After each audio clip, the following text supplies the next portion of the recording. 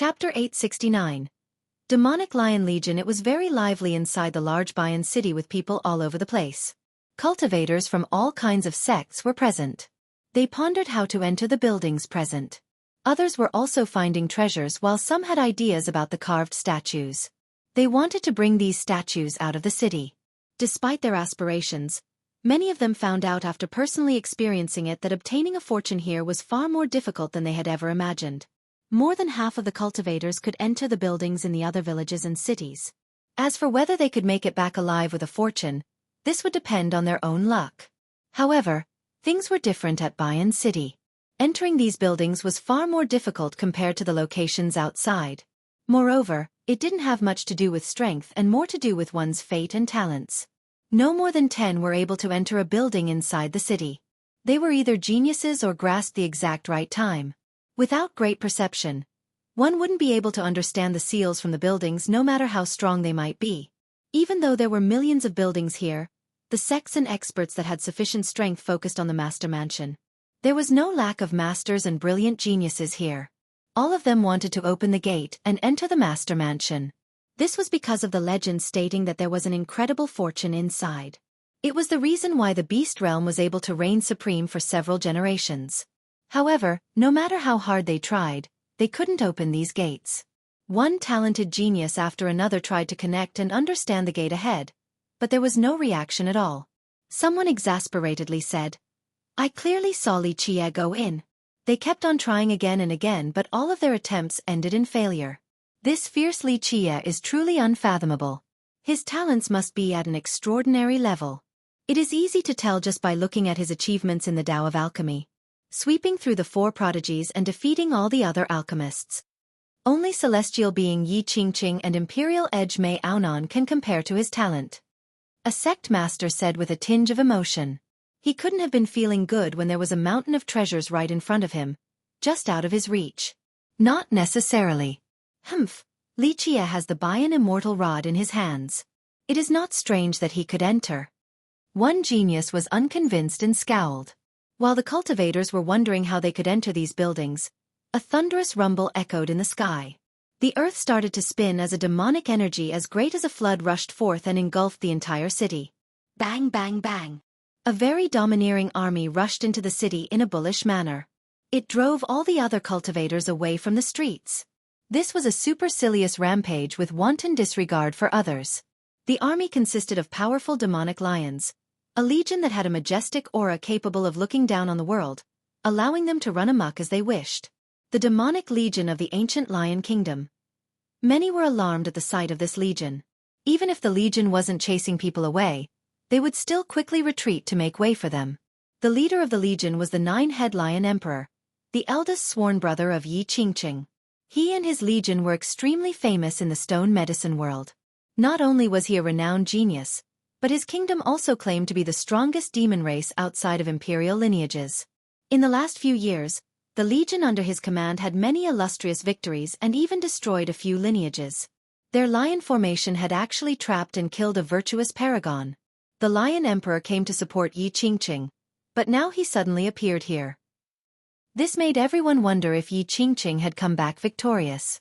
The legion under his guidance directly went to the master mansion and chased away all the cultivators who were trying to open the gate.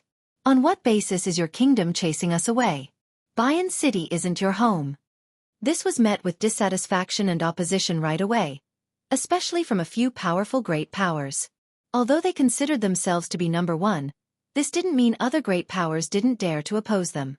The Lion Emperor only fiercely glared at the unhappy cultivators like a great demon king capable of devouring others. He raised his voice. The imperial lineages want to reinstate the Bayan agreement. Everyone's wish is for my second brother to become the host, so before the agreement takes effect, no one is allowed to come close to the master mansion. Such words alarmed everyone. Many cultivators were very wily and experienced. They immediately understood that this was Yi Qingqing trying to take the Bayan mansion for himself. The agreement was only an excuse. Haha, what is this about imperial lineages wanting to reinstate the agreement? I haven't heard of any imperial lineage coming to this place. Don't speak so boldly if you don't have proof. An unconvinced cultivator sneered. Despite Yi Qingqing's worldwide infamy and the plethora of great powers willing to support him, a few other sects were very annoyed at him. In recent years, he rose to prominence too quickly as if he was about to become the young prince and future leader of the stone medicine world. This naturally made sects who didn't want to join him uncomfortable. In your eyes, just what kind of sects would be considered an imperial lineage? But at this time, a proud voice appeared. This person arrived at the scene as refined sun fire erupted like a scorching volcano, causing everyone to retreat. Many people gasped after seeing the newcomer. All eyes fell upon him immediately, the Golden Crow Prince. His eyes swept through the crowd with a frightening and awe-inspiring aura as he proclaimed, "My Heavenhoof Ravine and the Stony Edge Kingdom along with 54 other sects propose that Brother Yi be the host." Anyone else got something to say? The crowd glanced at each other after hearing this. Everyone knew that if the Alchemy Kingdom, the Jianlong clan, and the Beastmaster Citadel trio didn't come out, then no one would be able to compete with the Ravine. Its prestige was currently incomparable. Although the elders of the Ravine had yet to arrive, the prince's support also meant that the Ravine had Yi Qingqing's back. Despite his prior defeat to Jian Wushuang, the prince's reputation wasn't harmed. In the eyes of many, even if he lost, he was still a contemporary genius, the unshakable descendant of the Ravine. Moreover, Jian Wushuang was the golden daughter of the Jian clan with peerless archery. This arrogant phoenix was also a contemporary genius, so losing to her was not necessarily shameful at all. Even the Ravine and the Stony Edge Kingdom cannot represent the imperial lineages of our world. There are still the Alchemy Kingdom, the Jianlong clan, and the Citadel. A heavenly king from a great power was unhappy with the prince's overbearing actions and spoke his mind. "Is that so?" The prince's eyes turned cold with a murderous glint. "The legitimacy of our representation is not up for you to decide." Having said that, he instantly shifted his body like a serpent and unleashed a palm towards this heavenly king. The king was shocked. His blood energy soared to the sky as he revealed his techniques to stop the incoming palm. However, the prince was extremely agile. It was as if he was everywhere at the same time. The king's techniques couldn't stop this palm. Boom! His heavenly king's arts couldn't stop the attack. He was blown away while spurting blood. With an unsightly expression, he struggled to stand up again. He glared at the prince and angrily shouted, "Golden Crow Prince, do not push us too far."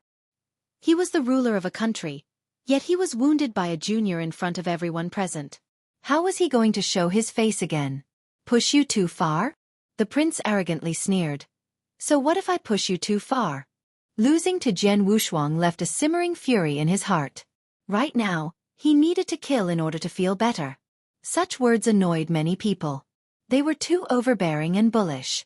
However, no one wanted to provoke the descendant of the Ravine. The ragged heavenly king was at an impasse. If he chickened out, how could he have a place in this world in the future? The heavenly king laughed in anger and declared, "Very well, the younger generation shall surpass us in time, right?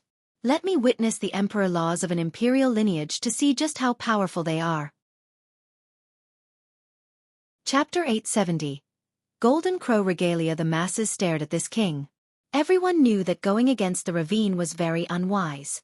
However, a heavenly king in the current times was also a pivotal figure. Not one could step down after being beaten to the point of vomiting blood by a junior under the watchful gazes of the public. The prince glared at this king and was ready to kill. "If you are courting death, then I'll gladly assist you. Make your move." The king was riding a tiger and couldn't get off. He made his decision to stand strong till the very end. His life wheel started to spin, increasing his longevity blood. Inside this surging longevity blood was the weapon of a god monarch. It was as if one was here in person. Everyone understood that this king wanted to fight to the death after seeing him summon a god monarch weapon. Die! The prince turned into a cold murderous beam that instantly soared into the sky, aiming straight for this heavenly king. He was as fast as a golden eagle and as agile as a dancing serpent. The king also shouted as he stomped on the air to propel himself upward. He was determined to go big and channeled his boundless arts. The god monarch weapon came down, suppressing everything with its aura. At this time, he didn't mind offending the Ravine, he just wanted to kill the prince. A heavenly king using his arts while controlling a weapon of the god monarch level had incredible power. With an explosion, the surrounding 1,000-mile radius shattered beneath the weapon. The loud screech of a bird was heard piercing through the sky. Amidst the exchange, a golden ray shot forward at extreme speed. It was able to freely traverse between the offensive laws. There was no way of dodging this. Moreover, this blinding ray was also sharp and capable of penetrating all things. Pop! Everyone could see the scene in the sky.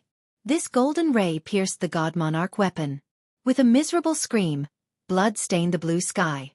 The heavenly king fell from above and slammed into the ground. He never stood up again. The prince landed at this time as well. His body radiated a golden brilliance as if he was wearing a sacred robe. Moreover, behind the endless lights was the image of a gigantic three-legged bird. People finally noticed that the prince was wearing a feathery golden robe. It seemed to be woven from soft yet sharp feathers. This seemingly fragile robe had sharp edges capable of slashing anything apart. Someone shouted after seeing this battle armor on his body. Golden Crow Regalia. A few from the previous generation were alarmed at this name as well. Legend states that the feathers of this golden robe came from the Golden Crow progenitor himself. People's expressions quickly changed when the Golden Crow progenitor was brought up. Although he was not an immortal emperor, he was an existence capable of assailing one. The Golden Crow Regalia was the defining treasure of the tribe. Whoever wore this robe would be able to have both a sharp and penetrating offense as well as ultimate speed. The prince had fused the essences of two different schools of arts on top of being a peak heavenly king. The moment he put the regalia on, the increase in his power would allow him to challenge even virtuous paragons. Many were astounded at the sight of the prince's quick disposal of that king. Without an imperial weapon, even a more powerful heavenly king would only be courting death against the prince. Perhaps even normal paragons wouldn't want to provoke him. Anyone else got a problem? The prince's excessively sharp glare swept over the crowd nearby. At this moment, he didn't try to hide his murderous aura in the least. The crowd was very displeased with this attitude, but the majority chose to back off. They were reluctant to provoke the prince. For ordinary great powers, it would be suicidal to go against the ravine. Who is being so noisy? A lazy voice rang out at this time.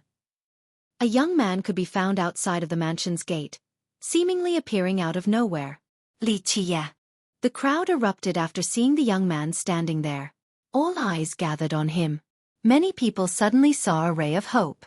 They knew that Li Qie was a ruthless person that would kill gods if they were to stop him.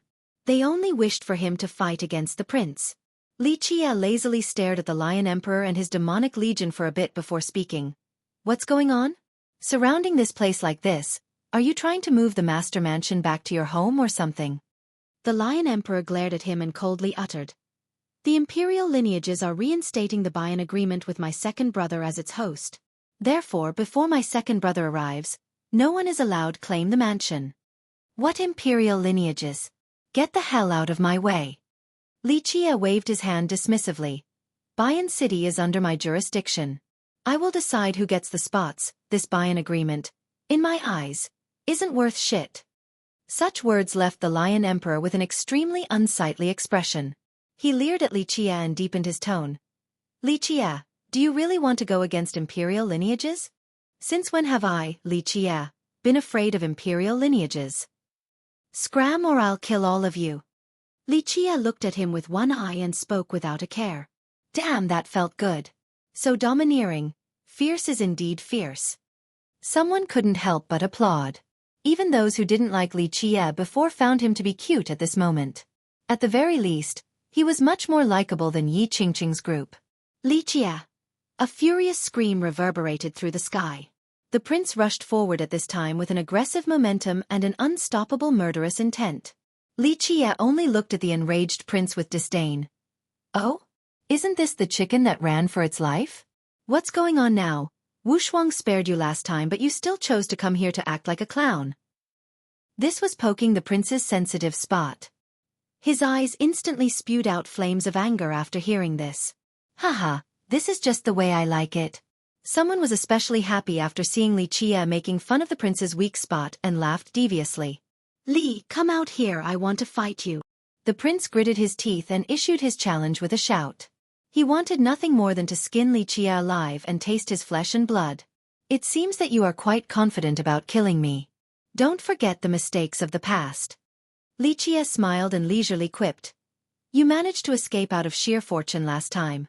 I'm afraid you won't be as lucky this time. Humph, such arrogant words. The Lion Emperor snorted. You think you are unbeatable just because you hide behind women? Without Wu Shuang's protection, you would amount to nothing. That's right, what is this about being the fiercest? It is only a fake moniker. You can't reach the apex when compared to His Highness Golden Crow and young noble Yi. Someone spoke from within the crowd. At this time, there were still people who wanted to use this opportunity to flatter the prince's group to make good relations and potentially benefit from it. This type of traitorous act was not taken well by the rest of the crowd due to the prince and his people's arrogant conduct earlier. They glared at the speaker, but he continued to laugh. His skin was quite thick.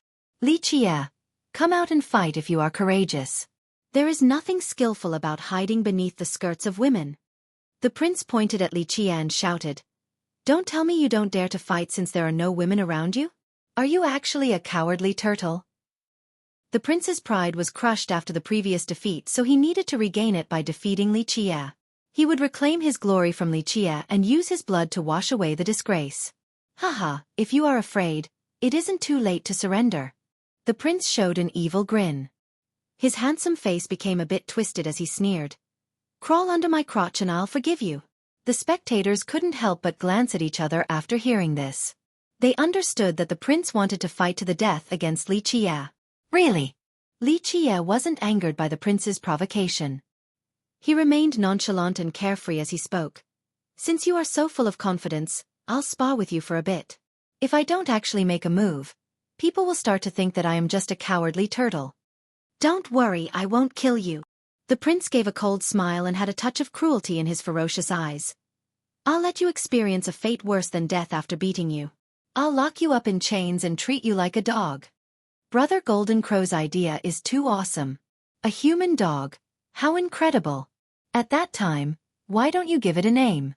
How about calling it Fiercest Mutt? The Lion Emperor laughed and clapped his hands to support the prince. The two of them sang a tune to deliberately taunt Li Qie. This was especially true for the Lion Emperor. As Yi Qingqing's sworn brother, he wanted the prince and Li Qie to fight to the death. Thus, he used this rare chance to fan the flames. You talk too much. Li Qie casually threw out a punch without even bothering to look at the Lion Emperor. Humph. The Lion Emperor snorted and performed a lion madra. A lion's roar echoed in the sky as lion heads shot up to destroy this punch from Li Qie. The masses stared at this king. Everyone knew that going against the ravine was very unwise. However, a heavenly king in the current times was also a pivotal figure. No one could step down after being beaten to the point of vomiting blood by a junior under the watchful gazes of the public. The prince glared at this king and was ready to kill. If you are courting death, then I'll gladly assist you. Make your move. The king was riding a tiger and couldn't get off. He made his decision to stand strong till the very end. His life wheel started to spin, increasing his longevity blood. Inside this surging longevity blood was the weapon of a god monarch. It was as if one was here in person. Everyone understood that this king wanted to fight to the death after seeing him summon a god monarch weapon. Die! The prince turned into a cold murderous beam that instantly soared into the sky, aiming straight for this heavenly king. It was as fast as a golden eagle and as agile as a dancing serpent. Chapter 871. Fighting the Golden Crow. Bang! No matter how invincible these lion images might be, they couldn't stop Li Qie's fist. With a loud explosion, all the images were annihilated. Pop! The Emperor's lion madra was shattered on the spot. He was shaken to the point of vomiting blood and went flying. This fist was derived from the Sky Destroyer physique. It wasn't only unyielding, it carried an endless offensive might as well, a might capable of destroying all things. Die! The Lion Legion was anxious to help their leader. They roared as the army came to take down Li Qie. Just a bunch of insects. Li Qie sneered in the face of the encroaching army. At this moment, myriad hands emerged from his body. The 9 worlds floated up as well and focused all of their energies on the 1,000 hands. Myriad slash. Li Qie laughed freely. The 1,000 hands came together and, with a swooshing sound, countless arcs flew out. These arcs were above everything, capable of cutting down all the laws of this world. Myriad slash was a great technique from the 1,000 hands against the 9 worlds technique. Heads flew after they were decapitated by the arcs. All the power in the 9 worlds was focused in these slashes. Not to mention a group of demonic lions, even a legion of heavenly kings would be killed in the blink of an eye.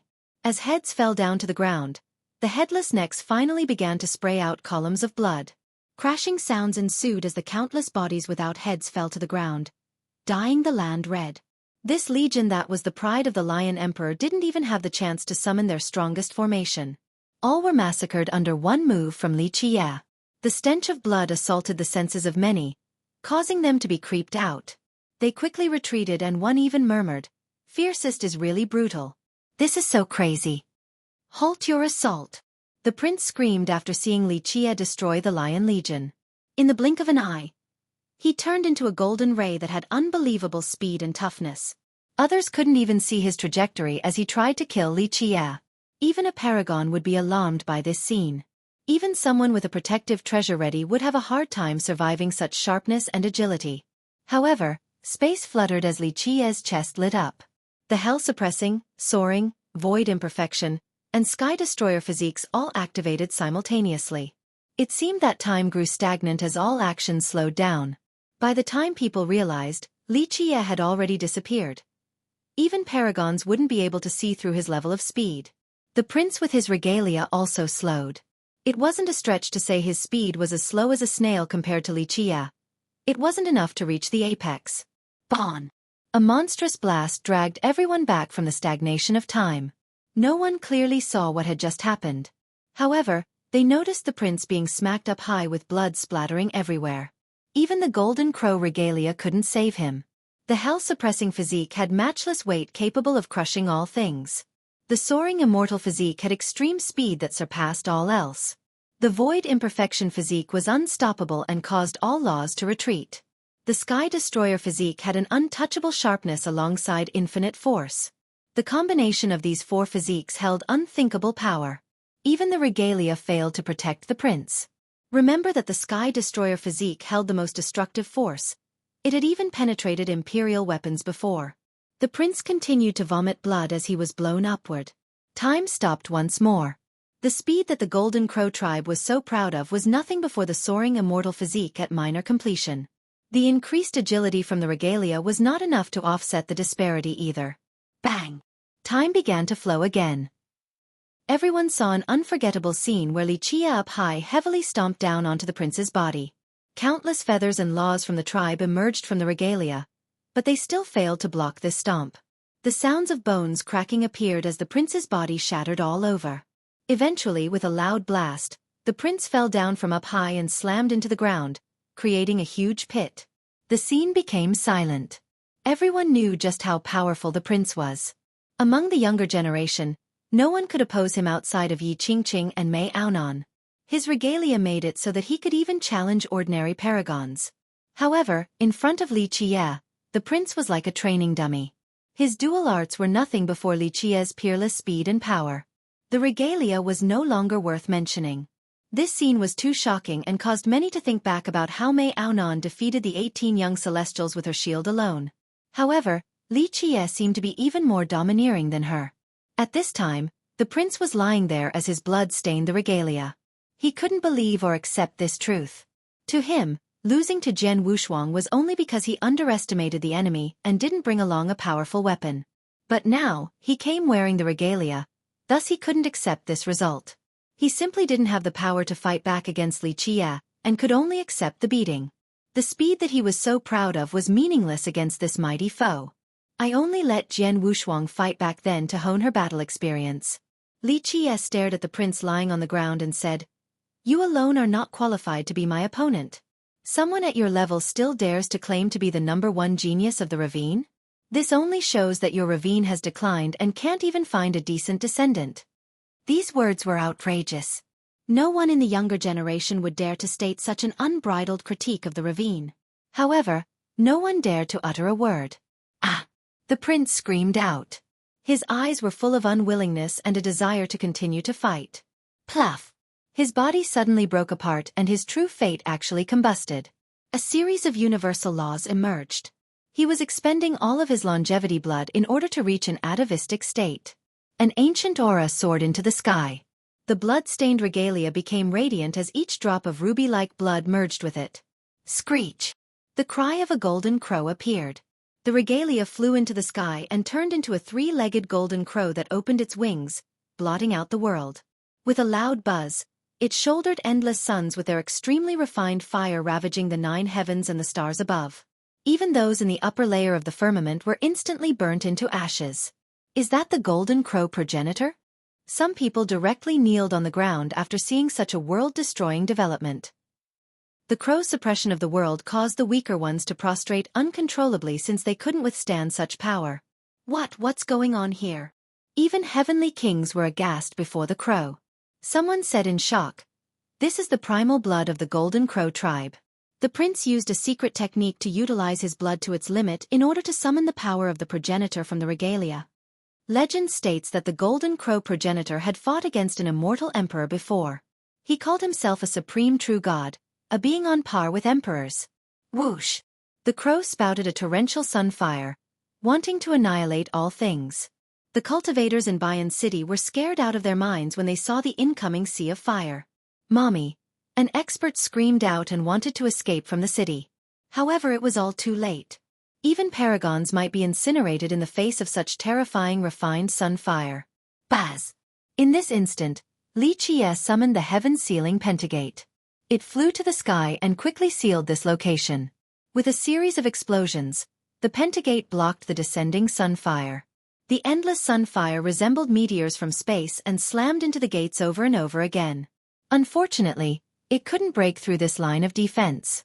The pentagate was a supreme artifact that had sealed an entire world before, so it could definitely stop an even more powerful level of sunfire.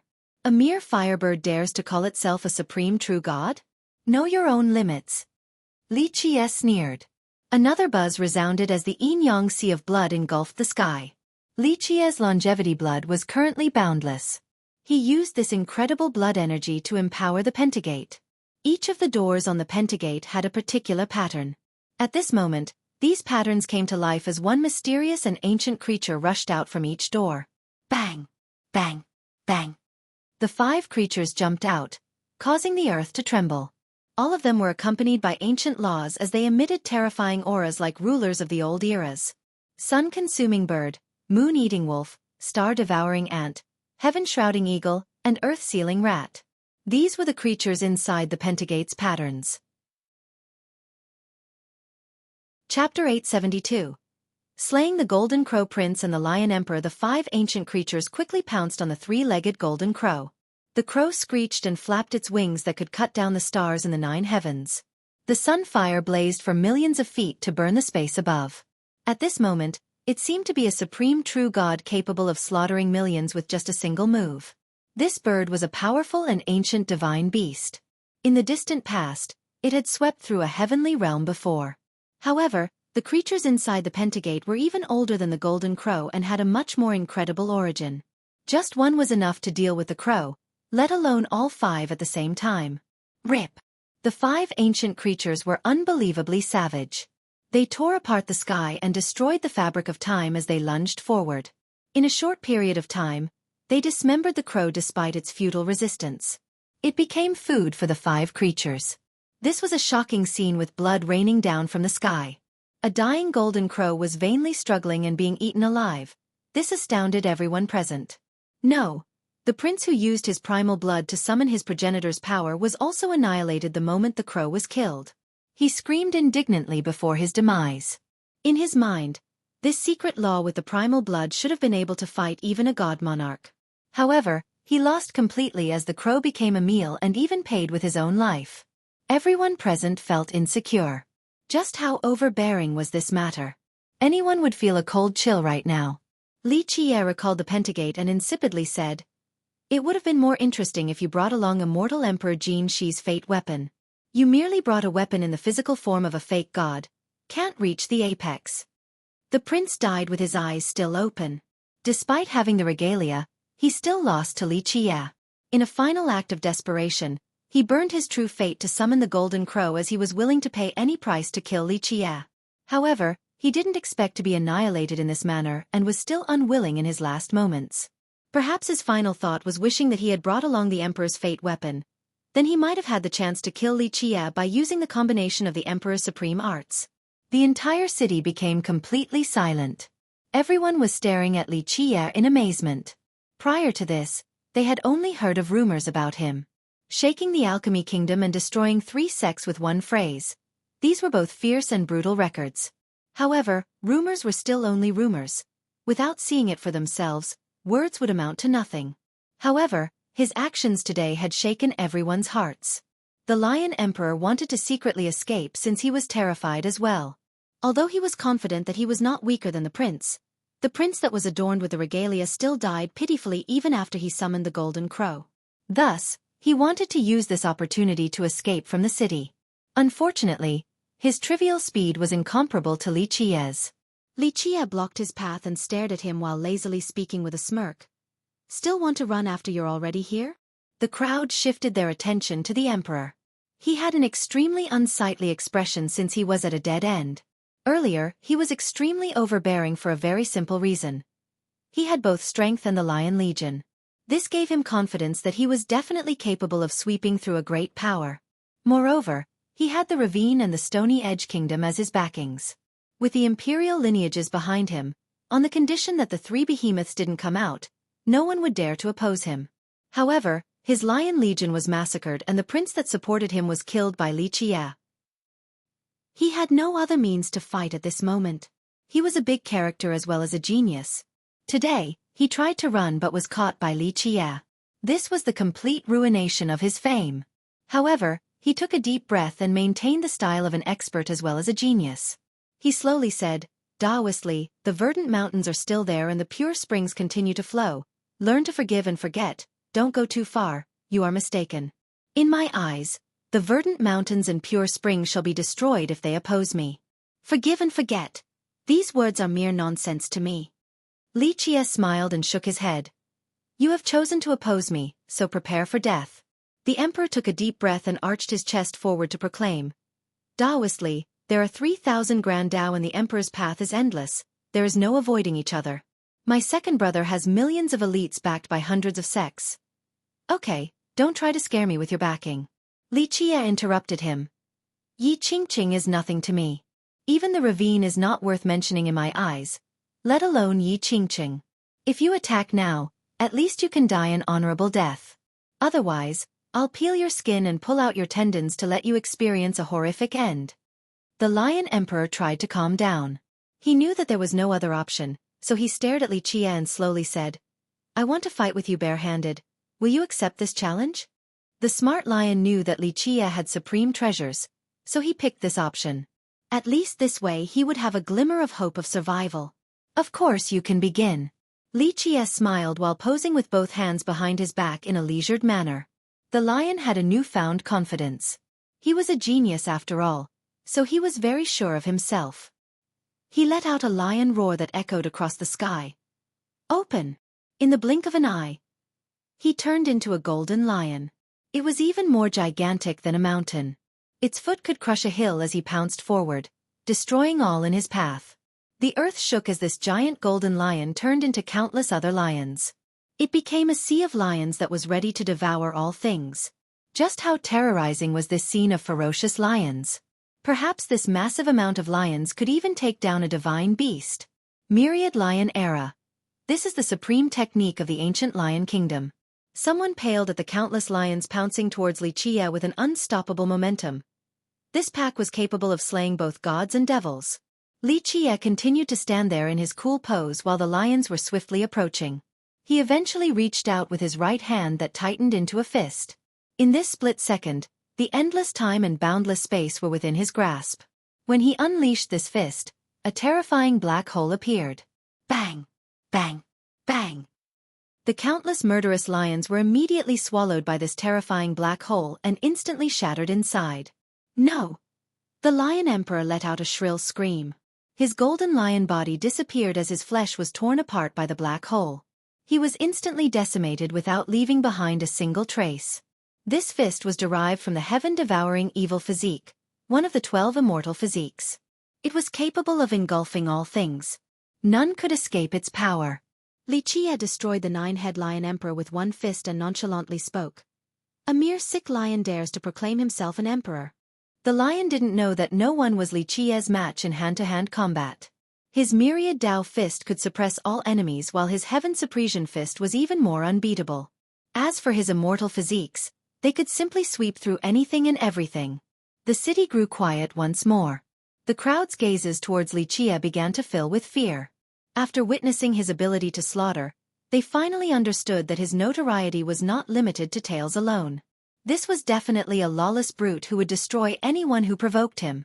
Someone looked at him and murmured, "Fiercest, this name is quite fitting." At this point, Li Qia was standing in front of the master mansion and glanced at the crowd to say, "Disperse, go do what you want to do. All the buildings in the city are open to you so long as you have the strength and fortune. However, don't even think about the master mansion. This place is under my jurisdiction." Those who were unwilling couldn't do anything about it. This fierce man even dared to kill the descendant of the ravine, so who would he not dare to slay? Li Qia quietly sat in front of the mansion and closed his eyes to rest without caring about other things. Although some did not give up on entering the master mansion, no one dared to go forward and try while Li Qia was sitting there. This was a bee's nest no one wanted to touch. It was not worth the risk of being killed by this monster.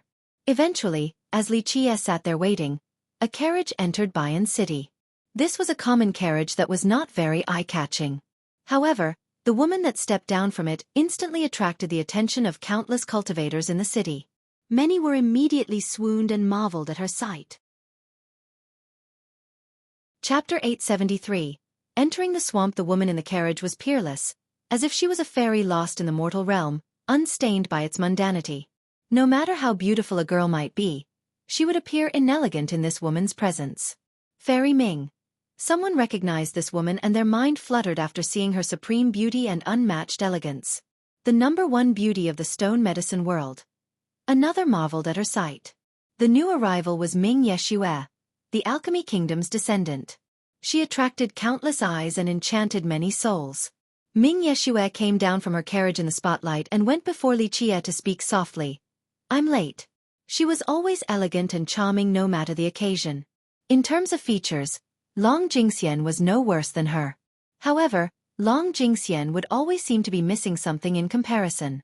If Long Jingxian was an elf, then Ming Yeshue was a fairy bathing in moonlight. Li Qia gently nodded and stroked her hair while saying, "Come in. This day has been long overdue. Keep going forward without fear. This is a homecoming for you. Once you reach the end, you will understand the truth." Countless were both jealous and envious after seeing the intimate action between the two. Even a peerless genius wouldn't have the chance to be so close to her. She gently nodded and looked at Li Qia with her bright eyes. "You said that you will tell me a few things. Girl, I won't lie to you. The answer is before your very eyes." Li Qia revealed a smile full of tolerance and love as he said, "Follow your heart and feelings to find the answer."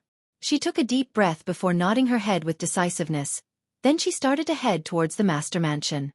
The moment she stood before it, the heavy gates opened and allowed her entry. Everyone that watched this scene wanted nothing more than to rush forward into the mansion. However, no one dared to act recklessly while Li Qia was standing there. After the gates closed completely, Li Qia stared into the far horizon. Mei Aonan still didn't appear. However, Li Qia wasn't going to wait for her since he already made the arrangements with the golem. When she arrived, she would be able to enter as well. Eventually, he entered his carriage and the bull carried him out of Bayan City, disappearing under everyone's eyes. After confirming that Li Qia was gone, the majority of the crowd immediately rushed to the front of the master mansion. They wanted to open the gates, but no matter what they tried, the gates remained shut. Even paragons and incomparable geniuses couldn't open them. Li Qia was northbound after leaving the city. The bull was actually moving at a speed so incredible that it was downright frightening. If one saw this scene, they wouldn't think that it was a bull dragging a carriage but rather an imperial dragon soaring across the world, as fast as lightning. With regards to speed alone, even Li Qia's Tetrawar bronze chariot couldn't compare to the bull. It could be said that the bull was one of the fastest mounts in the world with virtually no peers. Li Qia eventually arrived at the edge of the beast world thanks to the bull's incredible speed. Very few people had set foot in this place ever since the beast world had first opened. One could only see an endless swamp in the near horizon. Moreover, it had an evil aura that restricted one's movement. Even the strongest beings wouldn't be able to fly in this place.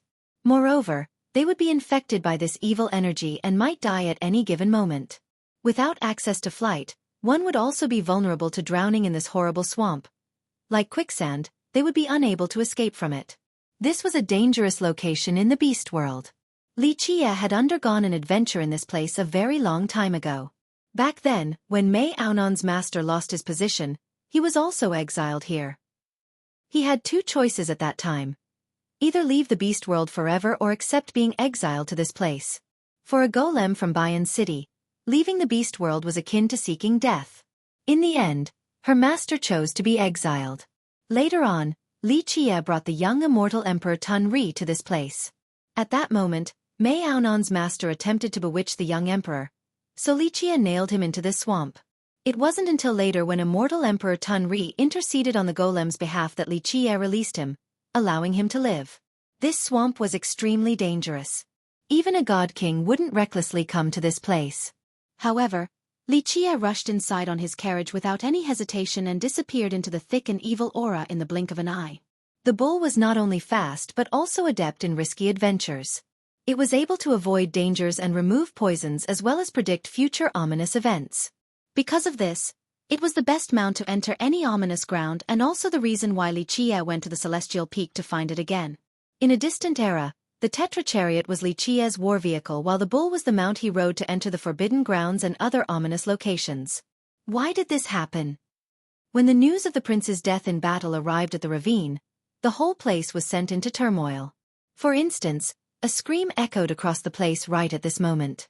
The ravine couldn't swallow this anger, especially the experts from the Golden Crow tribe. Even the other elders couldn't let this go. They wanted to mobilize their armies to kill Li Qie for vengeance. The ravine master, on the other hand, did not agree to this approach and rejected the elders' decision.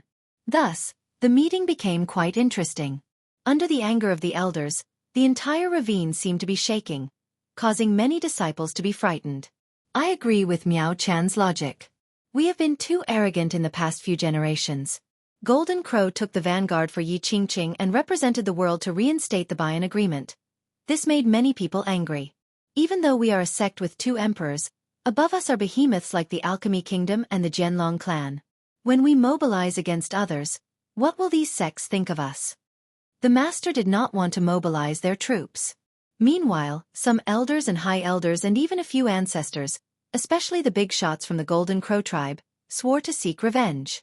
In fact, the master was in a weak position at this time. Although his Miao clan had a pivotal position in the ravine, the Golden Crow tribe held even greater influence. Humph, master, don't forget, if it wasn't for your refusal to let my grandchild borrow the emperor's true weapon, he wouldn't have died to that little animal. A great character from the Golden Crow tribe spoke coldly. We only have 2 imperial fate weapons, so the decision wasn't made lightly. They are our defining treasures meant for the sect's survival.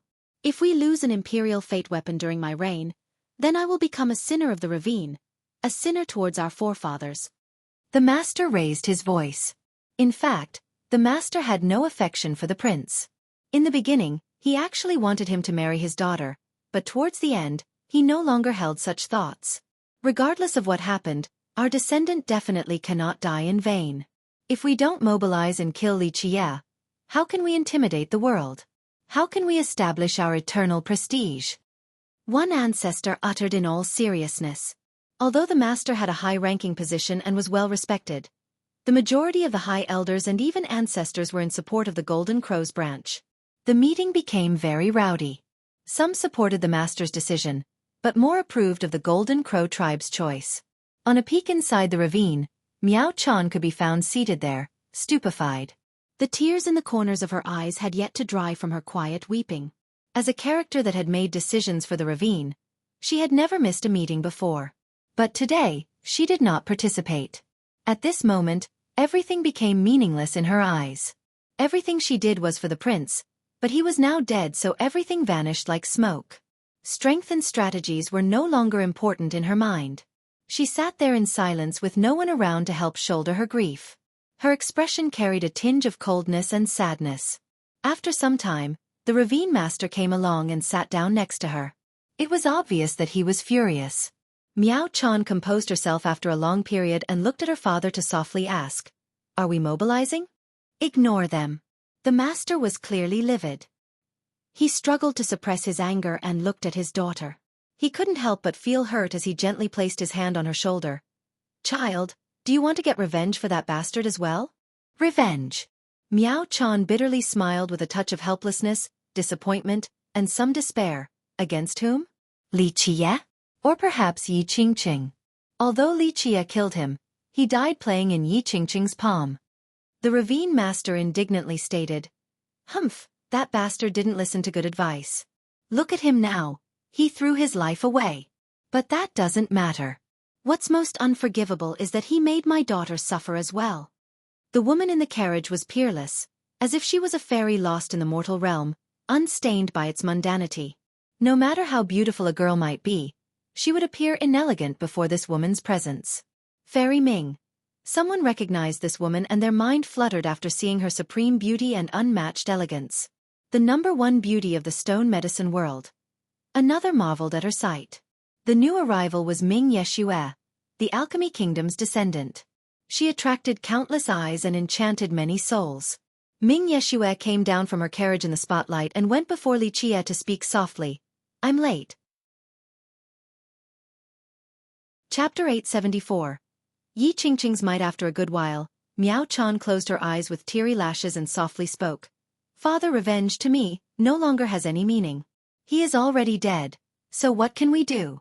If we mobilize our troops, it would be playing right into the hands of Yi Qingqing. He dreams about us sending troops to the rest of the world to become his pawns. I don't want to seek revenge if it means the ravine will become his cannon fodder." Miao Chan softly said, "His killer is not Li Qie, but Yi Qingqing. He had always viewed him as a brother while Yi Qingqing only used him as a pawn." "Humph, if that bastard had you in his heart, then this wouldn't have happened as he would have listened to you. Kindness lost to ill intent, treating a villain as a brother. Now, he died without a grave and even dragged the ravine down with him into this mess." The master hatefully voiced his thoughts. "I knew that he wouldn't have a good end when he went to find Yi Qingqing last time. He just didn't listen to me." Miao Chan's eyelashes fluttered a bit as she murmured, "I don't blame others but only myself for my lack of determination. I gave him the illusion that he was truly the #1 genius in the ravine." "Child, it is not your fault. You can only blame that bastard." The master responded, "If he listened to you, then he wouldn't have become Yi Qingqing's dog. But now, the only thing he accomplished was making you heartbroken." Miao Chan stayed quiet for a very long time. She eventually sighed bitterly and spoke with a voice full of sadness. "I chose the wrong person. I thought I could make him change his mind and wake him up, but I was wrong." The master felt pain as well upon seeing the tears in his daughter's eyes. "Child, forget him. We'll leave the ravine together. The edges of the world are endless. There has to be a place that can bring you peace of mind." "Father, you are the ravine master," Miao Chan uttered. The master interrupted her and shook his head. "Child, nothing is more important than you. Plus, I am no longer the ravine master." "The elders impeached you?" Miao Chao looked at her father with some surprise, but this was still within her calculations. "Well, they have made up their minds. The majority of the high elders supported the Golden Crow Prince. I don't have any sentiment for the position of ravine master either, so I quit on the spot. It's good to leave the ravine for a bit. Our Miao clan is a great clan. Even without the ravine, we still have our clan." The master said. The Miao clan consisted of the descendants of the ravine's progenitor, immortal Emperor Qilin. Later on, their Miao clan declined, causing their influence within the ravine to be far inferior to the Golden Crow tribe. However, the Miao clan was still quite sizable with their own forces outside of the ravine. Miao Chan became silent. After a while she bitterly said, "I have caused trouble to father and the Miao clan. If she didn't concede back then, the prince wouldn't have become the main descendant of the ravine. At that time, many ancestors supported her clan. If she became the descendant, her clan's influence in the ravine would have risen to a whole different level. However, she gifted the position to the prince, causing the Golden Crow tribe to rise once more. No, it is not your fault. It is all because of that bastard. He truly let you down." The master bitterly spoke. Miao Chan pondered for a long time before nodding gently. "Father, I am willing to leave the Heaven Hoof Ravine to take a trip outside. Good. I'll take you away tomorrow. After all, I am free now. The ravine master nodded. Where are you, Li Qie? Come out and fight. A voice that pierced through time itself echoed across the beast world. When this voice appeared, it was as if a divine bell had been rung in resonance with the Grand Tao. It reverberated and pounded the hearts of all listeners in the area, causing them to palpitate with shock. A person could be seen flying closer from the direction of the voice. He trod across the eons and was protected by the power of saints as if from his birth he was predestined to be extraordinary, the ruler of the 9 heavens. Sages were protecting him while saints preached their scriptures to him. The majestic Grand Tao paved a path below him. No matter where he went, this Tao would come into light, for he was the tyrant of this world that continued to mold itself to his whims. Yi Qingqing. Many were alarmed to see this person in the sky. Even when he came alone, it was still shocking. The majority of experts and lineages quickly avoided him. Could it be that Imperial Edge's Mei Aonan lost? Those who knew about the fight between them were astonished. For many people, if even Mei Aonan lost, then no one could oppose him in this generation. No one else could reach Immortal Emperor besides him. Eventually, someone from the previous generation brought news from space and coldly stated, "No, Yi Qingqing and Mei Aonan fought and eventually entered an ancient battlefield in space. There, they were caught in a temporal distortion." Yi Qingqing came out unscathed while news of Mei Aonan has yet to be heard. All the old cultivators who came back had cold expressions, so no one knew what was going on. Li Qie, come out and fight.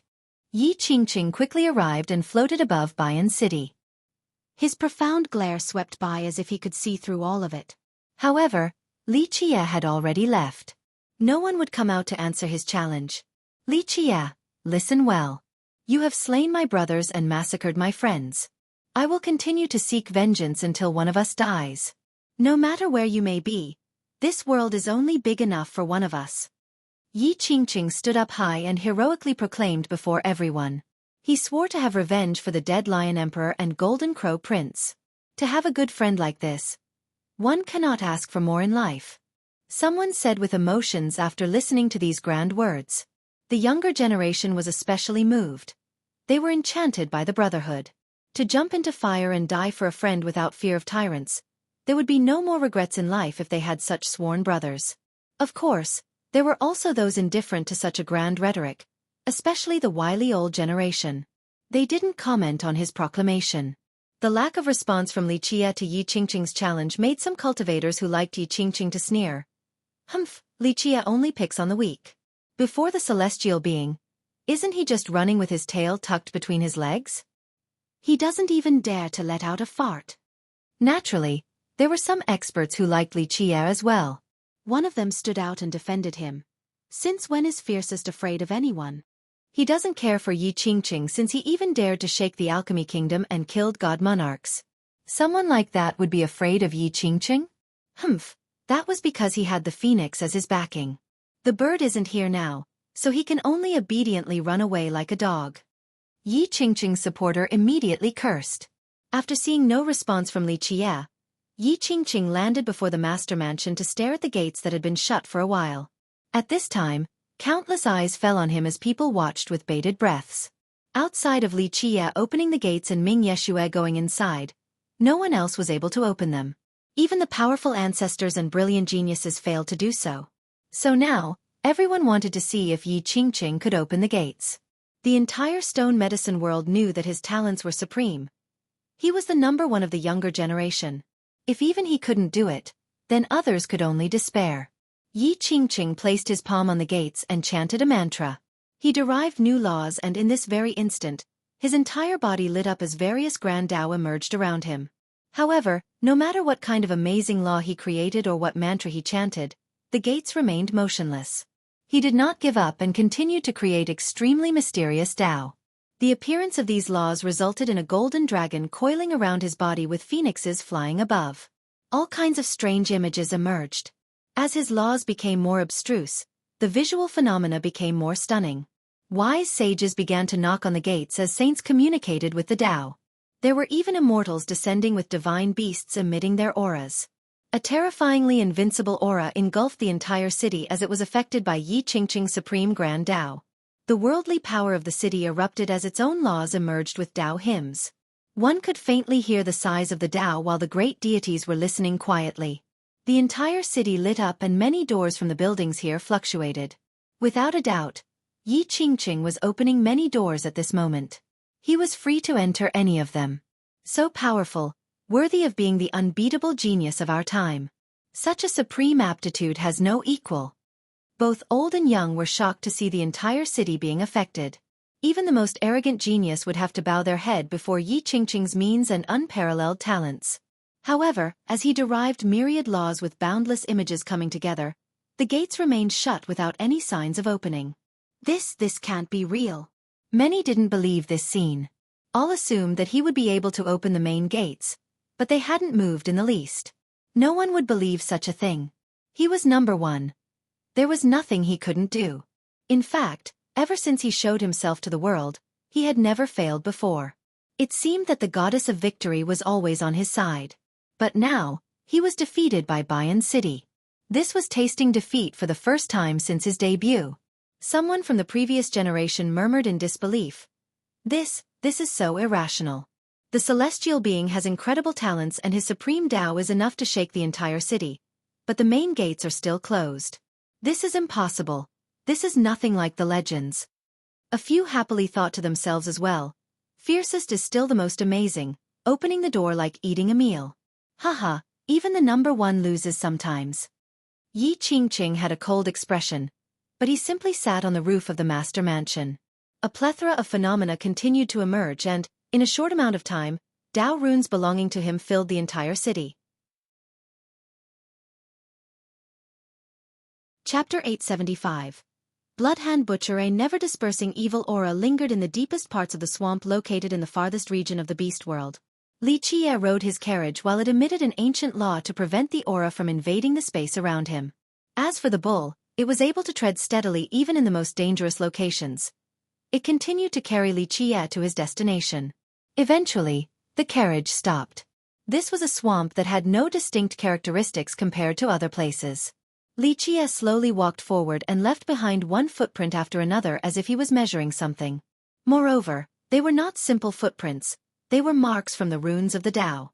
Finally, after imprinting enough footprints, the Tao runes began to move and intertwine to form laws. These laws then formed a door above the muddy ground. Li Qie formed a mudra with both hands while chanting a mantra. His mind opened as his sea of memories roared. A second door superimposed itself onto the first one. Right when the two came together like two keys of a pair, Li Qie shouted, "Open!" A series of heavy sounds could be heard. A cave entrance emerged from the mud and morphed into the shape of a small fortress. As the two doors floated around, the fortress let out a sound that signaled the true opening of the door. Li Qie withdrew his mudra and closed his mind before sitting back on his carriage once more. Beyond the entrance was a completely silent scene. It was also pitch black as if this little fortress was a prison. No need to play dead. I know you are still alive. I spent countless efforts to trap you all here so that you could continue to survive. Li Qie lazily looked at the entrance while he remained on his carriage. Hew hew hew, a strange laughter came from the cave, then was a sinister response. Dark crow, my dark crow. After so many years, you still haven't given up. Hew hew hew. Go ahead and try all of your means. My old bones can handle the worst torture in this world. I believe that. Li Qie chuckled. I have destroyed your bones time and time again, but you continued to persevere. This is indeed very admirable. Bloodhand Butcher. This not just an empty title. So kind. But compared to you, I'm still lacking a little. The victor is the king while the loser becomes the bandit. I dominated 1,000 generations only to lose to you in the end. The strange laughter continued inside the cave. Likewise. Didn't you order Immortal Emperor Tian II to capture me back then as well? Li Qie chuckled. Feng Shui will continue to change. However, it is in my grasp and will never come back to you. You have lost and will never be able to reverse the tides.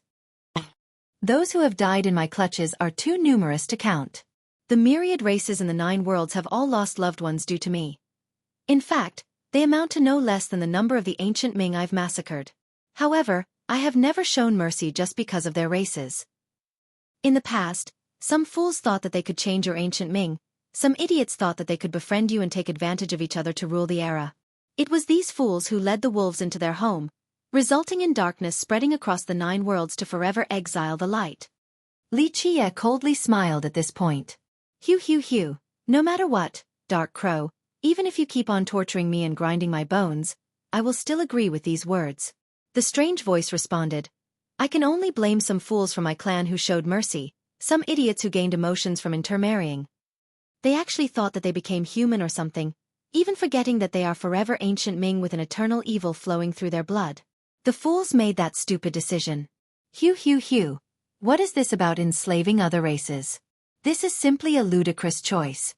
We should have killed all the races in the 9 worlds from the beginning without leaving even a single survivor. Then, the world would have been ours forever. Stupid. Li Qie chortled in response. Bloodhand, oh Bloodhand. Still uttering these silly words to me. It is undeniable that your creed was to slaughter my myriad races. However, do you dare say that you didn't have your own hidden intentions? This intention made you agree with the decision of Tian Tu's group. All of you simply wanted to enslave the 9 worlds and use its blood to create an invincible legion. Bloodhand, do you dare deny that you wish to strike back in the future? Li Qie snorted at this point. You and the other ancient Ming geezers were unwilling, and still dreamed about the day of the counterattack. The person in the cave only scowled and didn't say anything. After a long time, he finally laughed out loud and declared, My ancient Ming is the real invincible race. We are the real rulers of the high heavens. Okay, I already know your ambitions. Li Qie smiled and shook his head. There's no need to bring up the past again. I only have one thing to say. Let your ambition die. Your ancient Ming will never have the chance again. There is only one fate awaiting all of you. Extinction. The person in the cave only smiled grimly without saying anything. Li Qie was half lying down on his carriage as he lazily said, Bloodhand, I didn't come this time to blabber on and on with you since we could have done this in the old eras. I came this time for only one thing, just like before. Hand over the corporeal zone, then perhaps I will spare your life or maybe give you a swift death. Your choice. Hew. So many generations have passed, Dark Crow, yet you still haven't given up. Like I said, I don't have the corporeal zone. The person in the cave laughed. I have heard this many times before. Li Qie shook his head gently. You incessantly repeated these words over the years, too many times for me to remember in fact. Correct, you truly don't have the corporeal zone on you, but you know where it is as well as the hiding spot of the remnant ancient Ming. I have no comment about that. A strange laughter resounded in response. What now? Do you want to torture me again like before? Perhaps you can find an immortal emperor like before to tear apart my soul. Of course, you can also try to tear apart my sea of memories as well. I don't care either way since you have performed countless agonizing tortures on my body. You have destroyed my cultivation and my flesh as well as grinding down my bones. Okay, Bloodhand, there's no need to pretend to be pitiful before me. You and I are not good people.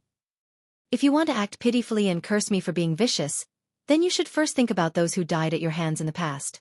The young ones whose bones you took to build the evil palace. Their dismay before death was 1,000,000 times worse than yours. Li Qie coldly interrupted him. Hew. I didn't torture them in countless ways like you did. Their agony only came from their primal fear. But me? I have no fear. Not even of an eternity of pain. The strange laughter sounded again. Will you experience fear when I destroy your ancient Ming? Li Qie couldn't help but smile. I know you are not afraid of death or pain, but without the ancient Ming, what is left for you? You are the oldest controller of the ancient Ming. Without it, you have nothing, you would just be a lost ghost. Such words made Bloodhand silently contemplate. After a while he let out an ominous laugh. Unfortunately, Dark Crow, you will never have that chance. You are too confident. Li Qie smiled.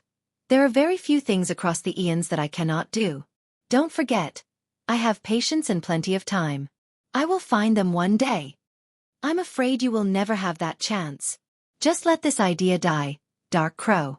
Even until the day your human race faces extinction, our ancient Ming will never perish. A never-dispersing evil aura lingered in the deepest parts of the swamp located in the farthest region of the beast world. Li Qie rode his carriage inside while it emitted an ancient law to prevent the aura from invading the space around him. As for the bull, It was able to tread steadily even in the most dangerous locations. It continued to carry Xueqi to his destination. Eventually, the carriage stopped. This was a swamp that had no distinct characteristics compared to other places. Xueqi slowly walked forward and left behind one footprint after another as if he was measuring something. Moreover, they were not simple footprints, they were marks from the runes of the Tao. Finally, after imprinting enough footprints, the Tao runes began to move and intertwine to form laws. These laws then formed a door above the muddy ground. Xueqi formed a mudra with both hands while chanting a mantra. His mind opened as his sea of memories roared. A second door reflected itself onto the first one. Right when the two came together like two keys of a pair, Xueqi shouted, "Open!" Chapter 876. Corporeal Zone. Xueqi replied with a grin. "So, you will never reveal the location of the corporeal zone." "That's right, I will never tell you its whereabouts, so don't even think about obtaining it." "Let go of this thought." Bloodhand spoke. Xueqi pondered for a bit before calmly replying. "You are making it difficult for me. Do your worst. If I even groan once, I will be a useless cur." Bloodhand let out a perverted laughter. "What kind of torture do you want to try this time? Splitting open my skull or using an immortal emperor to read my sea of memories? Perhaps incinerate me with an aberrant flame? I know that your memories have been protected and sealed many times. Tearing it apart would only destroy your memories, plus I wouldn't get the information I wanted anyway." Xueqi chuckled. "Of course I won't force you if you don't want to tell me. I have always been a kind person who has never wanted you to die. If I wished for your demise, then I wouldn't have changed locations so many times for you to live on. You need to be aware that keeping a dead man like you alive for one generation after another is a very difficult task. It took so much effort from me." Bloodhand grinned after hearing this. "Then I should be thanking you for capturing me and crippling my cultivation, destroying my flesh, and torturing me for millions of years on top of keeping me alive for generations. What an altruistic act. No need to thank me. Wait until I release you, then you can say that again. I am such a kind person." Xueqi said with a smile. "Release me." Even an existence like Bloodhand was taken aback after hearing this. Xueqi smiled. "There's no need to be shocked. This time, I came to let you go. My conscience has been in agony after so many years of forcing you to experience a fate worse than death. Now, you are on the verge of death anyway, so I'll let you go in hopes that you can live well for the remaining years. Dark Crow, go ahead and use your demonic means, but your trickery won't do." Bloodhand sneered. "There's nothing I can do if you don't believe me." Xueqi gently shook his head. "For millions of years of endless killing and bloodbaths, I've become tired as well. In the end, I still have a conscience after torturing you for so many years. I will let you live your last remaining years well. A living being will always gain some sympathy eventually, right? Now, I've grown merciful and no longer wish to kill day after day." "Ha ha ha." Bloodhand couldn't help but burst out in laughter after hearing this as if this was the funniest joke he had ever heard in his life. "Conscience, sympathy, mercy? Ha ha ha, Dark Crow, do you take me for a 3-year-old child? You have a conscience? You showing sympathy? Ha ha ha, I'm going to die from laughter. 4 millions of years now. How many people have you slaughtered? Tell me, tens of millions from my race died because of you. And during that last battle of our era, how many people from the other races of the 9 worlds died in your hands? Haha, you destroyed countless sects and murdered numerous countries before slaughtering an untold amount of clans. Ha ha ha, a butcher like you having a conscience and showing mercy. Ha ha ha, I'm dying. This is a tiger telling a rabbit that it has become a vegetarian. Ha ha ha, Bloodhand laughed hysterically. You're right. I have killed countless people, but I have never denied my hands being stained with blood. In that last battle, I indeed annihilated every single lineage that conspired with you, ancient Ming. Xueqi smiled. However, Bloodhand, I don't need to prove my conscience to you. I only know that if I don't release you from this place devoid of sunlight, I will feel guilty in the future on my deathbed. He paused for a bit before continuing. In short, I'm letting you go this time. It is up to you to believe it or not. Bloodhand mused it through. Such a thing was too sudden. He definitely didn't believe a brute like the Dark Crow would release him without a reason. Hew. Eventually he smirked and said, Dark Crow, others might not know you, but I know exactly just what kind of person you are. You're someone who will never give up before reaching your goal. I'm living very well right now, completely worry-free with no fear of death. This is quite a nice situation, so I think I would rather be imprisoned for another 1,000,000 years. Even if you don't want to leave, I'll release you anyway. Xueqi chuckled on his carriage. As for whether you leave or not, it is your business and has nothing to do with me. Hew, Bloodhand laughed. Ah, Dark Crow, you just want to pull a snake from its nest, letting me go so that I will lead you straight to the corporeal zone. Unfortunately, it is just your wishful thinking. After millions of years, I no longer know the locations of the ancient Ming and definitely not the location of the corporeal zone. Even if you let me go, you won't be able to gain anything from it. It is just a waste of time. Bloodhand, you think too much of this. I don't necessarily need the corporeal zone in this generation. After so many moons, I remained invincible and capable of suppressing the 9 heavens and 10 earths. I can do as I please, even without the corporeal zone. Xueqi smilingly shook his head. Bloodhand laughed and stated, Hoo, my Dark Crow, your ambition only stops there? For you, sweeping across the 9 heavens and suppressing the myriad realms are nothing. You even had the chance to beat the immortal demon Grotto, but you chose not to do so. Ha. Just reveal your true intentions. Bloodhand, you think so little of me. Xueqi flatly said. Yes, I indeed had the chance to do so, but I would never let so many souls die there just for my own vendetta. If it takes blood to regain freedom and innocent lives for my own gain, I would never resort to such a thing. In fact, I look down on it. Otherwise, I could have made immortal Emperor Min Ran recklessly attack the grotto during his era. Hew, Bloodhand smiled. The murderer Dark Crow is spewing such benevolent words, not wishing for the innocent to die. This joke isn't funny at all, Bloodhand. It seems like I've thought too highly of you. To think that you might understand me. Xueqi shook his head. That's right, I am a mass murderer whose hands are covered in blood. But for millions of years until now, I can swear by my life that I have never used innocent blood in exchange for my freedom. My life has been filled with bloodshed along with letting many people down, but I have a clear conscience in this matter. This applies to the past, present, and the future. Xueqi smiled at this point. Bloodhand, we have known each other for so long as enemies, but it seems like you really don't know me. I suppose I can tell you that for humans in the 9 worlds, I can slaughter any existence because this world has things worthy of my remembrance. However, to sacrifice others in order to escape the grotto, this is something I will never do. I shall carry out my vendetta myself. Bloodhand grew quiet once more before continuing with his strange laughter. Hew, Dark Crow, even if you are right, do you deny the fact that you were using the immortal demon grotto? Outside of not sacrificing the innocent, your choice of not destroying the grotto is because you want to use it for eternal life, correct? Ha. Don't tell me you do not miss the sensation of being indestructible and everlasting. Heck, Bloodhand laughed loudly. Even the villainous heavens cannot deal with your type of indestructibility. Destruction or suppression. Neither can annihilate you. It must be a great feeling that would cause even immortal emperors to drool. Do you dare to tell me that you don't miss that feeling? My Bloodhand. Xueqi shook his head. You truly have grown old. Although you have lived for a very long time while hiding behind the ancient Ming and obtaining glory for your race, you are now old. You have sealed yourself for too long and lost sight of the world. Your ideas and knowledge are no longer relevant. There are too many things and secrets unknown to you. Hew. Perhaps I really am old now, but I know one thing for certain. Dark Crow, you will never give up on the corporeal zone. Trust me, I know you are just like me. Ha. You wish for the day of reversal, a day to counterattack. Ha. So you need the corporeal zone. Bloodhand responded. Perhaps. Xueqi chuckled. I won't deny that. One day I will stand above the 9 firmaments. One day, I will become eternity itself. One day, the things that people of the past couldn't accomplish and people of the future will continue to fail at shall be achieved by my hands. However, if you think I need the corporeal zone for the counterattack, then you are gravely mistaken.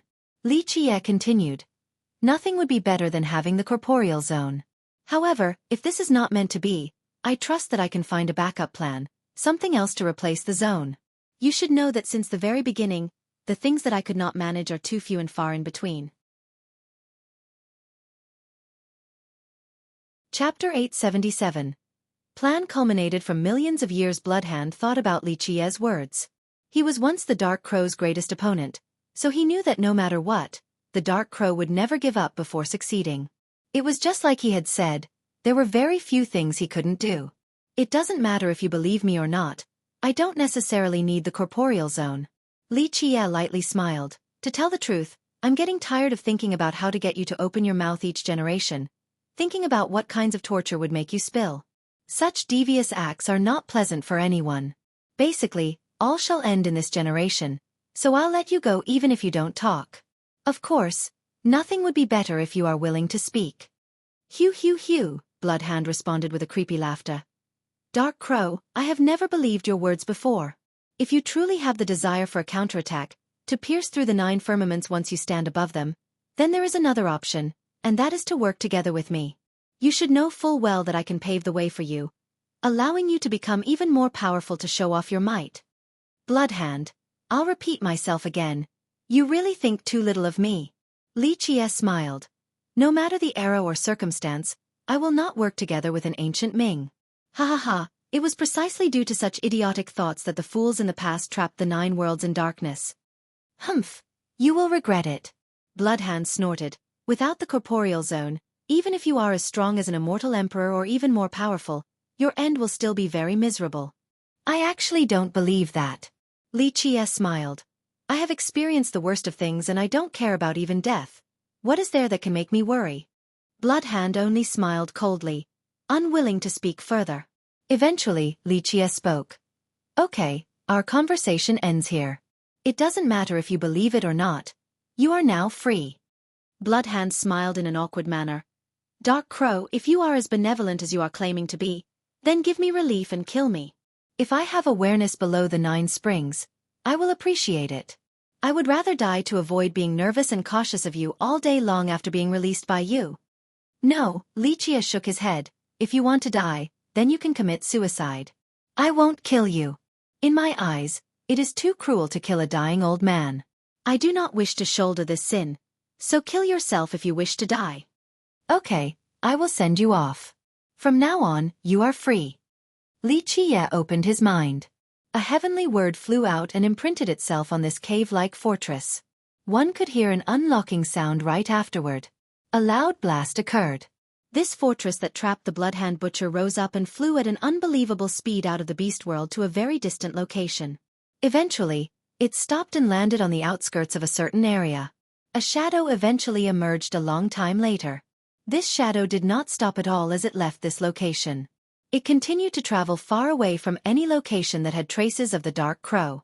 The person did not trust the Dark Crow, thus he needed to hide for a very long time in the mortal world. Many years later, the shadow could finally confirm that he had escaped from the Dark Crow. The Dark Crow truly didn't try to track him. Eventually, the shadow couldn't wait any longer and went to a particularly inconspicuous location that was unknown to the rest of the world. After entering, miserable screams soon ensued.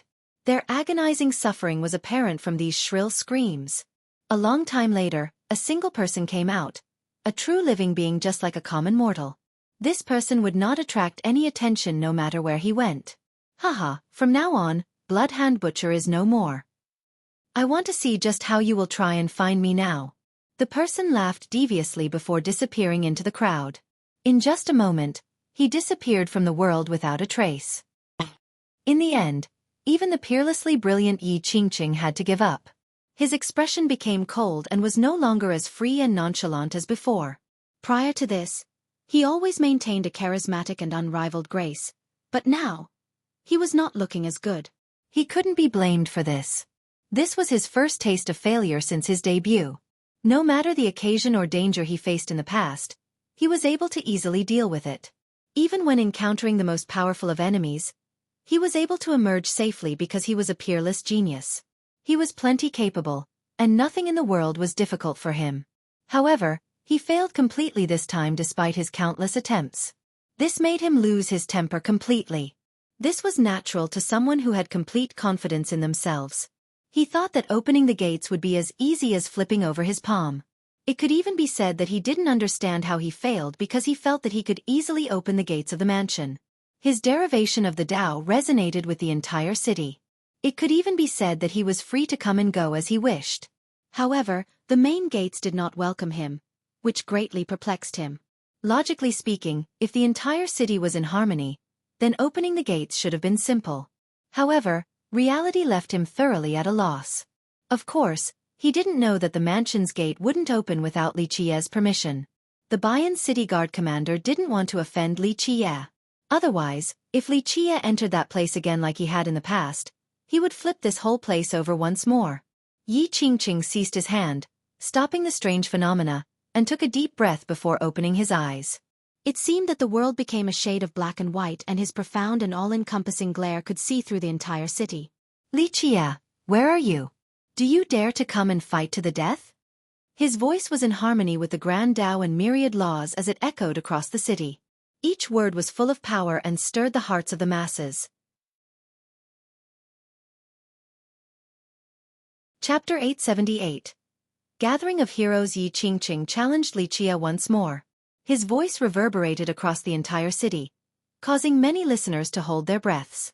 Some were anxious to watch the great battle between these two. Yi Qingqing was the current number one, someone considered to be unbeatable among the younger generation. Even some from the previous generation would retreat before him.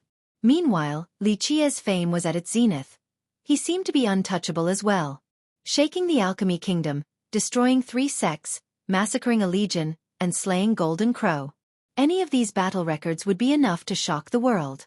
In a sense, his fame had even exceeded both Yi Qingqing's and Mei Aonan's. It was a battle between the current number one and the newly risen fiercest. This would definitely be a monumental battle in this generation. Li Qiye, where are you? Come out and fight. Yi Qingqing challenged Li Qiye again.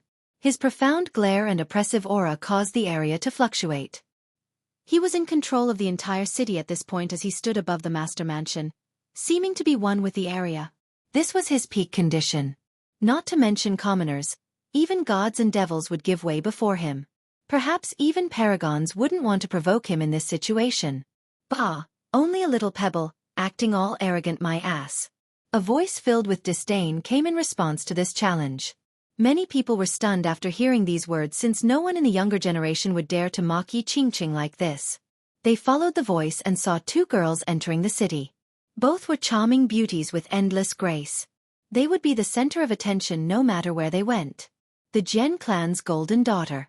The majority recognized one of the 2 girls, but very few knew the identity of the other. It was Long Jingxian and Jian Wushuang who had just arrived. The speaker was naturally the more playful Long Jingxian. Both were very arrogant, but their styles were completely different. Jian Wushuang didn't bother acknowledging anyone. In her eyes, everyone was the same. Meanwhile, Long Jingxian especially looked down on geniuses since they were not worth mentioning to her.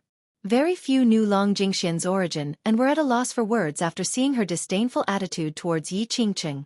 However, many of the people here had witnessed her destroying the grand formation of the Celestial Array School, so they didn't dare to underestimate her. Yi Qingqing's profound gaze fell onto the girls. He gently shook his head and said, "Both of you ladies can be considered supreme, but you shouldn't oppose me." "What's the big deal?" Jian Wushuang snorted with her ever-arrogant attitude. She would dare to fight against even Yi Qingqing. "That's right, ha ha ha, you're no big deal." Long Jingxian smiled playfully. "Aren't you just a little rock that experienced the cultivation of countless paragons and god monarchs? You actually think that the heavens will belongs to you. I suppose a useless pebble can still become a genius after being given so much from the wise." Her words were stinging and showed no consideration towards him. This girl was truly arrogant. Very few people could get into her sight. Many people glanced at each other due to her blustering nature. This girl was way too overbearing. "If you two wish to oppose me, then very well, I'll take you both on at the same time." Yi Qingqing smiled freely, full of confidence and arrogance. "No need for both of us." Jian Wushuang snorted and instantly unleashed an arrow that streaked through the sky at lightning speed, straight for Yi Qingqing's throat. The velocity of her arrow was too swift for the eyes to perceive. However, Yi Qingqing simply swung his sleeve at this lightning-fast arrow, creating an elemental shift in the air. The arrow was forced to change directions, instead of heading straight back for Jian Wushuang's throat. Pop! Jian Wushuang's second arrow quickly knocked the first one down to the ground. Jian Wushuang stepped forward in the sky and coldly glared at Yi Qingqing. With the 9 words true bow in her hand, she uttered, "What's so special about the arts of myriad saints? I don't even care for your immortal Emperor Shifeng's laws." At the same time, the bow in her hand lit up as laws began to emerge. Many people felt anticipation for this moment. Jian Wushuang had beaten the Golden Crow Prince, so now they wanted to see if she could also challenge the current #1 genius. Haha, the people from the Jian clan have become more and more overbearing. Do you think the world belongs to your clan? A deep and cold voice sounded like a hammer striking everyone's hearts, alarming them. A group arrived with great blood energy while emitting a suffocating imperial aura. Yi Qingqing chuckled and told Jian Wushuang, "It seems like Miss Jian won't even have the chance to challenge me. I'm afraid your enemies will not spare you." The leader of the group was an extremely old man. However, his body emitted a sacred ring with a halo behind his head. Although he was aged with dried-up blood energy, the halo behind him was blindingly bright as if his physical flesh had reached a saint-like level. It was clear from their blood energies that each of the members of this group was quite powerful. There were 4 old men among them who emitted the aura of virtuous paragons. The leading old man with the halo was the strongest among them. People from the crystallized sea sect. An expert noticed this group, causing his heart to skip a beat. He was especially shocked when he stared at the old man with the halo. Although he couldn't see his true cultivation, he could still guess. Is that an eternal existence? Not just an eternal existence, this is the strongest type of eternal existence. Someone who is capable of forming his own country or even entering the divine investiture list, a Tao paragon. An ancestor from a great power recognized this old man and quivered as he spoke. Everyone was startled after hearing this. A Tao paragon was only 1 step below a god monarch. One from an imperial lineage was absolutely frightening. Above ordinary paragons were those on the path of the Grand Era and path of the heavens. The path of the Grand Era had 8 levels: virtuous lord, virtuous king, virtuous saint, virtuous forefather, spirit paragon, Tao paragon, virtuous god, and virtuous ancestor. The startled masses felt an ominous foreboding. Prior to this, no one of the older generation from an imperial lineage had come to the beast world. Although no one understood the hesitation, they were secretly glad. The absence of imperial lineages only gave them more opportunities. But now, the crystallized sea sect that had remained quiet came out of nowhere, and even brought more than 1,000 experts and 4 paragons. This move made the crowd understand that something was amiss. "Little girl," the prime saint stared at Jian Wushuang for a bit before speaking. "Your Jian clan does not know how to teach its descendants, so I'll do it for them." No one dared to interrupt a Tao paragon's speech. They even ran far away before the sentence was finished. Characters of the ancestor level also quivered and understood that the sea sect had come for revenge. The Diamond God, a great paragon, died at the hands of Jian Wushuang, a mere junior. This was extremely humiliating to the sea sect, so how could they let this go? Since when does someone from our Jian clan need to be taught by your sea sect? Who the hell do you think you are? Jian Wushuang had yet to answer the prime saint when another tyrannical voice interjected. At this time, another group of people came into the city. Their numbers were great and carried an overbearing momentum, especially the middle-aged man at the front. He had a round face like a full moon with sharp brows accompanied by a soaring temperament. This was the most overbearing style. The Jian clan master. Cultivators from the alchemy realm shivered at the sight of this middle-aged man because he was famous for his bullish attitude. He would protect his clan even if they were clearly at fault. This was Jian Wushuang's father. The moment people saw her father, they immediately understood why she was so arrogant and overbearing as well. Like father, like daughter. Ha ha ha, Jian clan, how prestigious. Another ancient voice emerged. What kind of storm can your Jian clan alone brew? One more group entered the city after this voice came about. A wave of extreme heat assaulted the entire area. Many people couldn't withstand this heat wave and had to back off. Golden Crow Tribe. No, the Heaven Hoof Ravine. Many people paled at their arrival. This particular group walked in with a defiant and imperious manner. They did not try to restrain their ferocious heat waves as they assaulted the city like tidal waves, as if wishing to melt it completely. The ravine sent out several thousand experts. They had more people here compared to the Jian clan and the Sea sect.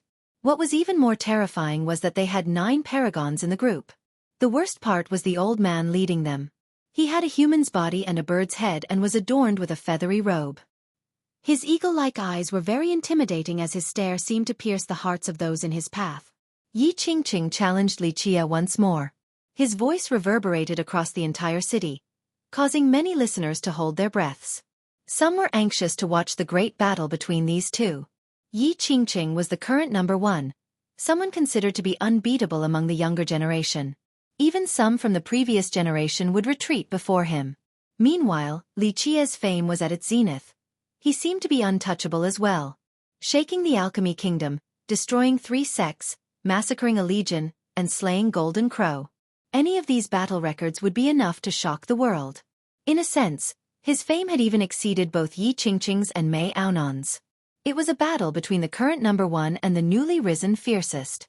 This would definitely be a monumental battle in this generation. Li Qie, where are you? Come out and fight. Yi Qingqing challenged Li Qie again. His profound glare and oppressive aura created fluctuations in the area. He was in control of the entire city at this point as he stood above the master mansion, seeming to be one with the area. Chapter 879. Imperial Osseous Bow. The most daunting part about this old man was the sun behind him. It seemed to be incredibly tangible, seemingly cast from crimson flame metal. This sun poured down liquid refined flames. Just one drop from this stream could burn through the earth. Golden Crow's Taiyang Wang, an ancestor from the beast realm, greatly changed his expression and murmured after seeing this old man. He is known as the Grand Golden Crow God Monarch. The Citadel and the Ravine were the most powerful imperial lineages in the beast realm. Since the Citadel kept to itself, the Ravine became the leader of the beast realm. However, it was difficult to tell which was stronger. Ha ha ha, Dragon Tiger Brat. Isn't your Citadel known for not bothering with the world? What now? You all can't sit still due to the beast world's appearance and want to break your ancestral teachings. Taiyang Wang snorted after seeing the monarch. Everyone knew that the Beastmaster Citadel, the Alchemy Kingdom, and the Zhenlong clan kept low profiles. So now, the emergence of the Citadel bewildered everyone. The Dragon Tiger Monarch calmly smiled. We do not dare to violate our ancestral teachings, but we heard that your Ravine wants revenge against young noble Li, so our Citadel is here to lend him a hand. Besides, even though we choose not to come into being, us old bones from the Citadel will consider coming out if anyone dares to bully my baby girl. The monarch lovingly patted Long Jingxian's shoulder at this time. After hearing this, everyone finally realized Long Jingxian's identity. So she was the golden daughter of the Citadel. No wonder why she had no one in her sight. At the same time, the monarch's words made everyone jump on the inside. The Citadel had been quiet for a very long time and no one knew how many ancestors they had left. If these ancestors that had been hidden for countless years suddenly came into being, it would mark an incredibly terrifying occasion. Haha. Since when did your Citadel become someone else's dogs? Taiyang Wang snorted. A lineage with 2 emperors actually came here to be a junior servants? Don't you feel that you are throwing away your ancestors' face? The monarch didn't mind this mockery at all. He smiled. People have different aspirations. If young noble Li requires our strength, then our entire Citadel will be happy to assist him. This statement took many people by surprise. Just what was the Beastmaster Citadel?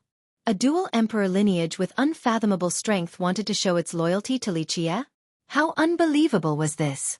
No one would believe this if they didn't personally hear these words coming out of the monarch's mouth. Even Yi Qingqing standing on top of the master mansion became serious. His extremely profound eyes slightly shifted upon hearing this. Who wouldn't be happy to have the allegiance from a sect with 2 emperors? It was the same as growing wings on a tiger. Yi Qingqing spent a tremendous amount of effort, yet he still couldn't get a lineage with 2 emperors to work for him. This wasn't an easy matter. He spent many hours of planning to create this current situation that led the Citadel here. However, the monarch revealed their intention to work under Li Qie. This greatly displeased Yi Qingqing. No imperial lineage would easily help an outsider. However, the monarch carried great credence as the Citadel master. No one would suspect his claim. This greatly confused the crowd. Just what kind of charisma did Li Qie have to convince the Beastmaster Citadel to pledge allegiance? The crowd couldn't figure out the reason for this development. Chapter 880. 18 sects in a short period of time, the atmosphere in the city became extremely taut. Many imperial lineages came out of nowhere, including the Sea Sect, the Jian clan, the Ravine, and the Citadel. The appearance of these behemoths rendered everyone breathless. Some sects read the situation well and decided to leave the city. Of course, some of them chose to stay behind as well since they were unwilling to give up. A battle could break out at any time. The Sea Sect and the Ravine wanted to deal with Jian Wushuang while the Jian clan naturally had her back. As for the Citadel, it was clear that they were supporting the Jian clan. At this moment, the antagonism between the two sides was extremely apparent. Yi Qingqing noticed the inevitable battle between the imperial lineages and grinned. He spoke. I'm afraid no one will believe an incredible lineage like the Beastmaster Citadel is working for a junior. Who knows if they are actually here for the beast world or not? Today, there are myriad sects in the beast realm that need a real leader. The intention of these words was too clear. He was insinuating that the Citadel was only using Li Qie as a front, and that they actually came here for the beast world. Everyone knew that the Citadel and the Ravine were the strongest lineages in this region. Although the Citadel chose to be reclusive, the Ravine still considered it as their greatest opponent. In the Ravine's eyes, the existence of the Citadel was an obstacle barring them from becoming the real rulers of the beast realm. Yi Qingqing was trying to urge these two lineages. The Ravine coming for revenge today was part of his plan. However, this was far from enough.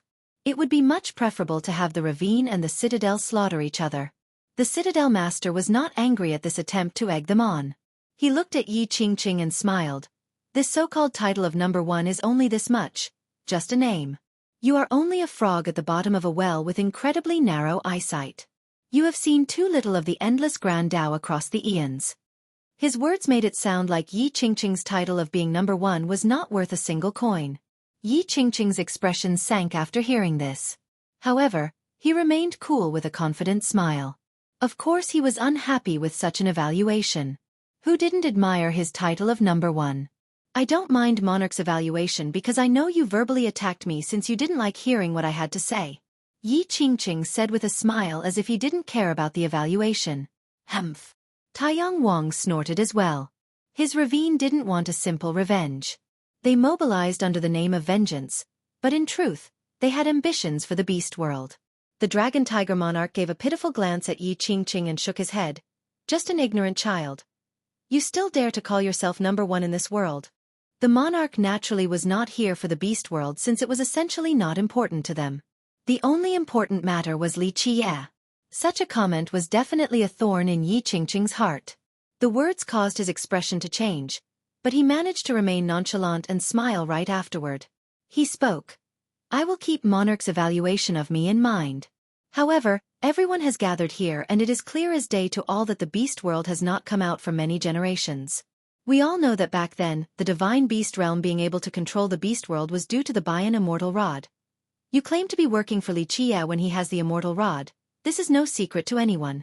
This makes one wonder because the owner of the rod can control the beast world, and with this, one can definitely reign supreme for a whole generation. At that time, your Beastmaster Citadel will be able to rule the beast realm and even control the entire stone medicine world. With that, Yi Qingqing either purposely or accidentally reminded the Ravine of this sensitive topic. Many experts at the city couldn't help but look at the Citadel's people. Haha, I didn't think the Citadel, a lineage with two emperors, would act so lowly. What is this about pledging allegiance to Li Qie, and even sending your daughter to him? So it turns out that it is all for the immortal rod. Taiyang Wang snorted. This so-called dual emperor sect only amounts to this, a bunch of cheats. Taiyang Wang naturally seized this opportunity to attack the Citadel. For their Ravine, one mountain couldn't have two tigers. Their mobilization was not only to kill Li Qie, but also to seize the immortal rod. Naturally, their Ravine also wanted to become the next divine beast realm. The method to obtain the beast world was to obtain the immortal rod. Bah, this number one in the world is only a slime. Long Jingxian interjected with disdain. Outside of instigating conflict and gossiping, what other skills do you have? That's right. You're just a coward that's avoiding a direct battle. How can he be qualified to compete for the heaven's will? An overbearing voice appeared at this moment as another group joined the fray. Mei Haonan, someone stated after seeing the newly arrived experts. At this time, she came together with the majority of the people from the Imperial Edge. Next to her was a handsome but cold young man, her big brother, Xueqi. In fact, very few people knew about him prior to this, but not long ago, he massacred the 18 young celestials by himself, so people imprinted his good looks into their memories. There was another reason for having a deep impression. He was the descendant of the Jianlong clan, a sect with 3 emperors. The crowd was curious at her arrival. Not long before, she fought against Yi Qingqing, but this fight did not reach a conclusion. It seemed that the two entered an ancient battlefield in space by accident, and Yi Qingqing managed to escape before Mei Aonan. Yi Qingqing was not surprised to see her. He smiled and leisurely said, "If Taoist Mei thinks I am responsible for the ancient battlefield accident, then I don't blame you. You can hide for now, but not forever." Mei Aonan glared at him and tyrannically declared, "Only one of us will survive on the path for the heavens will. Today, Bayan City will be your grave." Yi Qingqing smiled and gently shook his head. "Taoist Mei, I also want to settle the score with you. However, I'm afraid we won't be able to do so today. There are others who want to deal with you." With that, he gently clapped. The clap rallied an army right outside of the city with great momentum. Inside were the surging auras of virtuous paragons. 18 great powers. People were startled to see this new army that had essentially surrounded the entire city. This force was composed of the 18 sects that the young celestials came from. They were all very powerful. Some were even imperial lineages. Despite not being as strong as the Beastmaster Citadel, they still incited fear in others. Their sudden appearance made a lot of people jump. 7 paragons are in there. One person counted the figures among the army. Even a heavenly king couldn't see through the true cultivation of these 7. He only quietly speculated. Among the 7, I think 3 are eternal existences, 2 are legendary masters, and the rest are ordinary ancestors. What are they trying to do? Are they going all out? One ancestor noticed that something was about to go down and ordered his disciples to retreat from the city. This army came as a surprise to everyone. The 18 powers truly mustered all of their strength. The Jianlong clan's descendant murdered more than 10,000 of our disciples. We demand an answer. An eternal existence inside this army declared. He continued to glare at Mei Aoxue, but Mei Aoxue remained cold and aloof without responding. The Jianlong clan needs to give an answer? Mei Aonan coldly stared at this paragon and uttered in a domineering manner.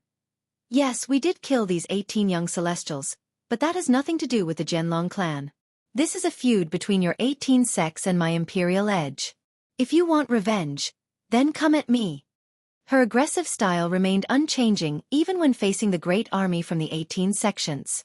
Good, the younger generation shall surpass us in time. If it has nothing to do with the Jianlong clan, then our great powers will take it up with your imperial edge." The paragon laughed loudly after seeing her arrogance.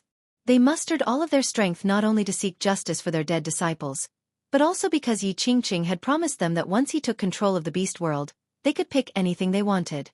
These powers didn't trust him completely.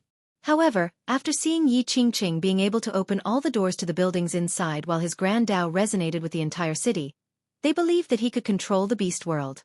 The only thing he was lacking was the immortal rod. The crowd began to link 2 and 2 together. This many sects and imperial lineages and even virtuous paragons appearing out of nowhere were no simple coincidence. A few neutral ancestors stared at Yi Qingqing and realized his shadow loomed behind all of these events.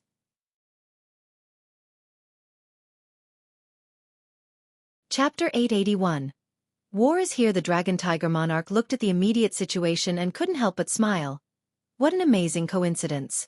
It seems like Bayan City won't be a bad battlefield at all. Haha, then we'll fight. The Jian clan master arrogantly stated. It is rare for everyone to be in the same place. We can settle old and new debts all together. Having said that, he looked over at the group of Taiyang Wang and the crystallized Sea Prime Saint. Yi Qingqing laughed in great spirits at this time. He stared at the group and slowly spoke. Now that everyone is here, let's solve all of our grievances. However, Bayan City is an ancient city. Wouldn't it be a shame if we destroyed it? With that, his laws started to float around him while undergoing different permutations. With his channeling, the earth spun and an ancient battlefield rose to the top of the city. If we want to fight to the death, then why not enter this battlefield? Yi Qingqing heroically stepped inside. Such actions left many people in fearful confusion. He was able to control the entire ancient battlefield so easily. Could it be that he also had control over the entire city as well? Who's afraid of who? A fight it is then. The Gen clan master brought the experts from the Gen clan into the battlefield with a domineering cry. Our ravine will never forgive you for killing my grandchild. Taiyang Wang also brought the 1,000 experts from the ravine forward. We'll see who will have the last laugh. The crystallized C Prime Saint acted as if victory was at hand. He sneered and led his own troops forward as well. The reason for his confidence was due to his alliance with Yi Qingqing. He knew that victory would be theirs. The Dragon Tiger Monarch gauged the situation before smiling. A bit interesting. I also want to see what kind of schemes you have in store. With that, the Citadel's force joined the fray as well. There was no need to mention the 18 powers.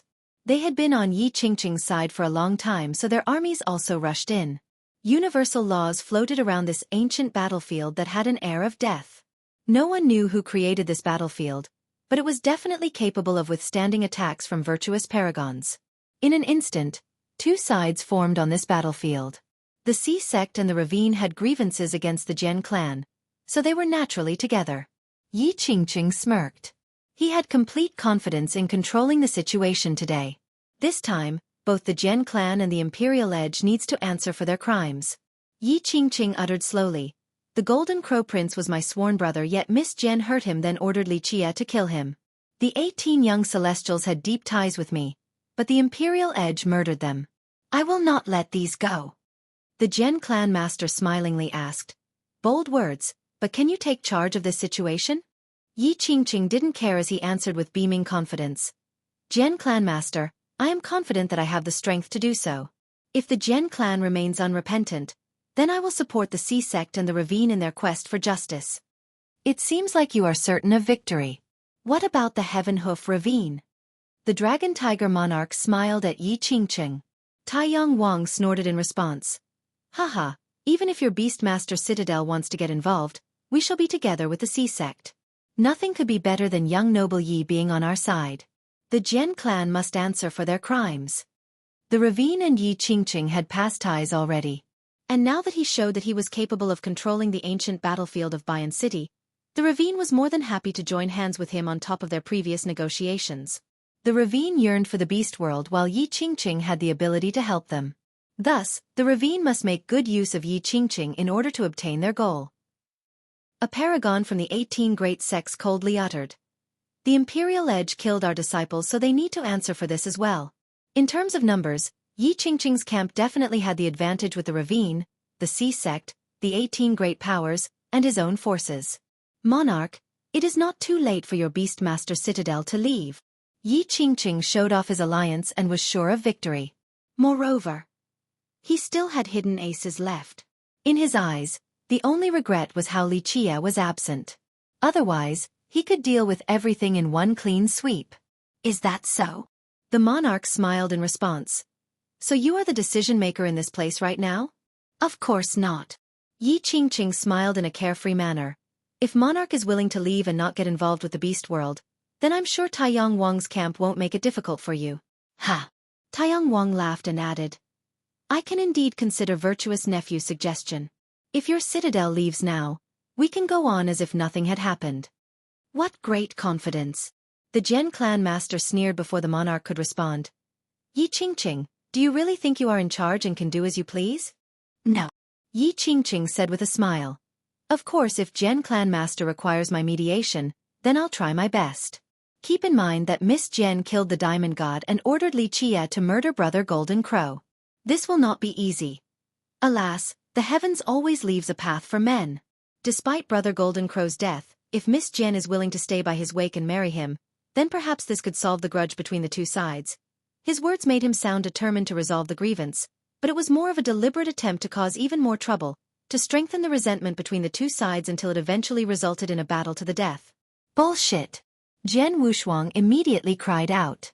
Her bow lit up as she unleashed a piercing arrow straight at Yi Qingqing. Yi Qingqing raised both of his hands as a treasure appeared before him. Boom! This treasure was able to stop Gen Wushuang's extremely fast arrow. Humph! Does your Gen clan want blood for blood that badly? The Prime Saint sneered and went straight for Gen Wushuang. Your Sea sect is nothing. Your father's Jian clan will definitely trample your sect. The Jian clan master was famous for protecting his own. He ordered his experts to attack the Sea sect. Your clan is quite bold, but the Beast Realm is not a place for you to show off. Taiyang Wang sneered and also began his attack on the Jian clan. Since when does your ravine make decisions for the Beast Realm? After seeing the ravine going to assist the Sea sect, the Dragon Tiger Monarch maneuvered to surround them with his own troops. The two sides had long-running grudges beforehand. This was especially true for the Jian clan, the Sea sect, and the ravine. Meanwhile, the ravine and the citadel had a more discreet competition since both of these two powers wanted to rule the Beast Realm. Die! The fight erupted in an instant. Several thousand experts and virtuous paragons joined the brawl. Yi Qingqing couldn't help but smile after seeing the outbreak of war. This was exactly what he wanted. At the same time, Mei Aonan came to challenge him. Yi Qingqing, I will kill you today. She entered the battlefield with a gallant figure just like a goddess of war, worthy of admiration. I'm afraid this will be difficult. Yi Qingqing smiled. Your imperial edge needs to settle the blood feud with the 18 sects before you can challenge me. That's right. A paragon from the alliance sneered. Blood for blood. You killed 3,000 of our disciples, so we will destroy your imperial edge. Kill all of them, don't leave a single person alive. Mei Aonan didn't bat an eyelash as she issued her command. Haha, that's more like it. The Golden Ant Tyrant and the others let out strange howls. He commanded the experts from the Imperial Edge to rush at the army of the 18 sections. Die!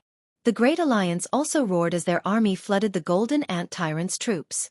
Mei Aoxue, standing next to Mei Aonan, had a chilling glare while emitting a horrifying aura. He turned around and left to prepare to assassinate the paragons of the Alliance. Mei Aoxue was definitely a terrifying character. Despite his lack of fame while being the Jianlong clan's descendant, he had the power to kill paragons. You want to leave? You have to get past us first. However, before Mei Aoxue could leave, 36 people arrived from above with a momentum capable of suppressing the entire domain. All of them had white hair and emitted powerful auras. Some were peak heavenly kings while others were ordinary paragons. 8-armed ancestor, anti-current monarch. People outside of the battlefield murmured after seeing these 36 men. 36 royal ancestors, these are the most powerful warriors under Yi Qingqing's banner. It seems like he is using all of his forces this time to do something big. These old men were Yi Qingqing's most powerful warriors. Some were persuaded to stand with him while others noticed his unlimited potential and volunteered their service. There were also those who challenged him, lost, and then decided to stay in his camp, such as the 8-armed ancestor and the anti-current monarch. The weakest among them was a peak heavenly king. Many were even paragons. The support of these ancestors meant that Yi Qingqing had 36 great powers behind him, some even being imperial lineages. This could be considered as one of his biggest trump cards since the backgrounds of these ancestors were even more powerful than the other 18 sections. This was a resource that allowed him to vie for the world. The Dragon Tiger Monarch looked at the immediate situation and couldn't help but smile. What an amazing coincidence. It seems like Bayan City won't be a bad battlefield at all. Haha, then we'll fight. The Jian clan master arrogantly stated. It is rare for everyone to be in the same place.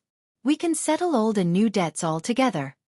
Having said that, he looked over at the group of Taiyang Wang and the crystallized Sea Prime Saint. Yi Qingqing laughed in great spirits at this time. He stared at the group and slowly spoke. Now that everyone is here, let's solve all of our grievances. However, Bayan City is an ancient city. Wouldn't it be a shame if we destroyed it? With that, his laws started to float around him while undergoing different permutations. With his channeling, the earth spun and an ancient battlefield rose to the top of the city. If we want to fight to the death, then why not enter this battlefield? Yi Qingqing heroically stepped inside. Such actions left many people in fearful confusion. He was able to control the entire ancient battlefield so easily. Could it be that he also had control over the entire city as well? Who's afraid of who? A fight it is then. Chapter 882. Stone Dragon God. The 36 royal ancestors surrounded Mei Aoxue in the blink of an eye. They slowly took out their weapons. Some had God Monarch level weapons, others had ancient artifacts, and one of them even took out an immortal Emperor life treasure. I heard Taoist Ao Xue has learned the essence of immortal Emperor Yulong's laws. Let my people witness your emperor's laws. Yi Qingqing spoke. He thought very highly of Mei Ao Xue. It could even be said that Ao Xue was his most formidable enemy, not Mei Aonan. It was undeniable that Mei Aonan was powerful. However, the identities of these two were completely different. Mei Aonan had left the Jianlong clan to form her own power while Mei Ao Xue was its descendant. His personal power was not to be trifled with either. As the descendant of one sect with 3 emperors, if Ao Xue wanted to compete for the heaven's will, then he would be able to have countless resources and ancestors behind him. This was the reason why Yi Qingqing was so wary of him. Mei Ao Xue only coldly glared at the ancestor. He relaxed his right hand while the whip in his left slowly stretched like a true dragon stretching its body. An invincible aura quickly engulfed his body. Jade Dragon Whip. The 36 ancestors surrounding him were startled after seeing this whip and grew serious. Yi Qingqing also took note of this terrifying weapon. His expression darkened as he slowly spoke. Ancestors, what are you waiting for? This is a rare opportunity. Kill the enemies now so no one else can compete with us for the beast world. Friends, this is the time to attack, to put all of them down so we don't waste more time. Unbeknown to everyone, an old man could be found standing behind Yi Qingqing. His voice echoed across the world. This old man still kept his stone body while adorning a dragon scale armor and a bronze bell around his neck. The moment he stepped out, a dragon's aura filled the sky as if a divine dragon was occupying this spot. Stone Dragon God, Li Fanming. A big shot from the golem race jumped in astonishment and murmured after seeing this old man. Stone Dragon God, the person who competed with immortal Emperor Ta Kong for the heaven's will? He had even pushed the emperor out of the stone medicine world in the past. Many people became excited upon hearing this name. In the previous generation, Li Fanming was a name that represented the pride of the stone medicine world. He was a great scion with a status no less than Yi Qingqing right now. Later on, he strode on the path for the heaven's will. The young immortal Emperor Ta Kong at that time visited the stone medicine world. As a genius from this world, Li Fanming was the first to challenge the young emperor. The young emperor lost completely and was chased by Li Fanming to the very edge of this realm. Eventually, the young emperor managed to escape from the stone medicine world in a tattered shape. From then on, Li Fanming became known as the Stone Dragon God. He became the pride of both the golem race and the stone medicine world.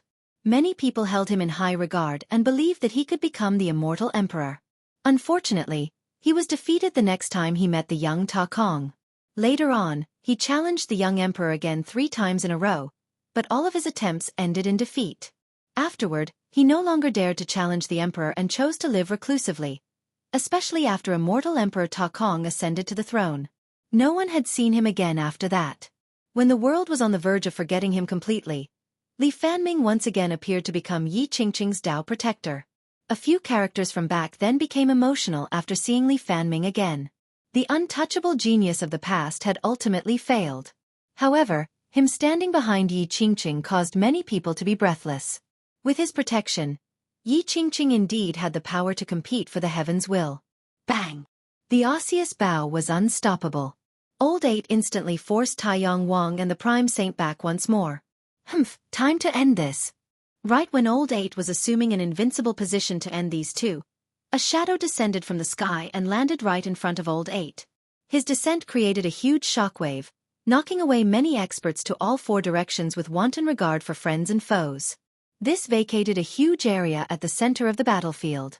He had a human torso with scorpion legs. His upper body was not much different from a human's, but there were 6 large scorpion legs on his lower body. He had an ancient shield that emitted an imperial aura. However, this aura was not the frightening part. There was an air of bloodthirst surrounding him that was incredibly scary.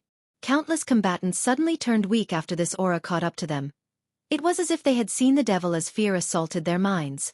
This scorpion demon didn't look that old, but his blood energy was undoubtedly withered.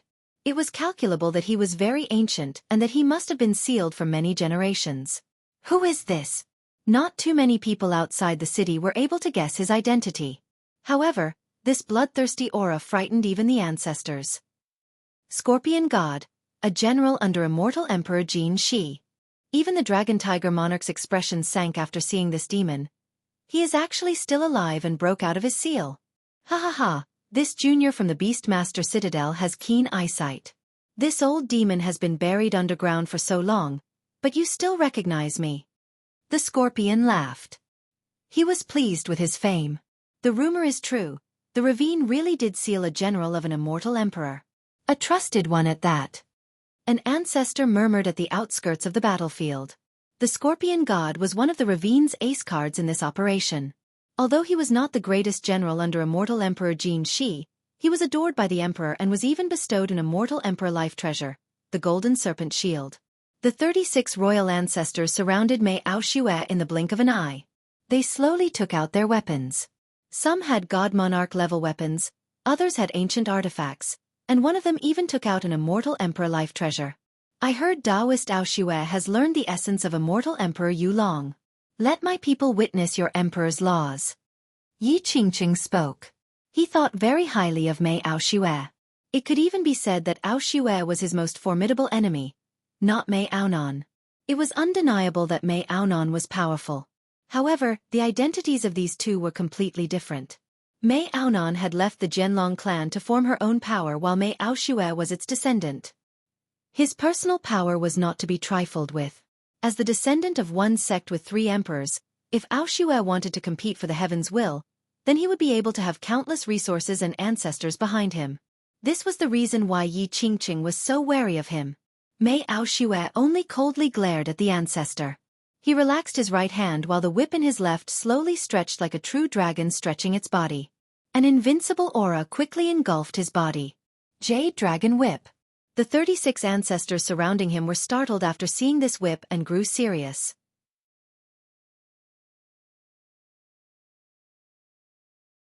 Chapter 883. Scorpion God Old 8. I'm afraid today will be your funeral. Taiyang Wang loudly laughed after seeing the arrival of the scorpion god. This time, the ravine, the sea sect, and even Yi Qingqing came prepared with powerful cards. They wanted to deal with all of their enemies in one swoop, then swallow the Bian beast world entirely. Die! Old 8 uttered a loud cry and pulled the string of his bow all the way back. A murderous aura filled the sky alongside a surging imperial power as he unleashed an arrow straight towards the scorpion god. Anyone else would be trembling in fear against an existence like the scorpion god.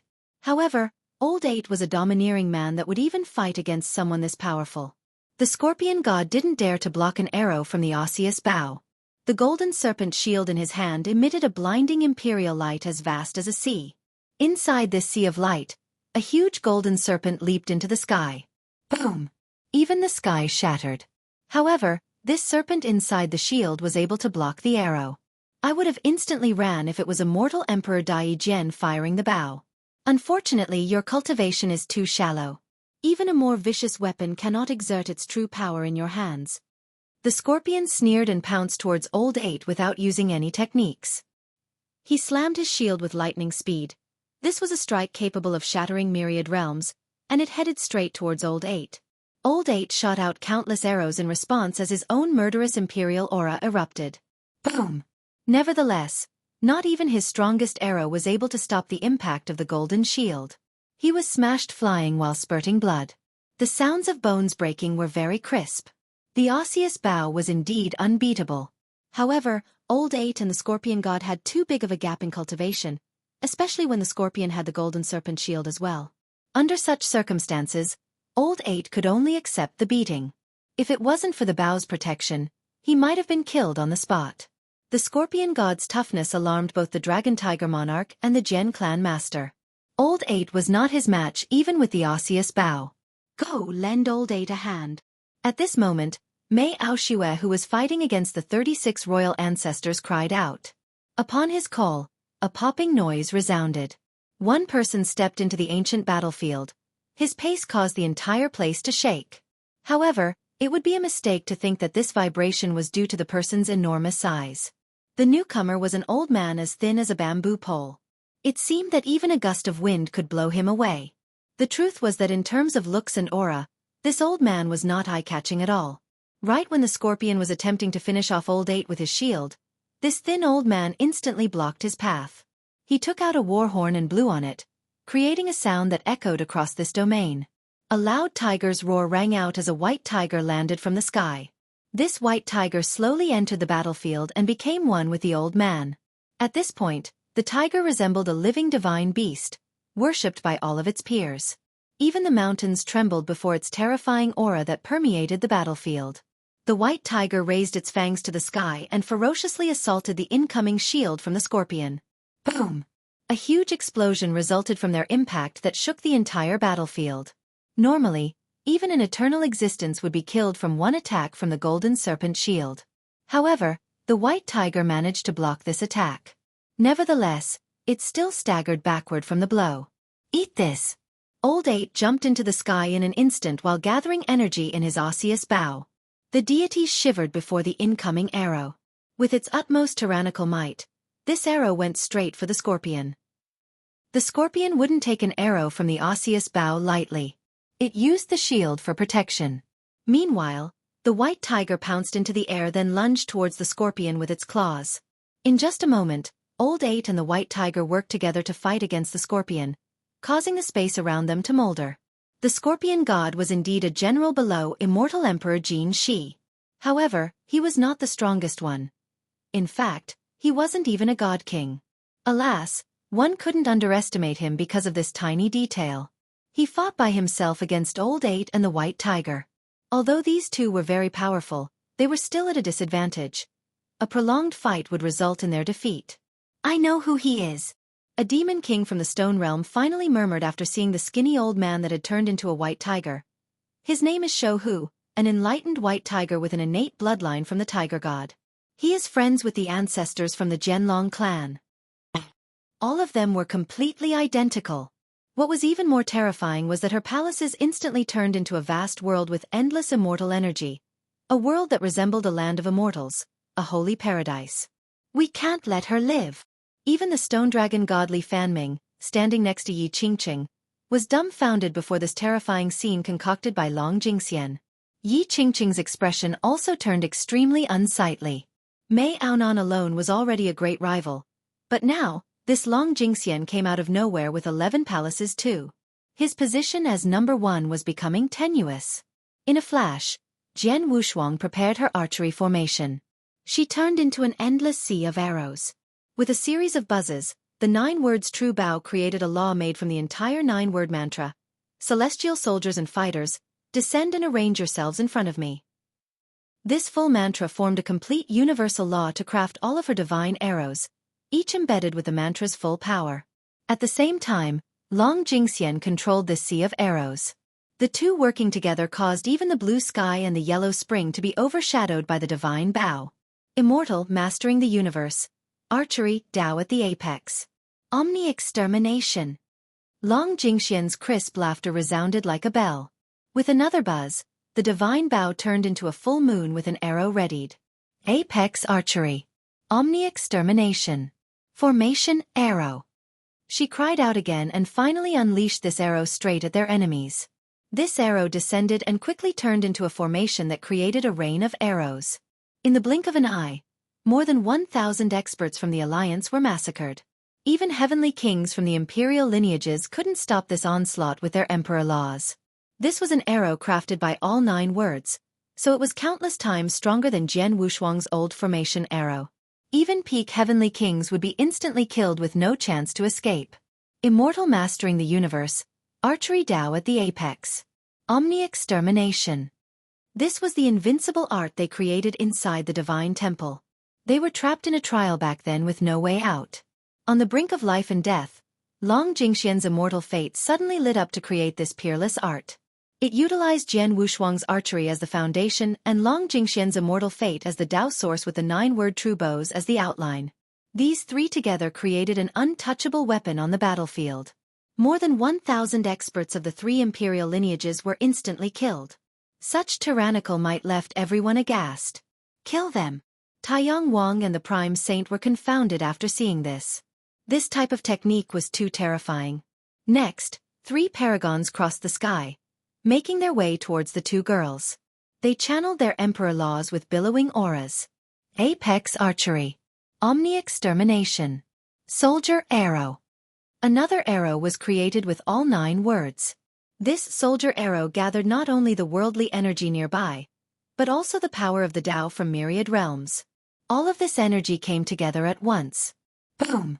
The arrow shattered laws and time itself and even the emperor laws from the three virtuous paragons. Apex archery. Omni-extermination. All arrow. Another combination attack happened with Long Jingxian giving the order while Jian Wushuang fired the arrow. After 3 shrill screams, 3 paragons were killed on the spot. They didn't even see where this arrow came from. The all arrow was already invisible and silent. Under this invincible art, the arrow instantly killed 3 paragons. One of them was even an eternal existence.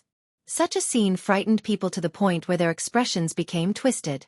This archery was too domineering. Emperor laws without the heavenly Tao are all crippled arts. Long Jingxian uttered an outrageous statement after killing 3 paragons with 1 arrow, shocking the crowd. This statement was unbelievable. Emperor laws in the eyes of the masses were already invincible arts, but now, Long Jingxian treated them with contempt. However, there was logic to her words. Emperor laws unleashed by immortal emperors were completely different. They were significantly weaker when used by immortal emperors before their ascension. Before ascension, if a young emperor could enter his own heavenly Tao to create a peerless technique, then this law would become an emperor law for future generations. They also had supreme power by borrowing the power of the heavenly Tao. The peerless technique naturally was in perfect harmony and resonated with the emperor's own heavenly Tao. This was the reason why emperor laws were so powerful in the hands of their respective immortal emperors. Thus, to be completely accurate, emperor laws were only truly invincible when used by their immortal emperors. Future descendants could not replicate their power. Even if someone had perfected the art with a flawless interpretation, they still couldn't reach the same level of profoundness and invincibility as the immortal emperor in the past.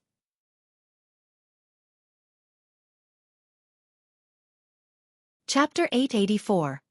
Unbreakable Emperor laws without the heavenly Tao are all crippled. Just how aggressive and arrogant were these words?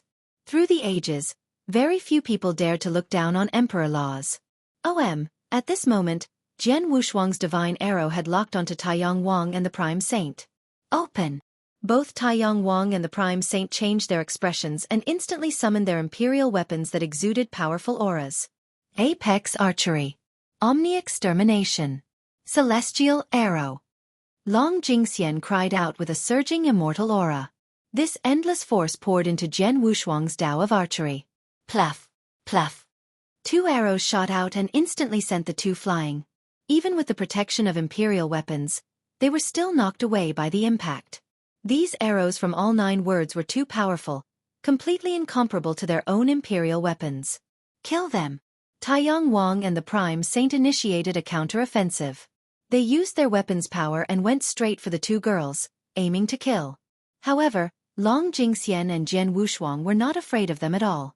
Another divine arrow shot out and forced the 2 back again. These arrows could strike down the sun high above and pierce the palace of hell below. Both Taiyang Wang and the Prime Saint were powerful paragons. To see their attacks fail to take down the girls once, twice, thrice, this alarmed and infuriated both of them. The crowd was also shaken at the same time. My supreme art can even suppress heaven's will secret laws. If a god monarch comes, I can still make him run for his life. Long Jingxian declared in an arrogant manner. However, this was not far from the truth. Taiyang Wang and the Prime Saint were not too far off from being god monarchs. However, if they didn't have imperial weapons, they would have already died to the girls' arrows. Is this the power of harmonizing with the heavenly Tao? These 2 have embarked on a heavenly Tao that belongs to them. If one of them becomes an immortal emperor in the future, this would be an emperor law fused with a heavenly Tao that would definitely suppress past laws. Anyone would be alarmed at such tyrannical archery. It was simply too powerful. Perhaps even the Tao of archery created by immortal Emperor Dai Jian would be put to shame. In the past, very few people were able to form this type of connection with the heavenly Tao. Once successful, these laws would have unimaginable power. Yes, that's my daughter. The Dragon Tiger Monarch was extremely happy to see this scene despite being in the middle of a chaotic battle. He knew that leaving his daughter with Li Qia was the wisest decision he had ever made. Only an existence like him would be able to teach his daughter well. The monarch naturally had confidence in his daughter. However, The only thing that gave him headaches was that she paid no mind to cultivation. But now, after seeing this, how could he not become excited? Her immortal fate was finally being put to use. Even the prideful Yi Qingqing was astonished by the two's heavenly Tao fusion. This was because he couldn't create such a Tao. Those who were able to could absolutely be considered the top geniuses since the start of time. There was no way around it. Who was to blame for giving Long Jingxian a natural immortal fate? Even Yi Qingqing couldn't compare to her in terms of raw talents. Her combination with Jian Wushuang created an heirs-hawking heavenly Tao as if it was just a matter of time for it to happen. These are emperor laws? Bah, too weak.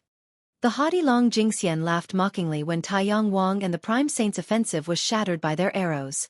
The emperor laws that they were so proud of were being viewed by Long Jingxian as nothing. This made the two quite exasperated. If they knew that this would be the case, they would have brought along immortal emperor true treasures. Kids these days don't understand the immensity of the heaven and earth. They already think they are invincible after creating one or two arts. A cold voice emerged after the two girls repeatedly pushed Taiyang Wang and the Prime Saint back with their heavenly Tao. Another person entered the scene with a boundless sacred light like mercury pouring across the battlefield. Anyone would tremble after being touched by this light, as if an invincible existence was suppressing their minds. It was another old man wrapped in sacred light, making him seem like a deity from the immortal world with unquestionable prestige. Anyone would prostrate before him. Who is this? No one dared to look at him straight due to his holy radiance. It had a strange power that made their knees weak. Unbreakable Emperor. Even the Dragon Tiger monarch cried out and paled after seeing this old man. The younger generation at the borders of the battlefield didn't know who he was, so one of them asked a senior, "Who is this unbreakable emperor?" Even an ancestor from a great power shivered while murmuring a response. Unbreakable Emperor, a legendary existence that wouldn't lose to even an immortal emperor, the greatest genius of the crystallized sea sect aside from immortal Emperor Jingyu. He had cultivated his crystal physique to last for 9 days and 9 nights. I can't believe he is still alive. Not losing to even an immortal emperor? Anyone would be shocked after hearing this. Immortal emperors were invincible, so to withstand one was an incredible feat. It is said that his crystal physique stood strong for that long against an emperor. The emperor couldn't forcefully break it. The ancestor was greatly frightened. This legend astonished everyone present. Ancestors and eternal existences were no longer worth mentioning. His fame alone already suffocated everyone. The remaining experts of the Beastmaster Citadel blanched. One of them whispered to the monarch to ask for his opinion. Should we invite an ancestor out? The monarch had a serious expression as he was alarmed at this time as well. However, he was still able to remain calm and gently shook his head. No rush, we can't just call an ancestor out unless there is no other option. Because of the pact, our ancestors can't come into being so easily. The unbreakable emperor looked down on the entire world, then glanced at Long Jingxian and Jian Wushuang to slowly speak. It's only a little art from some tiny juniors, yet you two still dare to look down on the emperor laws of my sect? With that, he raised his hands and derived an emperor law to attack the two in a crushing manner. It was still an emperor law, but the power was completely different under his utilization. The 9 worlds became eclipsed under his might. Both the monarch and the Jian clan master were shaken. This emperor law from him was truly too overbearing. Boom! However, before this law could crush Long Jingxian and Jian Wushuang, a gigantic palm came crashing down and instantly buried his emperor law. Next, this giant hand flicked its finger, creating a loud blast. Even the unbreakable emperor was forced back several steps by this finger. Who are you? The unbreakable emperor was shaken as well. Such a powerful foe left him startled. Unbreakable emperor? Someone like you dares to proclaim yourself as an emperor? Another old man entered the battlefield. However, his aura carried along a pleasant breeze that made others feel that he was not ordinary at all. He had a pair of bright and spirited eyes as he looked at the unbreakable emperor and laughed. Unbreakable, you really know how to flatter yourself. What is this about not losing to an immortal emperor? It is only that the crystal physique created by your emperor is unbreakable. You were trampled beneath immortal Emperor Fan Chen's foot for 9 days and 9 nights. Yet you still have the nerve to say you weren't beaten? Immortal Emperor Fan Chen didn't kill you out of the consideration that it wasn't easy for you to reach your level. Instead of hiding underground to extend your life, you actually come here to cause trouble? You actually believe that you are invincible and the beast world is already within your grasp? This old man immediately revealed the past with his entrance, causing the unbreakable emperor's expression to twist. His title alone was enough to frighten many people. He claimed that he was unbeatable in the face of an emperor. Of course, he only dared to do so after immortal Emperor Fan Chen's generation. Back then, he did rely on his crystal physique to challenge the emperor. The emperor indeed couldn't break the crystal physique, but his strength was insignificant before the emperor. Even with the crystal physique protecting him, immortal Emperor Fan Chen still stomped on him for 9 days and 9 nights. After this period, his crystal physique lost its effect. Without it, he was only an ant before the emperor, but the emperor chose to spare his life since it wasn't easy for any existence to reach such a level in the Tao. Thus, during Fan Chen's generation, the unbreakable emperor was very humble in his actions. However, right after this generation ended, he made bold claims about being able to fight an emperor for 9 days and 9 nights without losing. Future generations were truly frightened by this battle achievement. Someone immediately recognized the newly arrived old man and murmured, "All Pine Tree Father. All Pine Tree Father." People were spooked to see this old man. His title was also one that shook the entire stone medicine world. It had once affected all the 9 worlds as well.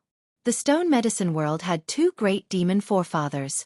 These 2 were existences that had seen several immortal emperors. An invincible god king that was feared even by archaic beings. This is impossible. Even the stone dragon god next to Yi Qingqing was astonished and had to murmur, "How can this be? Shouldn't this old man be stuck in the Alpine mountain range for the rest of his life?" Everyone knew that although the tree father was unstoppable, he had never stepped out of his mountain. So now, his appearance here naturally shocked everyone. This was shattering a legend. The unbreakable emperor's expression was unsightly to the extreme. The tale of him challenging immortal Emperor Fan Chen was something he used to deter the future generations, to look down on the 9 worlds. He couldn't help but become proud when he told this story to his juniors. Because of this, he called himself the Unbreakable Emperor. But now, the Tree Father revealed the truth of his story, turning his face red. Everyone now knew that this supreme existence was trampled on by immortal Emperor Fan Chen for 9 days and 9 nights. Old Devil Alpine, you shouldn't involve yourself in these muddy waters. Be smart and stay at your mountain and live on. No one will come to provoke you. If you choose not to do so, it will bring about a calamity for your mountain. The emperor uttered coldly. The Tree Father's response was to laugh at the emperor. Unbreakable, you alone will destroy my Alpine mountain? If it wasn't for the heavens will crystal physique, I could annihilate you with a single hand.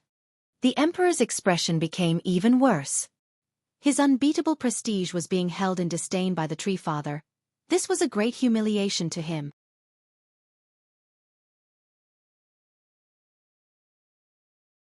Chapter 885. Imperial Grandchild. The Tree Father's words made people both inside and outside of the battlefield gasp. This was indeed one of the 2 great demon forefathers. Very few people would dare to show such contempt for the unbreakable emperor in the entire stone medicine world. Yi Qingqing's expression also sank. He was no longer as confident as before. In the past, he tried to convince the Tree Father to become his Tao protector but was rejected. Today, he calculated all the different possible outcomes, but he didn't expect the Tree Father to come to Bayan City. No one would have thought of such a thing. All Pine Tree Father, don't be so contemptuous with your words. Another cold voice emerged as a huge coffin was being lifted by heavenly kings into the battlefield. It stopped before Yi Qingqing. When it was opened, the rays of blood era stones illuminated the entire battlefield as an old man climbed out. He was wearing a royal robe and sat high in the clouds. Although his blood energy had withered, a single glance was enough to tell that he resembled an emperor of myriad realms, as if he was the master of this world. Who is this? Many people palpitated at the sight of this old man adorned with the royal robe.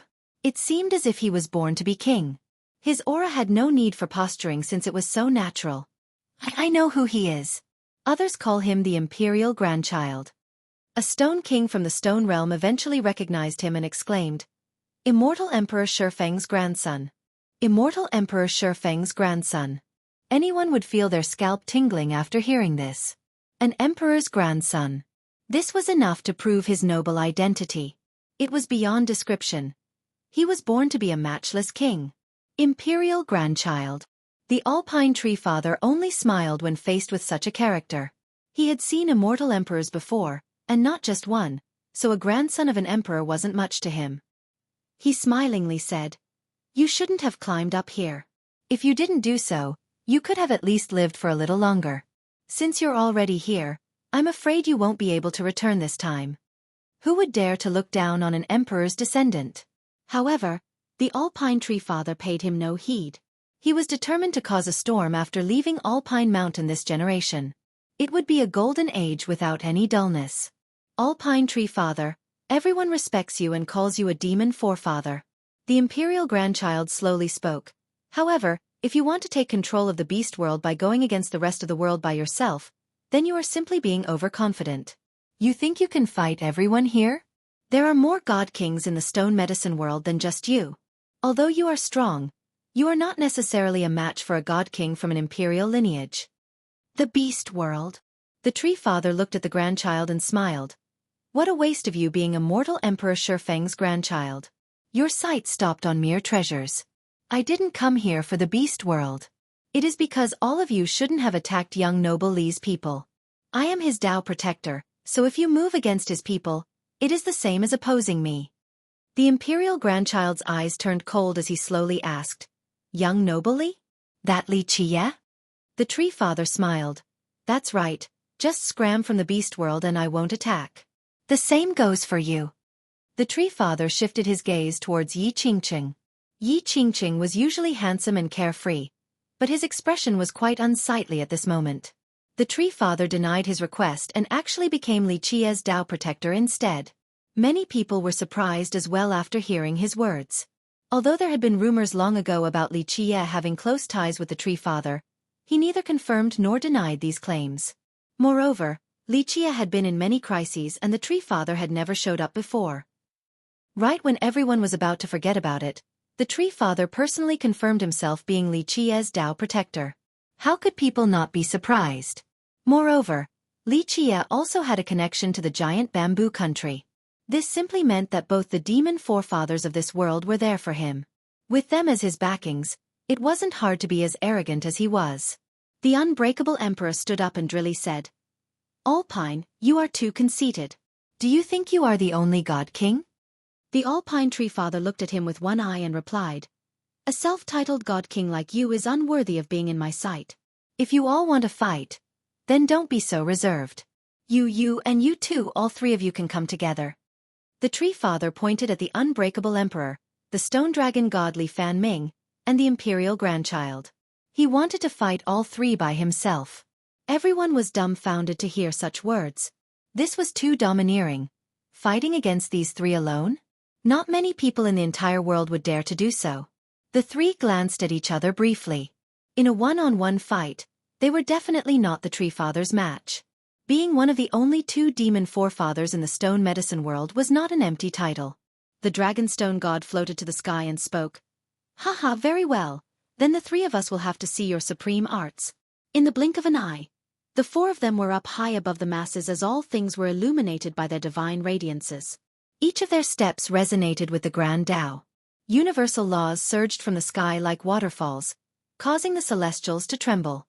Many people watched this incredible fight with bated breaths. None would have any regrets in life after witnessing this scene. Die! The Imperial Grandchild and the Unbreakable Emperor attacked first. They activated their Emperor laws as waves of Imperial rays bloomed in their hands like divine swords slashing the heavens. Each of these rays could cut down stars. The same Emperor laws from their hands had a completely different destructive might compared to when heavenly kings used them. They could definitely suppress the heavens with their might. The stone dragon god also let out a long cry. The bronze bell around his neck continued to ring. A dragon flew out from within the bell and unleashed a destructive breath towards the Tree Father in unison with him. The three of them could be considered among the most powerful ancestors in the stone medicine world. Their combined attack could shatter this world and its deities. Countless laws howled due to their divine aura. Laws even more powerful than these would not be able to withstand such a force. The Tree Father was not in a rush to deal with this combined attack. His hands leisurely formed an imperial seal. The moment his imperial seal was formed, the sky lost its colors. Even the deities prostrated before him. As for the immortal emperor's laws, they were overshadowed as well and were subjected to a great suppression. With a bang, both emperor laws and the huge dragon were instantly stopped. Another loud blast resounded when the imperial grandchild and the unbreakable emperor's laws shattered. They were blown away from the residual shock waves. The stone dragon god's huge body was forced to fall from above due to this oppressive seal. This Madrah from the Tree Father could suppress all emperor laws across the ages and massacre immortals in the higher realm. Not to mention the weaker spectators, all three of his foes felt that they were being suffocated since their laws were all suppressed. What technique is this? Many people trembled to see even emperor laws being beaten. This art was too terrifying. The legendary emperor suppression art. The monarch, hailing from the citadel, recognized the identity of this technique since it had left a deep impression on them before. In the past, when Empress Hong Tian annihilated the divine beast realm, her emperor suppression art also caused myriad laws to recede, likewise with emperor laws. She was an invincible empress across the eons. Some even considered her to be equals with immortal Emperor Jiao Hang. Open! The imperial grandchild shouted. He activated the Heavens Will secret law from immortal Emperor Shi Feng. Suddenly, yin and yang were reversed. One could no longer tell day and night apart as an immortal emperor seemed to have descended to govern the 9 worlds. The unbreakable emperor also screamed and used his most powerful emperor law. His life will spun as his longevity blood empowered a boundless blood energy like the oceans of myriad domains. The Dragonstone god also uttered a battle cry. He didn't mind consuming a huge amount of blood energy to turn into a golden dragon. His claws ripped the sky apart and sealed the world to attack the Tree Father together with the unbreakable emperor. Even Heavens Will secret laws won't do. The Tree Father's God King power also erupted. His blood energy condensed into the form of a true dragon. He flipped his palm to perform the unchallengeable emperor suppression art. He had been cultivating this art for several 100,000 years. Later on, when Li Qie gave him the complete version, he was like a tiger with wings. His law became countless times more powerful. Bang! Bang! Bang! He derived his emperor suppression art to the limit and took on 3 foes by himself. He easily suppressed the howling laws and Tao. This was absolute suppression. Even the Heavens Will secret law from the imperial grandchild couldn't gain any ground against the Tree Father. Die! The unbreakable emperor was furious after being blown away by the Tree Father after just 2 exchanges. He finally activated his Heavens Will crystal physique and attacked with other emperor laws. The Tree Father raised both his hands and separated spacetime to create a gap between him and the unbreakable emperor. At the same time, he attacked with his emperor suppression art once more. Boom! Both the imperial grandchild and the stone dragon god were blown flying while spraying blood. In just 3 moves, both of them were tattered and bloodied. This scene shocked everyone. This is too domineering.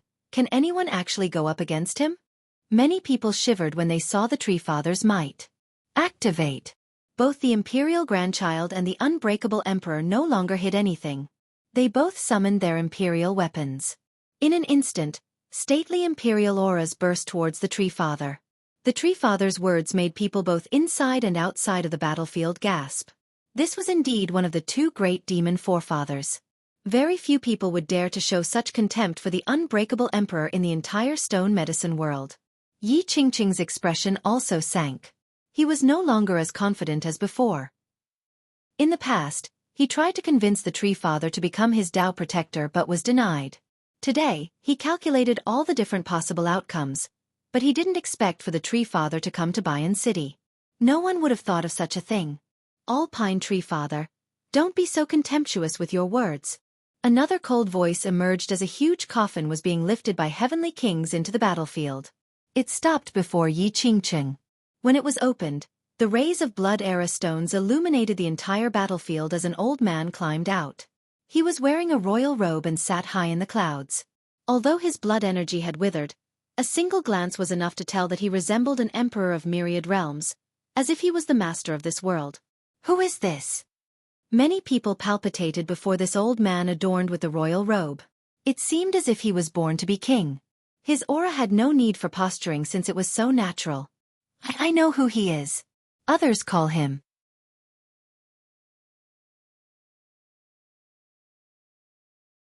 Chapter 886. Yi Qingqing's plot. The Tree Father lunged into the sky with one hand forming the imperial seal while his other hand turned into a sword. This sword cut down the other imperial laws while fighting against two imperial weapons. Each attack from this battle blinded the world and shattered the sky. In this amazing battle, the once famous Stone Dragon King suddenly became the weakest link. The main force on this side was the unbreakable Emperor and the Imperial Grandchild. As these two took the Tree Father head-on, the Stone Dragon King would occasionally try to ambush him. Despite their onslaught with Imperial weapons and the secret law, they didn't seem to be able to take care of the Tree Father in a short period of time. However, at the very least they were able to even out the playing field. The Tree Father could no longer blow them away like earlier. With the Emperor's suppression art and his agile hands, raising his palm could destroy myriad realms while lowering it could destroy the heavens. He was able to hold his own against the combined effort of the three. He is way too strong. Even an ancestor from a great power fell to the ground at this scene. Fighting against three ancestors with his bare hands, even against a secret law and imperial weapons. The Emperor's suppression art was too strong. The Tree Father remained standing in such a dominating fashion.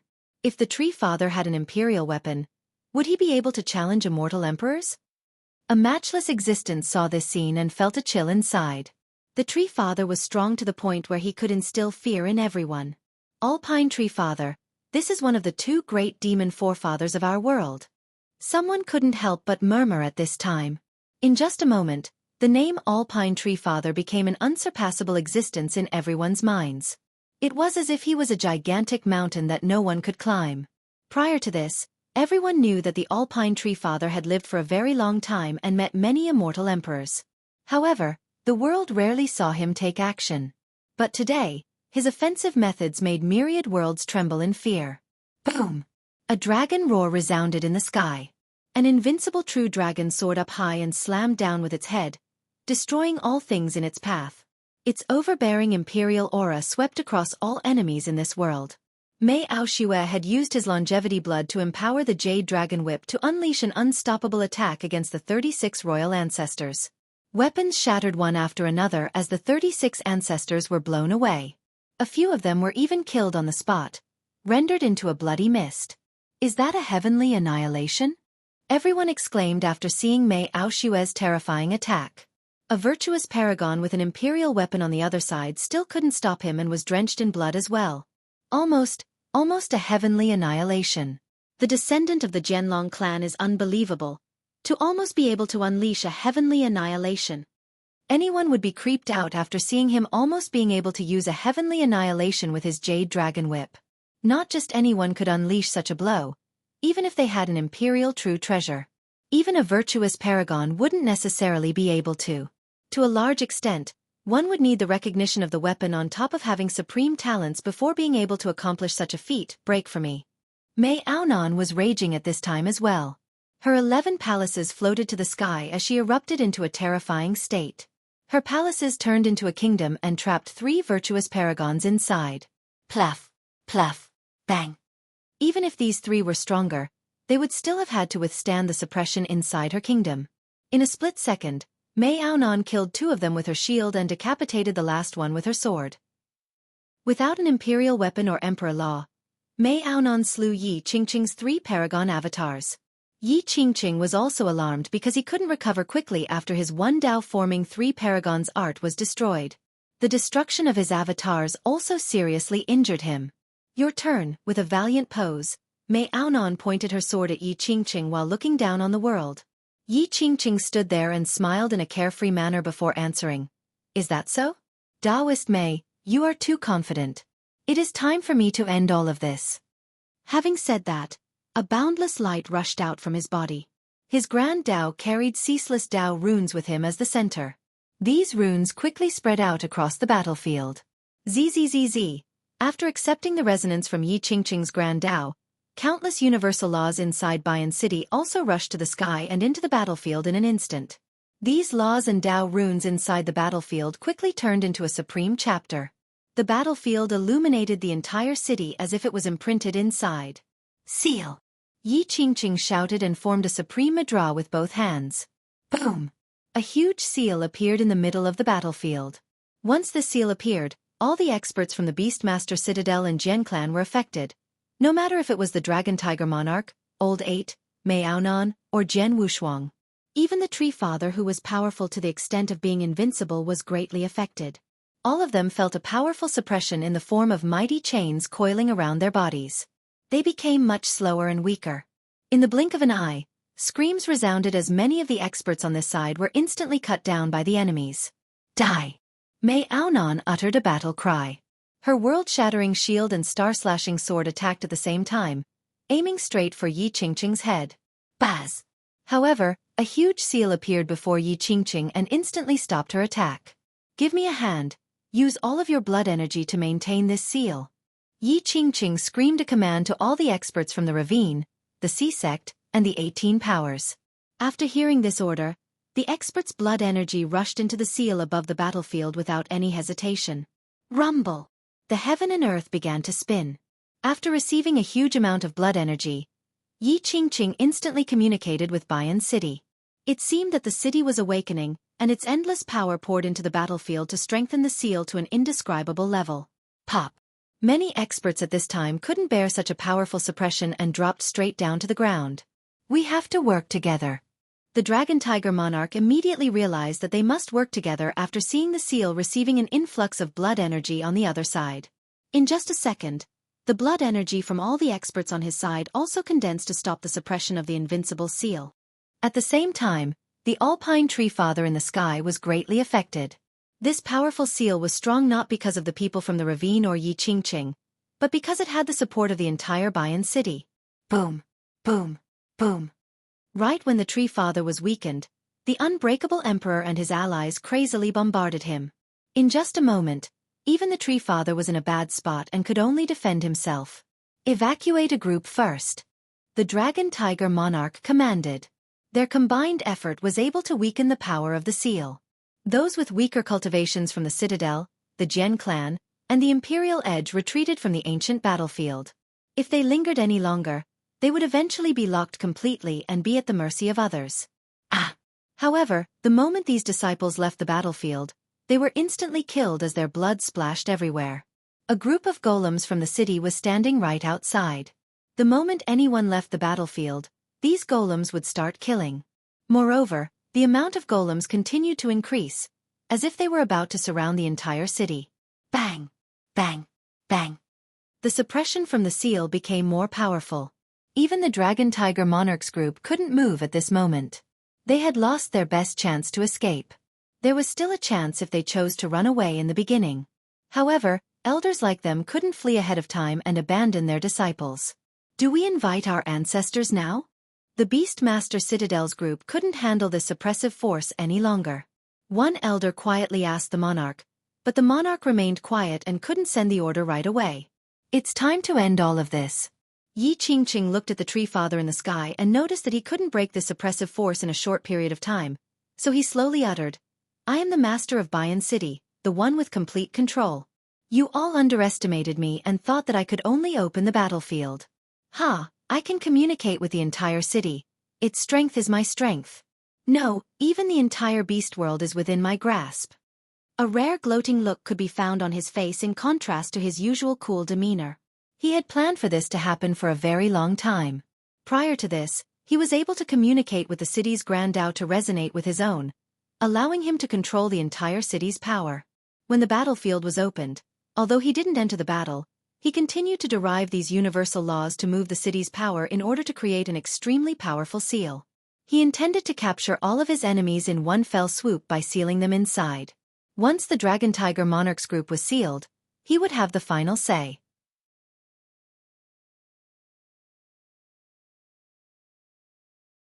Chapter 887. I am the law. Yi Qingqing's plan was even grander. As long as he could seal the Dragon Tiger Monarchs group and capture all of them alive, he would have the biggest bargaining chip. This would allow him to negotiate with existences like the Beastmaster Citadel and the Jian clan. Many cultivators outside of the battlefield were terrified by this scene. They stealthily left the city since they were very wary of Yi Qingqing. This frightening man had planned everything from the start. The Dragon Tiger Monarchs group had ugly expressions as well. They had to admit that they were underestimating Yi Qingqing. How could they have expected him to be in control of the entire city? Even the divine beast realm of the past couldn't accomplish such a thing. Moreover, he didn't have the immortal rod with him. Certain of victory, Yi Qingqing stared at the group and smiled. We can commence our negotiations for peace. However, there are naturally conditions in a peace talk. All of you must leave the beast world and your lineages must vow to never oppose me. Additionally, in order to resolve the feud between the Jian clan and the Golden Crow tribe, Miss Jian must marry the tribe's second prince. As for Miss Long, his eyes fell on Long Jingxian. I am willing to become Dao companions with Miss Long. I trust that you and I will become the pride of the Beastmaster Citadel. You think too highly of yourself. You're only a clown. The Dragon Tiger Monarch sneered. This time, Yi Qingqing wasn't angry at all. He replied, Dragon Tiger Monarch, you don't have anything to allow you to be arrogant right now. Your lives are in my hands. Plus, my hands have much more than just this. It is not wise for you or your Beastmaster Citadel to oppose me. Mei Aonan snorted and screamed. Such a big tone, do you really think you can control Bayan City? Baz! With her cry, a ray of light suddenly emerged as if a gigantic hand was opening up a new power above the battlefield. A voice came from above. Stand down! This voice belonged to Mei Aonan's master, that one golem. The moment he gave the command, the golems surrounding the ancient battlefield hesitated for a moment. They were clearly affected by his voice. Even the seal of the battlefield fluctuated for a brief moment. Yi Qingqing was startled at this sudden and unexpected development. You have been banished, so your command is null. Rules are rules. He is one of the candidates. You do not have the authority to break this rule. Moreover, if you take one step inside Bayan City, be prepared for imprisonment. A different voice emerged from the master mansion. After the second voice came out, the seal stopped being affected and the hesitating golems once again surrounded the battlefield. There was no response from Mei Aonan's master, as if he was contemplating a thing or two. Yi Qingqing wasn't happy. These things were outside of his expectations. He didn't predict that someone else could interfere with his control over Bayan City. Moreover, he didn't imagine that there was a living being inside the master mansion. The Dragon Tiger Monarch heard the voice from the master mansion and thought of a legend. He became shocked and murmured, But that's impossible. Yi Qingqing calmed down and took a deep breath. He thunderously commanded the experts from the ravine, the Sea Sect, and the 18 powers. What are we waiting for? Don't hold back and seal all of them now. Victory is ours. Having said that, his life wheel emerged, causing his blood energy to explode. He mustered all of his might to urge Bayan City to use its power to seal his enemies. The remaining experts on his side all cried out and poured their energy into the seal. In just a moment, the seal became even more radiant. Buzz! Many people couldn't withstand the strengthening of this suppression. The Tree Father was being affected the most. Right at this second, the Unbreakable Emperor and the other two didn't mind burning their longevity blood to unleash powerful attacks with their imperial weapons. Alpine, you're dead for sure this time. The Unbreakable Emperor crazily howled. With a crystal physique for protection, he had no fear and continued to wildly attack the Alpine Tree Father with his imperial weapon. If the Tree Father didn't have the peerless Emperor suppression art, he would have died long ago. The Tree Father's biggest weakness was not having his own imperial weapon. Although his current weapon was very powerful, there was still a big gap between it and an imperial weapon. Rumbly, suddenly, the gates to the master mansion opened and a supreme woman came from inside. It was Ming Yeshua. The myriad Dao hummed in resonance the moment she stepped out. Different laws emerged around her body along with various phenomena before her Dao runes engulfed the city. Bayan, return. Ming Yeshua began to chant a mantra to seize control of the city. All of the Bayan phenomena appeared behind her. The golem suddenly retreated after the mantra rang out while Yi Qingqing's control grew weaker. He was aghast. He didn't expect for her to be able to control the city in such an easy manner. He spent many days to communicate with the city's Grand Dao, but Ming Yeshua was able to do so right after her appearance. With an astounded expression, he shouted at the Stone Dragon God. Kill her! The Stone Dragon God uttered a long cry and let go of the disadvantaged Tree Father to lunge towards Ming Yeshua. A giant dragon came down, leaving destruction in its wake. It should be able to kill all juniors. Not to mention heavenly kings, even ordinary paragons would be murdered by it in an instant. Ming Yeshua's expression changed. She had to let go of controlling the city to take out her imperial weapon. Boom! She was able to block the first attack. However, she was being held back by him, so Yi Qingqing was able to wrestle back control of the city. He was both angry and scared since he didn't expect that her mastery over the city was even more powerful than his own. He coldly uttered, "Lady Ming, you shouldn't oppose me. If you and I were to join hands and become Dao companions, we would be unstoppable in this world." Ming Yeshue ignored him and continued to attack the stone dragon god with her imperial weapon. Alas, this god was an existence who competed against immortal Emperor Ta Kong for the heaven's will. It was not such an easy matter for her to defeat him. "Everything ends now," Yi Qingqing cried out. He poured all of his blood energy into the seal to imprison everyone. "What is this about candidates and rules? All rules break for me." A lazy voice resounded at this time. "Right now, I am the ruler. I am the lord of Bayan City." With a buzzing sound, all the universal laws from the city quickly sank into the ground. Its power returned to the source and all the golems retreated like the tide. Without the support of Bayan City, the seal inside the battlefield quickly shattered. Such a development left the alliance in shambles. They quickly retreated to avoid any further unforeseen circumstances. After the smoke dissipated, Li Qie entered Bayan City and then the battlefield. He stood there inconspicuously, but the entire city was in his hands, for he was its ruler. The cultivators watching outside were in disbelief as they exclaimed, How can this be possible?" "How?" Yi Qingqing shrieked. There was suddenly a void while the seal broke. His control over Bayan City was ripped away. Everything was in the palm of his hand. So who would have thought that Li Qie's sentence could strip it all away? He couldn't believe such a thing. Li Qie stood in the sky and stared at him nonchalantly. "You shouldn't have opposed me or come here. I am the ruler and lord of this place." Yi Qingqing was furious and fearful at this moment. He had always viewed Li Qie as a great rival, but Li Qie's capabilities far exceeded his imagination. Scram! The tree father shouted with a seal that suppressed the myriad Dao completely. With a loud blast, even the imperial grandchild who was protected by his weapon was immediately blown away while vomiting blood. Li Qie glanced over the battlefield and said, "Tree father, leave everything to me. I'll take care of them."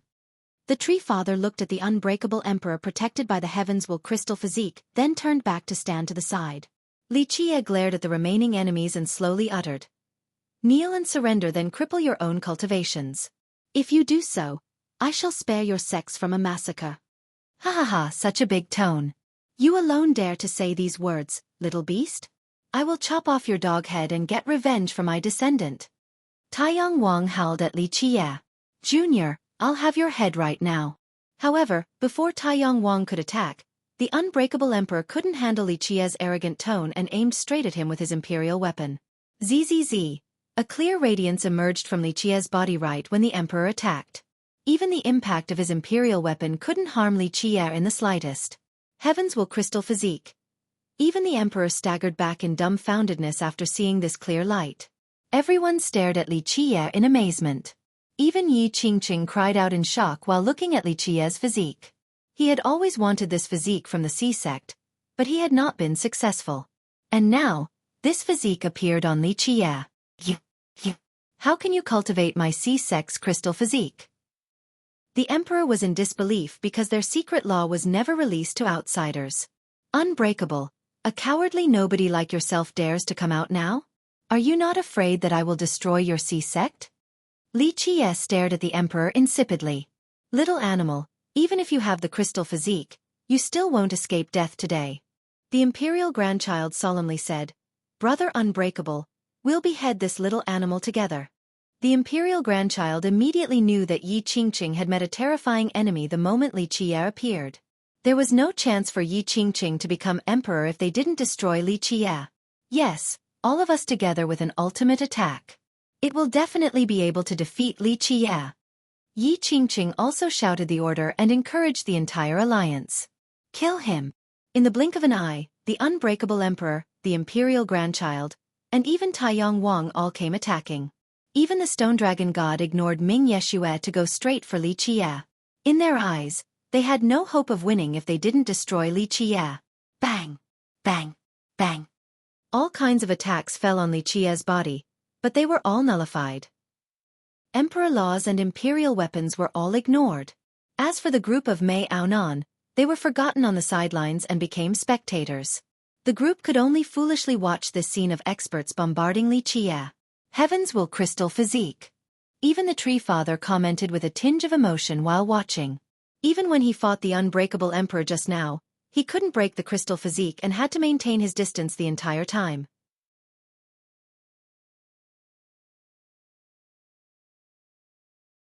Chapter 888.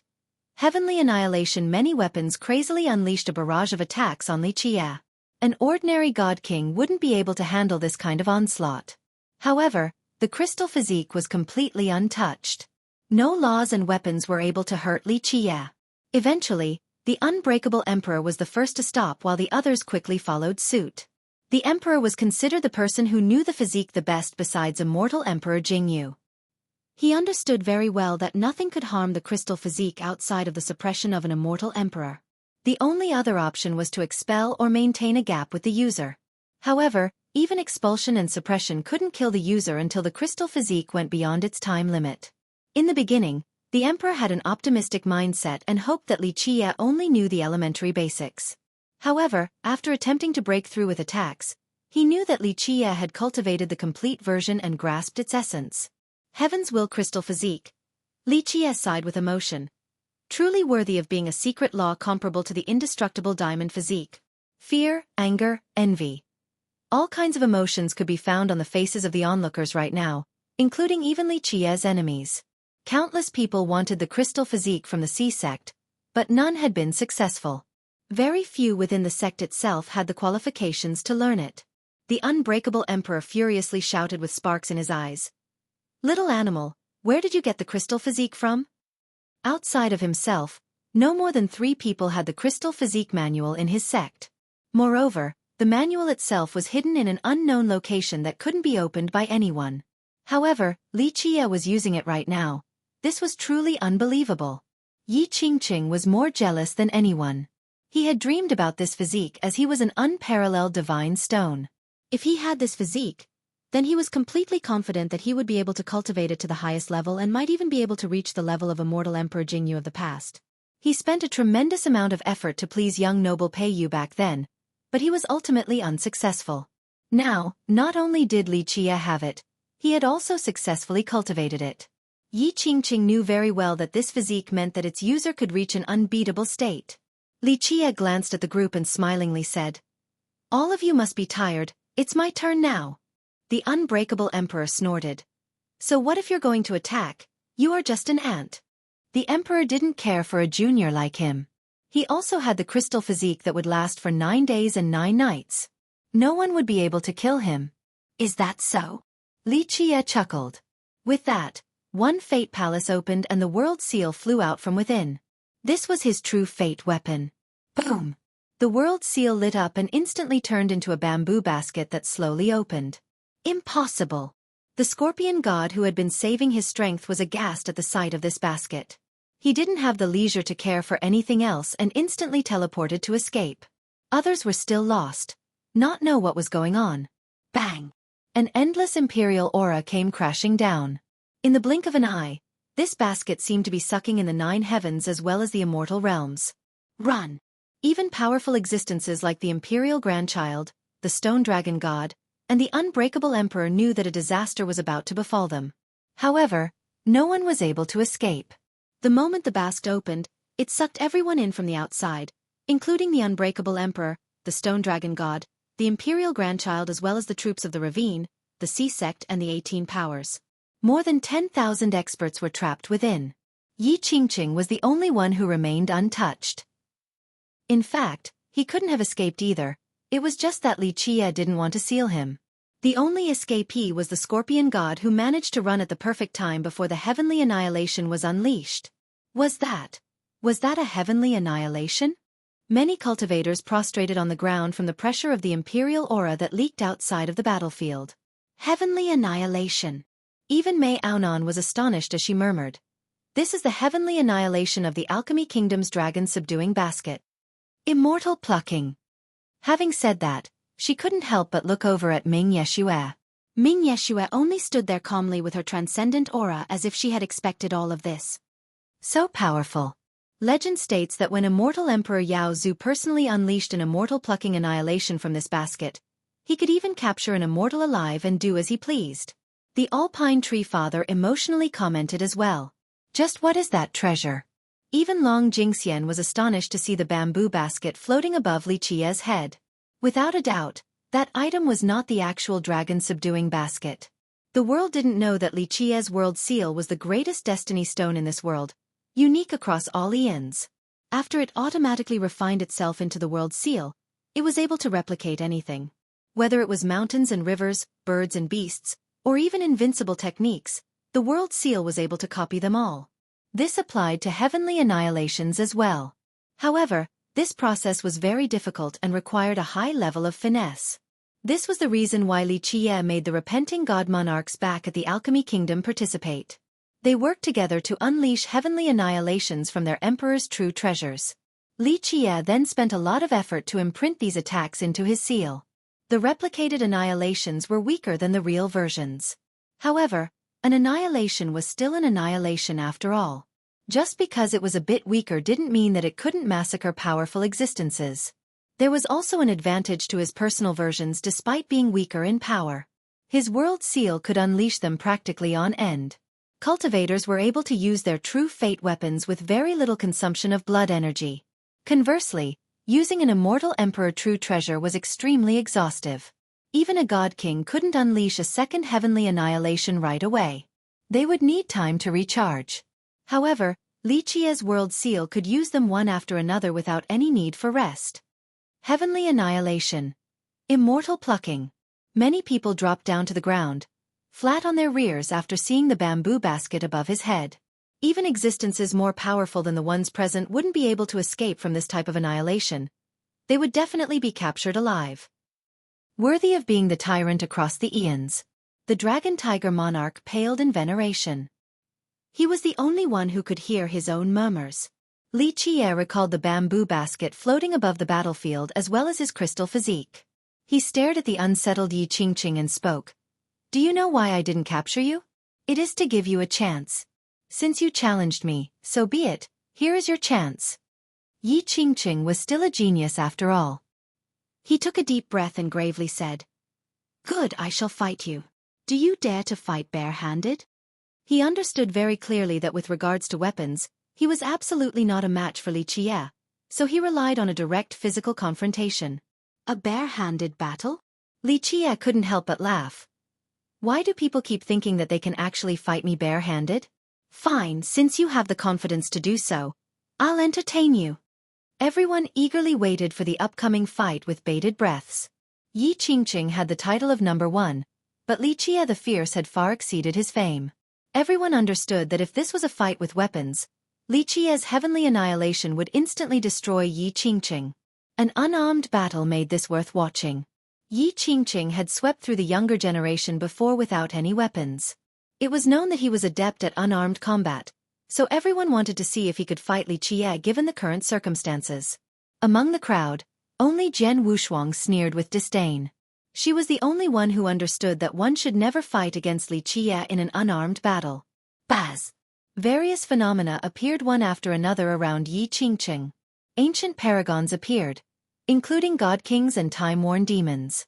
There were also images of suns rising to the sky while true dragons dove down into their marshes as myriad realms bloomed. He didn't hold anything back at this time. His life wheel appeared with his surging longevity blood. Moreover, his longevity blood was being burnt. A god monarch's aura erupted from his entire body as if he had climbed up to this level. So frightening. The blessings of the wise sages and the burning of his longevity blood are allowing him to exert the power of a god monarch. Many people were startled to see his current level. He was the ultimate gem blessed for generations by the paragons of the Stony Edge Kingdom. Even immortal Emperor Shifeng had blessed him before. Moreover, he accepted the blood energy from its citizens for ages. This gave him the best conditions that no other could even dream of. Burning one's own longevity blood was taboo to cultivators, but Yi Qingqing paid this no mind. In his eyes, Li Qiye was his most terrifying foe. If he didn't grasp this chance, there wouldn't be another. Boom! Yi Qingqing attacked. One palm accompanied by his majestic Grand Dao went straight for Li Qie. It seemed that there was an immortal emperor strengthening this palm strike. It didn't only have the early outlines of an emperor's attack, it also had the power of protection from saints. Saint Guard Emperor Palm. Yi Qingqing chanted an empowering mantra, allowing his palm to exude its greatest might. The world shook in submission. Not to mention heavenly kings, even virtuous paragons wouldn't necessarily be able to withstand this palm. The Grand Dao power continued to rise as if this palm was endless. The power of this attack would continue until the world moldered.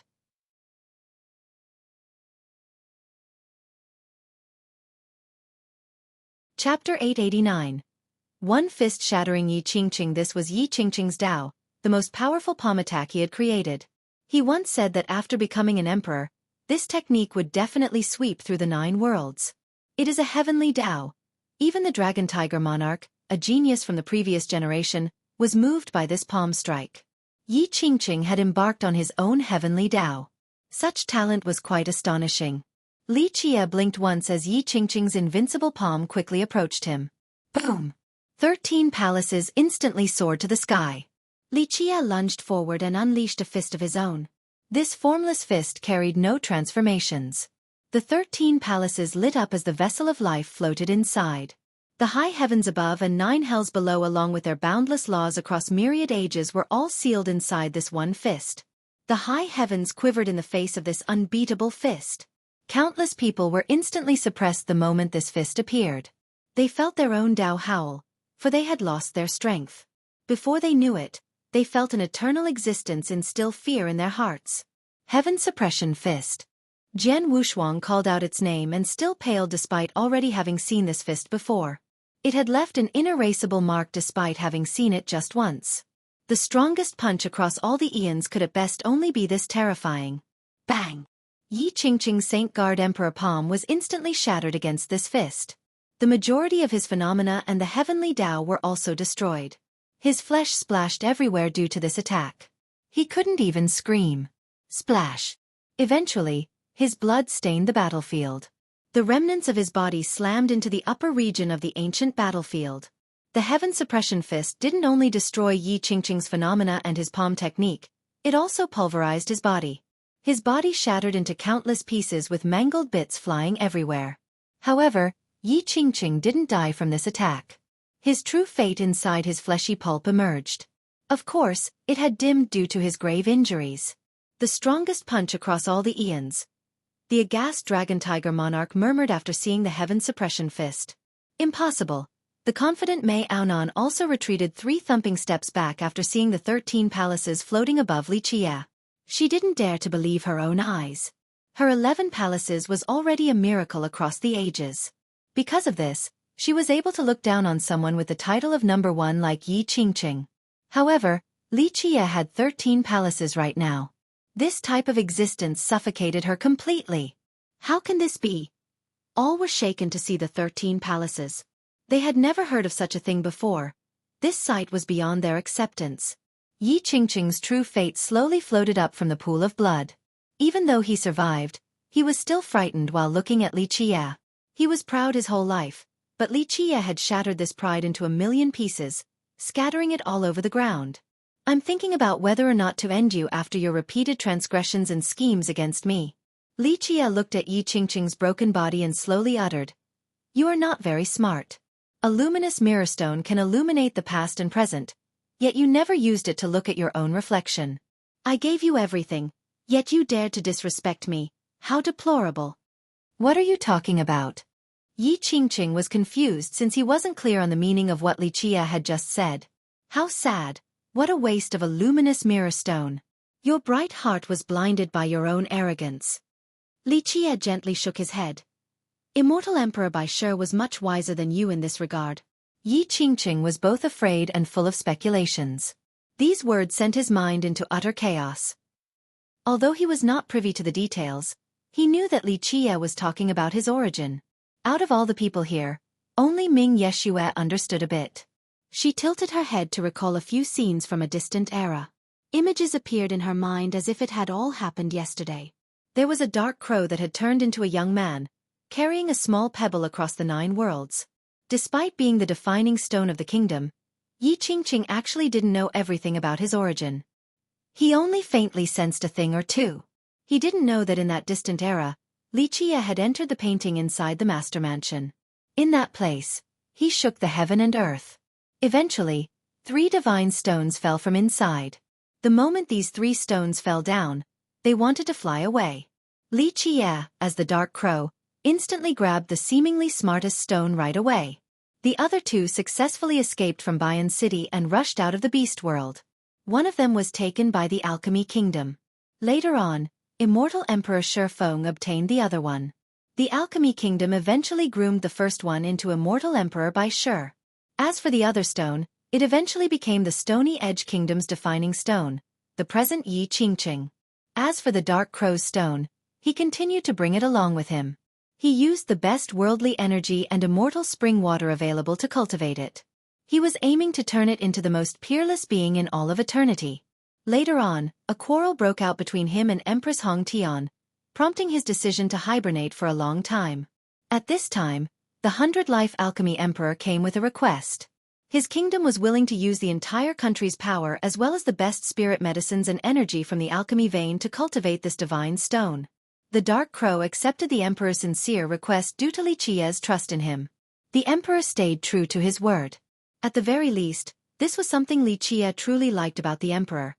He had never forgotten the promise of the past. You should know that as a luminous mirror stone, your origin isn't to let you become a powerful existence. The reason for your being is not to reach invincibility but to contribute to the beast world. Unfortunately, you never realized this. Li Qie stared at the startled Yi Qingqing and shook his head. He slowly walked closer towards Yi Qingqing and said, "Time for this to end. There is no turning back after one wrong step." Yi Qingqing was aghast. He retreated and screamed, "Senior, don't forget our deal." With that, a shadow descended from the sky, landing in front of Yi Qingqing to protect him. He emitted a terrifying aura that flooded the scene. Each strand of his energy brushed by the people present. Everyone gasped after seeing this person. This was a demon that couldn't be more decrepit. It had an ox's head and a human's body with 3 legs. What was even more frightening was that he emitted a thick aura of a god king. Each of his strands of energy was as vast as a waterfall, capable of collapsing the heavens. A god king. Even the tree father became serious as he stared intensely at this old man. So it is a remnant of the divine beast realm. Li Qie smirked after taking a glance at the monster-like old man. The old man was surprised to find Li Qie being able to recognize him. He let out an ominous laugh. Youths nowadays are quite unfathomable. After millions of years, someone still recognizes these old bones. Someone from the divine beast realm? Many people jolted in fear after hearing this. The divine beast realm had reigned over the stone medicine world for several generations. After its destruction, its disciples had never appeared in this world again. But now, an old man from this sect appeared out of nowhere, and he was a god king at that. How could people not gasp in astonishment? The knowledgeable dragon tiger monarch murmured. This was once an ancestor of the beast realm. It is already nice enough that a bunch of remnants like you get to hide in the divine valley where even birds don't want to shit. At the very least, no one is hunting you down.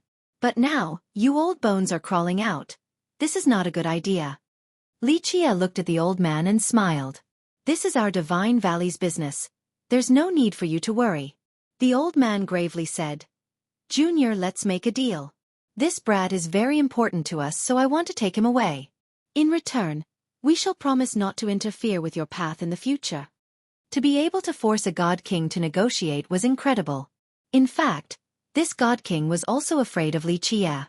Naturally, anyone would be wary of a heavenly annihilation. "You are mistaken," Li Qie said. "If you hellspawns wish to crawl out from the divine valley, then I will definitely slay you all. A mud Buddha crossing a river cannot protect even himself, let alone defend other people. Junior, don't push it. If I take action, you may not be able to hold me here. I will take this kid away." The old man lowered his tone. "Such a big ambition. Your beast realm actually still wants to seize the beast world again. Yi Qingqing can communicate with this place, so he does have some use for you.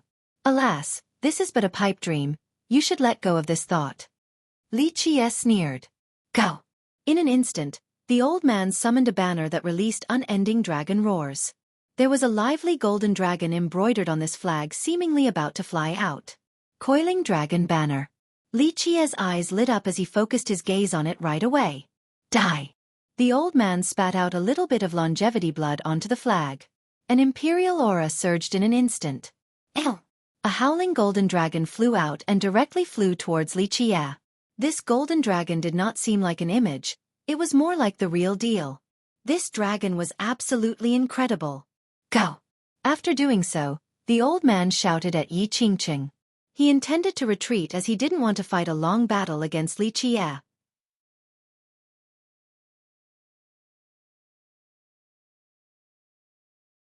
Chapter 890. Coiling Dragon Banner. The banner, in the form of a golden dragon, lunged straight at Li Qie. This seemingly living dragon was armed with an invincible imperial aura that was capable of tearing apart the heaven and earth. Seize it! Li Qie shouted and opened his bamboo basket. Then he aimed it at the golden dragon. The opening of the basket signaled the arrival of a heavenly power. Myriad existences prostrated before it. Even a stronger existence would be captured indefinitely. Heavenly annihilation. Immortal plucking. Li Qie unleashed another annihilation, causing many people to quiver. Some directly fell to the ground under its pressure. However, this golden dragon seemed to have its own life force. It was full of intelligence and spirit. The moment the basket opened, it seemed to know that danger was swiftly approaching. It roared and instantly broke through the void to escape. The old man who was making way for Yi Qingqing was shocked to see the dragon run. This was the weapon passed down by their ancestors, yet it ran away without hesitation. Yi Qingqing ran out of Bayan City, but the old man holding the rear still hadn't made it out. Rare! A beast roar resounded out of nowhere. Amidst all the action, this roar suppressed all living beings. It seemed to come from a prehistoric age, the cry of the king of beasts. The stone statue of the Bayan on top of the mansion suddenly came to life. Pop! With a huge blast, its 4 heavy feet came crashing down on the old man. This ox demon with 3 legs was a god king. The moment he saw the Bayan coming, he let out a shout to derive a supreme emperor law in an attempt to block this attack. However, the Bayan cried again. The gates of the master mansion opened and an endless energy flooded out. It was as if there were countless Bayan inside that were all awakening at once. The stone Bayan suddenly became the god of all Bayan and borrowed this vast energy to crush the old man beneath its claws. Even this god king with incredible emperor laws was exterminated after being trampled by the Bayan. All of his Tao were destroyed. No matter how this old man struggled in this short period of time, no matter what kind of unstoppable merit law he used to attack the beast, he was still ultimately torn into pieces by the Bayan. His bits of flesh spattered everywhere as he eventually died to its might. A god king that was alive and well just now was torn into pieces. This shocking scene scared the wits out of everyone present. Prior to this, they assumed that the Bayan on top of the master mansion was only a carved statue, a work of art. No one thought that it was a living creature. But now, this Bayan thoroughly slew a god king, causing many people to shiver in fear. This existence was too terrifying. Some broke out in cold sweat while others were secretly praising their own fortune for not messing with this statue earlier. Otherwise, they could have been torn into pieces by it as well. After making short work of this god king, the Bayan stared at everyone as a divine beast would. Its stone eyes actually lit up, causing many people to lose their minds. It currently resembled a supreme divine beast looking over its territory. Those who were hit by its glance didn't even dare to breathe out loud. Return! Li Qie shouted. The immortal rod was in his hand already. He was the one controlling this Bayan. After hearing his command, the Bayan jumped back to the roof of the master mansion and reverted into a statue. At the same time, the gates closed once more while the vast energy from before disappeared as well. After a long time, someone finally calmed down and murmured while looking at the master mansion's closed gates. Just what is inside? It was the endless energy from the master mansion that allowed the Bayan to kill a god king in an instant. This made people curious about the things inside the mansion. Just what was inside that could make the Bayan become so terrifying? However, when the doors were opened, no one dared to use the opportunity to rush inside. Even a god king was killed, so who would dare to act recklessly? Now, whenever people nervously stared at the Bayan statue, they felt that its eyes were still fixated on them like before. Li Qie put away the immortal rod. Long Jingxian was surprised to see him so calm with no intention of chasing Yi Qingqing. "Ey, come on," Yi Qingqing fled already. Li Qie smilingly said, "There's no need to rush. A monk can run but a temple can't escape.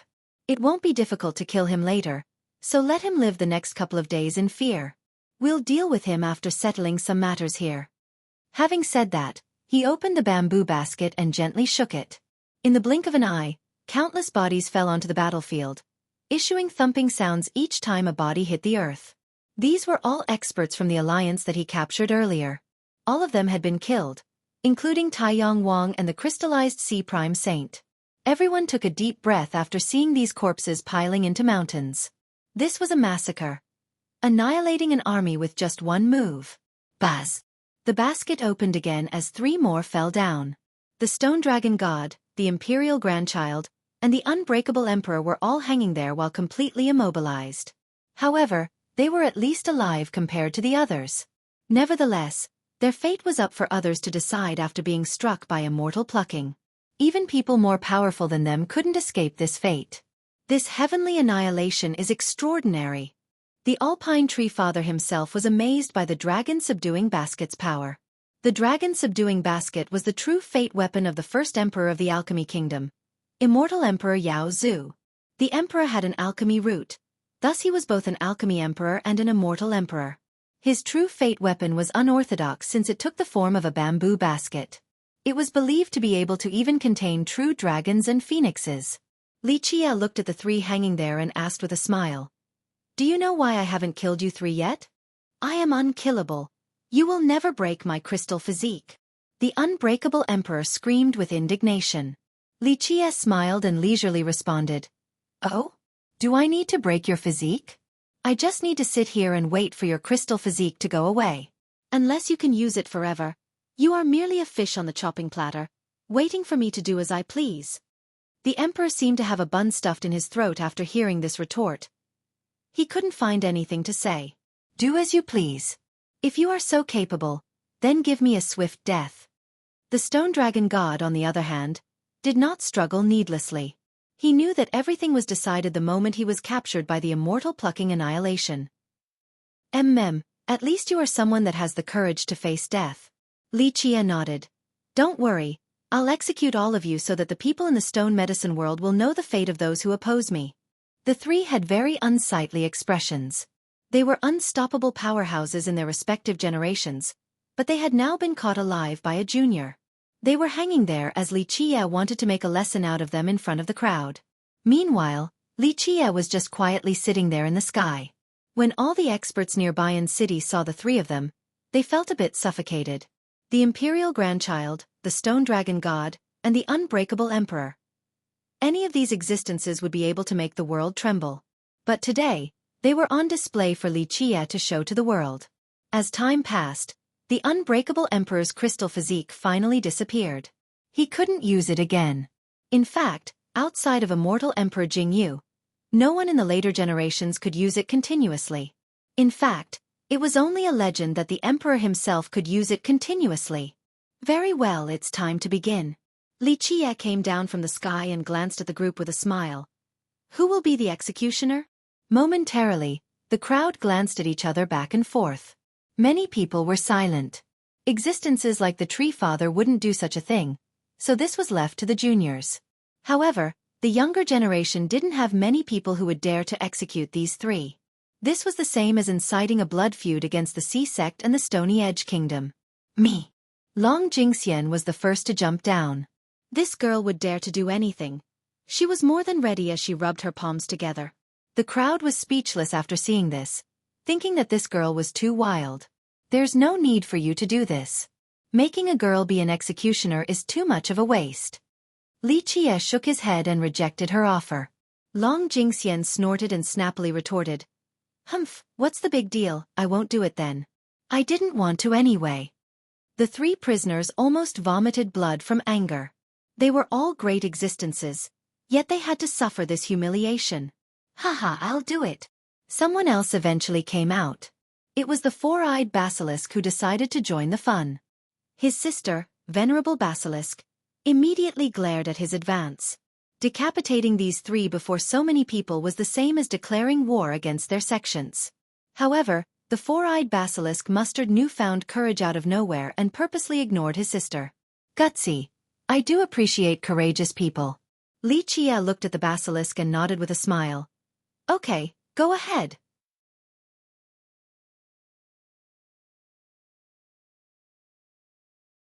Chapter 891. Decapitating God Kings. As death approached, the imperial grandchild's fear reached new heights and he had to shout. Li Qie, if you kill me, my Stony Edge Kingdom will never let this go. Although his lifespan was depleted, there would always be hope if he continued to live on instead of dying in this manner. The Stony Edge Kingdom? Li Qie looked at him and cheerfully smiled. I'm sorry, but I am planning on trampling your kingdom soon afterward. A bunch of old geezers cultivated such a worthless genius. A great piece of luminous mirrorstone was wasted by all of you. With that, he was too lazy to look at his prisoner and commanded the basilisk. Okay, commence the execution. The basilisk brought out 3 sets of guillotines from seemingly nowhere and slightly bowed towards the 3 before smiling. Grandpas, for every grievance, someone is responsible. For every debt, there is a debtor. Please don't turn into ghosts and haunt me after death. The 3 prisoners all had cold expressions. There was no chance of them escaping death today, so they only wanted for this to go faster to lessen the humiliation. The entire scene was silent at this point.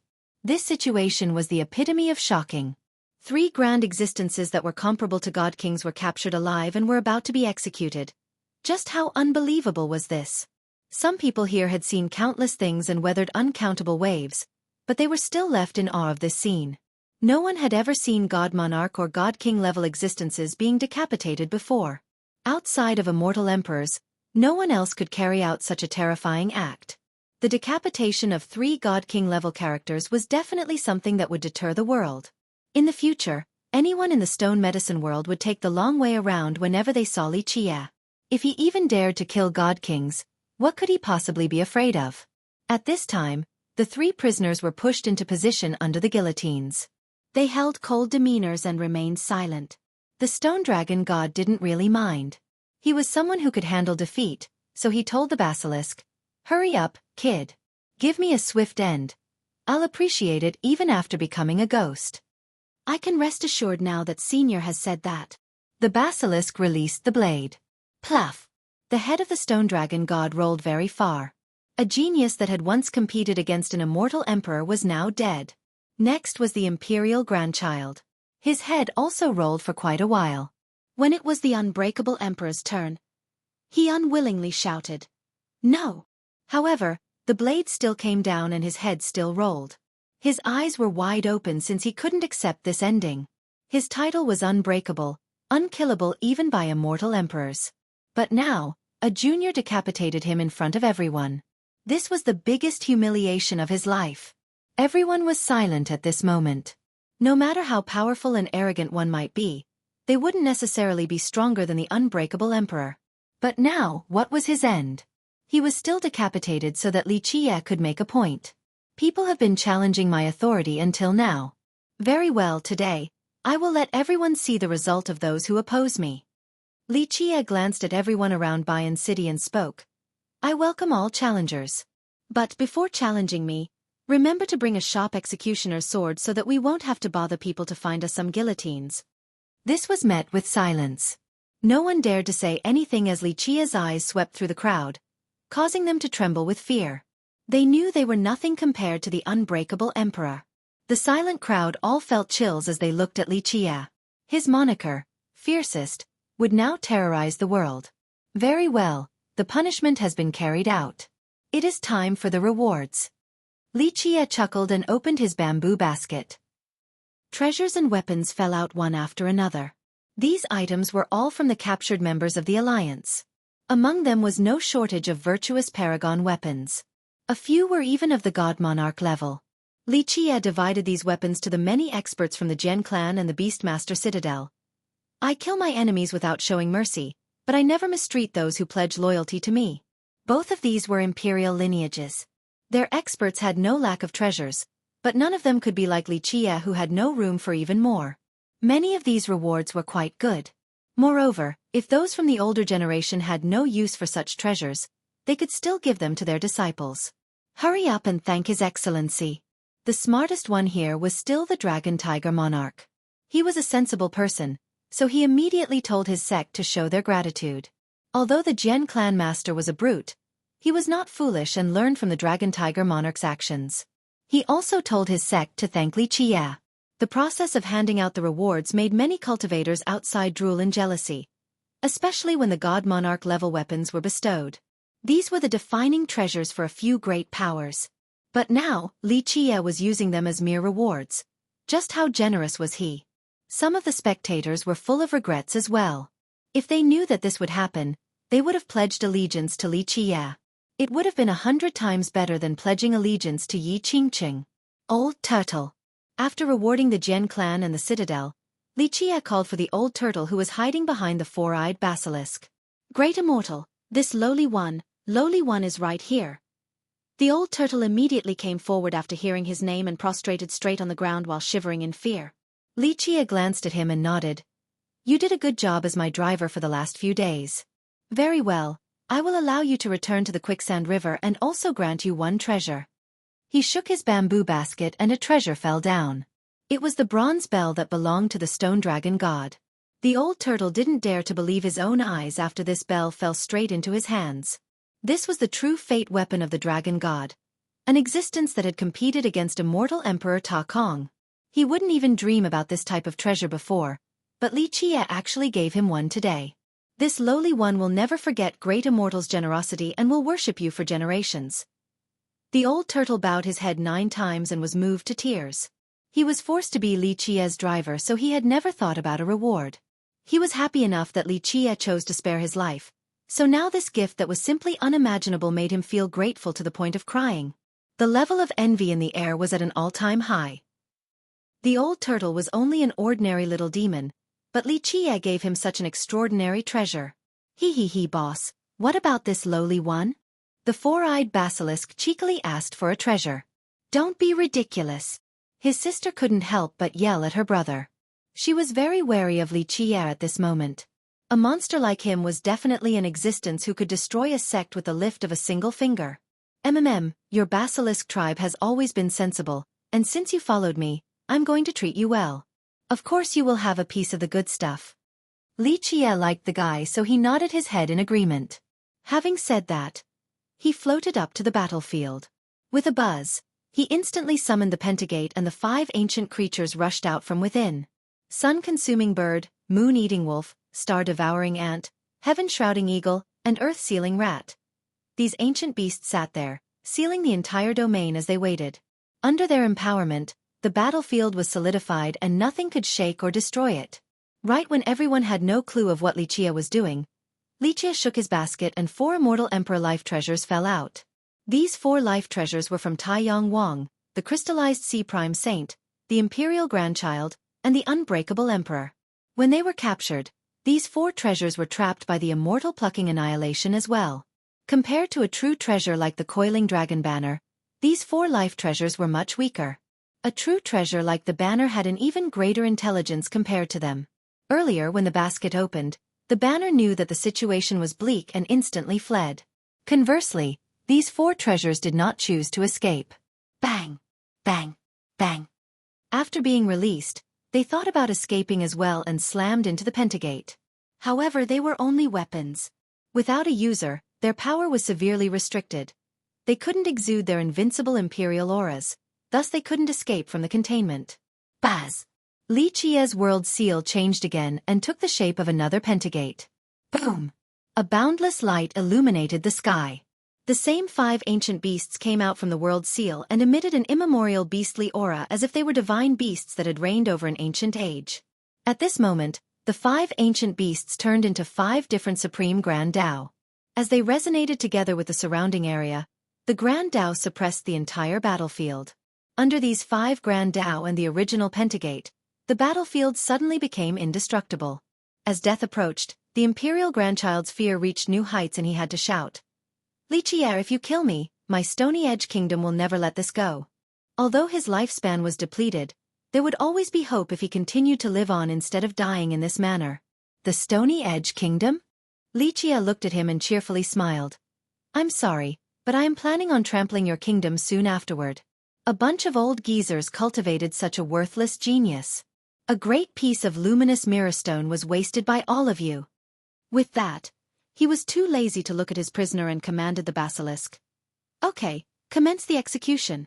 The basilisk brought out 3 sets of guillotines from seemingly nowhere and slightly bowed towards the 3 before smiling. Grandpas, for every grievance, someone is responsible. For every debt, there is a debtor. Please don't turn into ghosts and haunt me after death. These are what I imagine the guillotines look like. The 3 in this picture are from Justice Bao. Yes, the judge's name is Bao. The dog one is for commoners, the tiger one is for officials, and the dragon one is for royalty.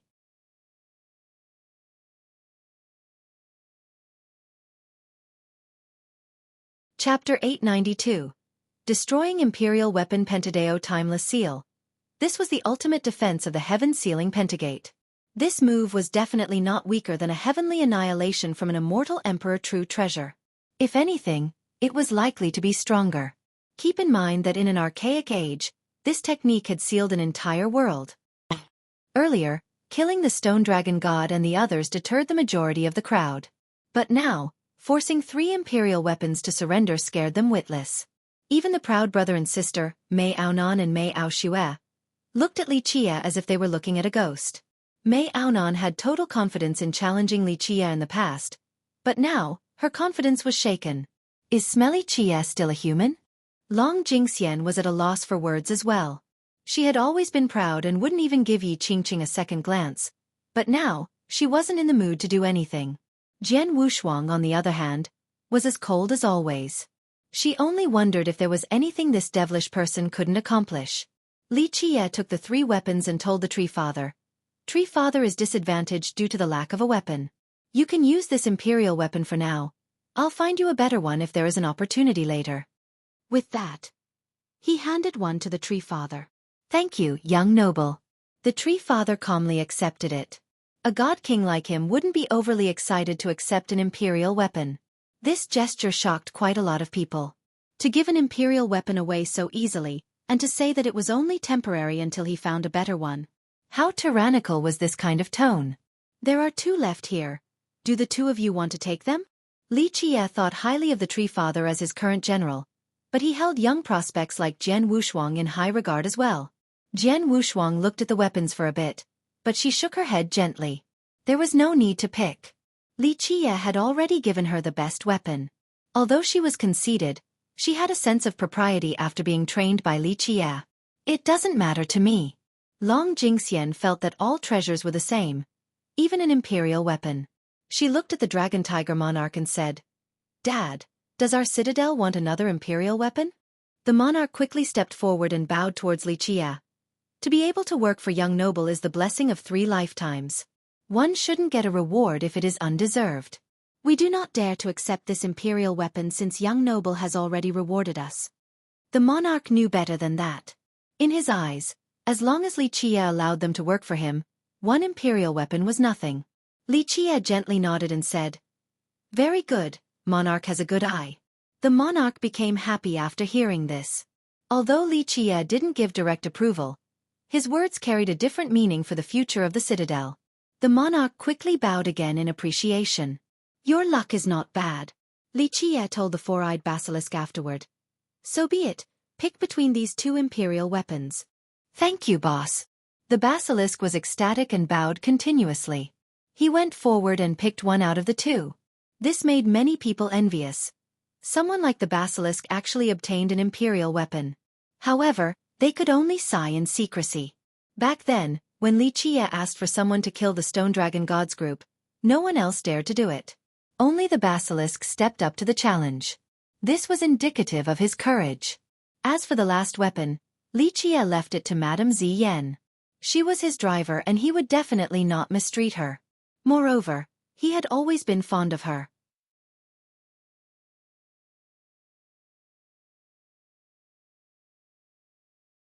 Chapter 893. Attacking the Stony Edge Kingdom, those deserving have received their rewards. Now it is time to settle some scores. Li Qia's eyes narrowed as he gazed towards the horizon. Young noble, if you need our Beastmaster Citadel, just say the word. We will prove our loyalty through all arduous trials. The Dragon Tiger Monarch immediately prostrated on the ground after hearing Li Qia.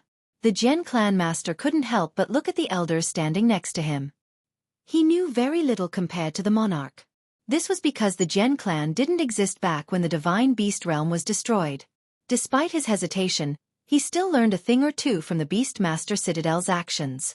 When Old Eight gave the signal with a gentle nod, he also stepped forward and prostrated to say, "If young noble needs our Jian clan, we are also willing to pledge our allegiance."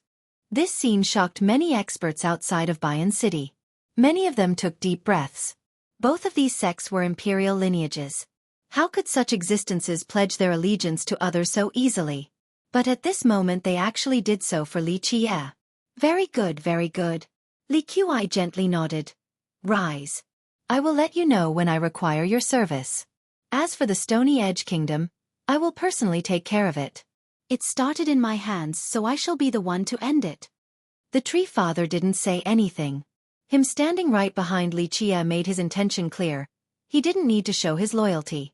The command would come when Li Qia needed his service. On the second day, Li Qia appeared in the sky of the Stone Realm. This time, he came with great fanfare. There was no longer any hiding. His 13 palaces soared in the sky. They suppressed the high heavens above and sealed immortals and devils below. A supreme grand Tao paved his path with blinding celestials and howling laws. His Tao was above all else. He was the sole ruler of this universe. Stony Edge, you have two choices. Hand over Yi Qingqing and disband the kingdom, or wait for me to come and annihilate all of you. Li Qia traveled alone through the Stone Realm, seemingly above the 9 heavens. At this time, his usual ordinary appearance could no longer be found. External features didn't matter. Even the most common-looking face under the radiance of 13 palaces would become supreme and gallant. Countless eyes in the stone medicine world were on his each and every action. Both legendary existences that could attack immortal emperors and overlords of the eras were quietly contemplating the palaces. Great geniuses had to bow their proud heads after seeing the radiant palaces. Numerous great powers were eclipsed by its light. Li Qia, don't push us too far. The howl of Yi Qingqing resounded from the kingdom as a response to his challenge. Yi Qingqing appeared in the sky over the kingdom while many ancestors emerged from its ancestral ground with stately auras. They were ready to fight against Li Qia. Even Yi Qingqing, who was known as number 1 and accompanied by his ancestors, was overshadowed by Li Qia's divine palaces. Li Qia's 13 palaces was unique across the eons. No one else can become immortal emperor but him. That's what I shall do. Those who block my path shall be killed without mercy. Those who scheme against me shall be killed without forgiveness. Those who conspire against my friends shall be slain without leniency. Li Qia was in high spirits. He was no longer calm like normal. Instead he ready to sweep through the 9 heavens in his murderous state. At this second, the existence that had massacred the 9 worlds in the past had awakened. A boundless murderous aura from this supreme overlord engulfed the entire world. The gods and devils screamed beneath his steps and grand Tao. A boundless black curtain rose behind him and blocked out myriad realms. A vast river of blood seemed to be pouring down behind this curtain with the corpses of millions. Very well, let us fight to the death then. An ancestor from the kingdom shouted in response in place of Yi Qingqing. Those who offend our kingdom will be killed without mercy. In just a moment, the two sides were heating up. The kingdom would not back down while Li Qia continued to move forward in the sky, intending to annihilate this nation. The majority of the inhabitants in this world were watching this scene. Most had nothing to say due to Li Qia's 13 palaces. An overlord buried underground murmured, the one and only person to have 13 palaces in history. Some older existences woke up as well, including the ancestors from the 3 behemoths. Their most powerful experts saw Li Qia traveling alone and all contemplated without making a single sound. A while later, one ancestor mumbled, "The world darkens when his eyes close and the world turns bright when he opens them." The tyrant behind the curtains throughout history. As the heavens itself was silenced, Li Qia entered the Stony Edge Kingdom and its ancestral ground. Sacred mountains were scattered about with rivers surrounding them. This land was full of worldly energy with incredible pavilions. A holy land. Because of this land, the Stony Edge Kingdom was able to erect an eternal foundation. Kill him. The kingdom was well prepared and commenced their ambush the moment Li Qie arrived. Countless experts that were waiting for this moment rushed forward from all directions. There were tens of thousands of disciples including heavenly sovereigns and kings. In an instant, Li Qie's 13 palaces blared and engulfed the sky. All Grand Dao were suppressed while the Yin-Yang Sea of Blood lifted a bloody tsunami of endless height. A golden sun and bloody moon were floating in the sky as a boundless blood energy empowered Li Qie's inner physiques to the extreme. Due to the suppression of the Dao, many of the experts taking part in the ambush fell down to the ground. The stronger ones had a better time while the weaker ones could only accept their fate.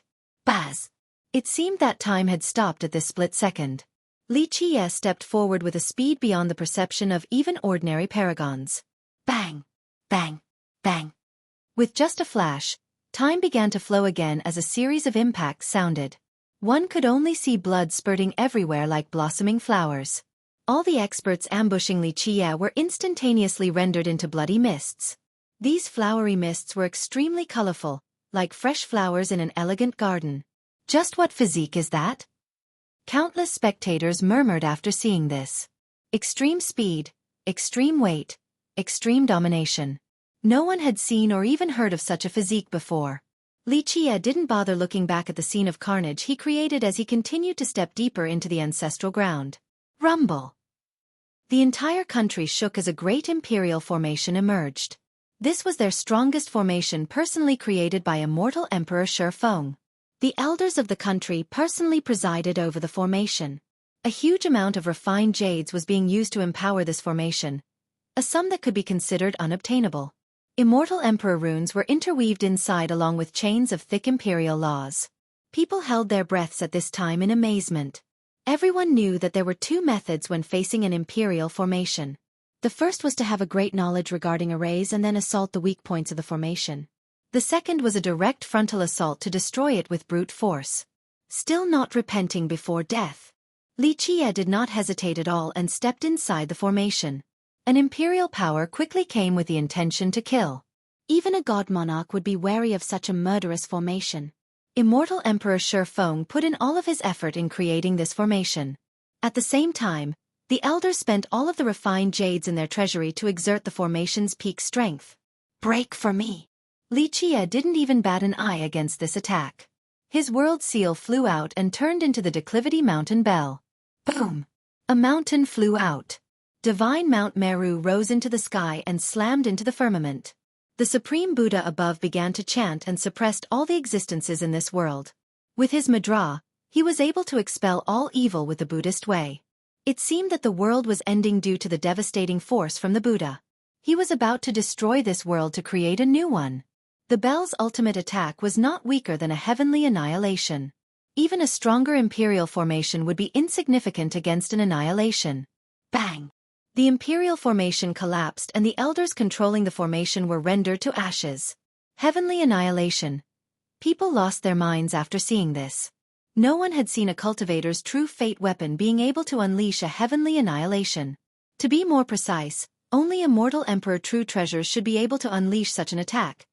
Not even immortal emperors could bypass this rule. Li Qie never slowed his pace when he destroyed the array. He quickly entered the deepest area of the ancestral ground. He didn't bother looking at the other disciples of the kingdom since his goal was Yi Qingqing. In a flash, he was below the divine peak that Yi Qingqing was guarding. Yi Qingqing also had other ancestors from the kingdom protecting him. Moreover, at the top of this peak was an ancient altar with 4 old men at each of the corners. They wore long robes and had mysterious looks. All of them had different forms. One had a bird's head with a human's body, another an ox's head and one more with a snake's head. Li Qie, you have gone too far. With a cold expression, Yi Qingqing shouted and glared at him. He could no longer remain calm when the enemy was knocking at his door. Too far. Li Qie glanced at him and smiled. Someone who schemes against others should experience total destruction. Very well, Li Qie. You are strong enough. Yi Qingqing coldly responded with blazing eyes. However, you ignored the accepting heavens and barged into the unwelcoming hell. Even if you were more capable, you still wouldn't be able to escape death today. Li Qie glanced at the 4 old men at the 4 corners and nonchalantly said, Is that so? Are you this confident because of a few losers from the divine beast realm? Li Qia's statement revealed, for the many spectators, that these 4 old men were the remnants of the divine beast realm. Those deserving have received their rewards. Now it is time to settle some scores. Li Qia's eyes narrowed as he gazed towards the horizon. Young noble, if you need our Beastmaster citadel, just say the word. We will prove our loyalty through all arduous trials. The Dragon Tiger monarch immediately prostrated on the ground after hearing Li Qia. The Jian clan master couldn't help but look at the elders standing next to him. He knew very little compared to the monarch. This was because the Jian clan didn't exist back when the divine beast realm was destroyed. Despite his hesitation, he still learned a thing or two. When Old Eight gave the signal with a gentle nod, he also stepped forward and prostrated to say, "If young noble needs our Jian clan, we are also willing to pledge our allegiance." This scene shocked many experts outside of Bayan City. Many of them took deep breaths. Both of these sects were imperial lineages. How could such existences pledge their allegiance to others so easily? But they actually did so for Li Qia at this moment. Very good, very good. Li Qi gently nodded. Rise. I will let you know when I require your service. As for the Stony Edge Kingdom, I will personally take care of it. It started in my hands, so I shall be the one to end it.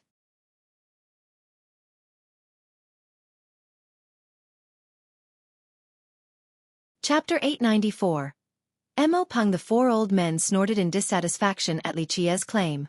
Li Qia glanced over at Yi Qingqing and said, "Okay, just use all of your abilities before you die so that you won't pass on with regrets." Being held in disdain like this caused Yi Qingqing's expression to become quite sour. Until now, he had always been the one to look down on others, not vice versa. He was the #1 genius.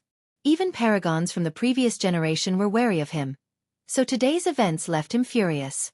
This disdainful attitude was something he would never allow. Li, it is not too late to change your mind. I will give you one last chance to scram from my kingdom and we can pretend as if nothing had happened. Otherwise, this place will be your grave. Yi Qingqing gritted his teeth and warned Li Qia. The crowd was eagerly waiting for a response as well. Everyone knew just how heaven-defying Li Qia was. However, Yi Qingqing was once #1 and the Stony Edge Kingdom is an imperial lineage. They all wanted to see what brilliant means the kingdom still had up its sleeves. Is that so? Li Qia smiled. Go ahead and do what you want. I am waiting. Begin. Yi Qingqing bit his teeth with a heavy expression. He finally made a choice and stomped on the ground. Boom! His body seemed to be merging with the earth. Runes appeared all around his body. They were blessed by virtuous paragons, god monarchs, and even an immortal emperor. These Dao runes then quickly rushed into the ground. Buzz!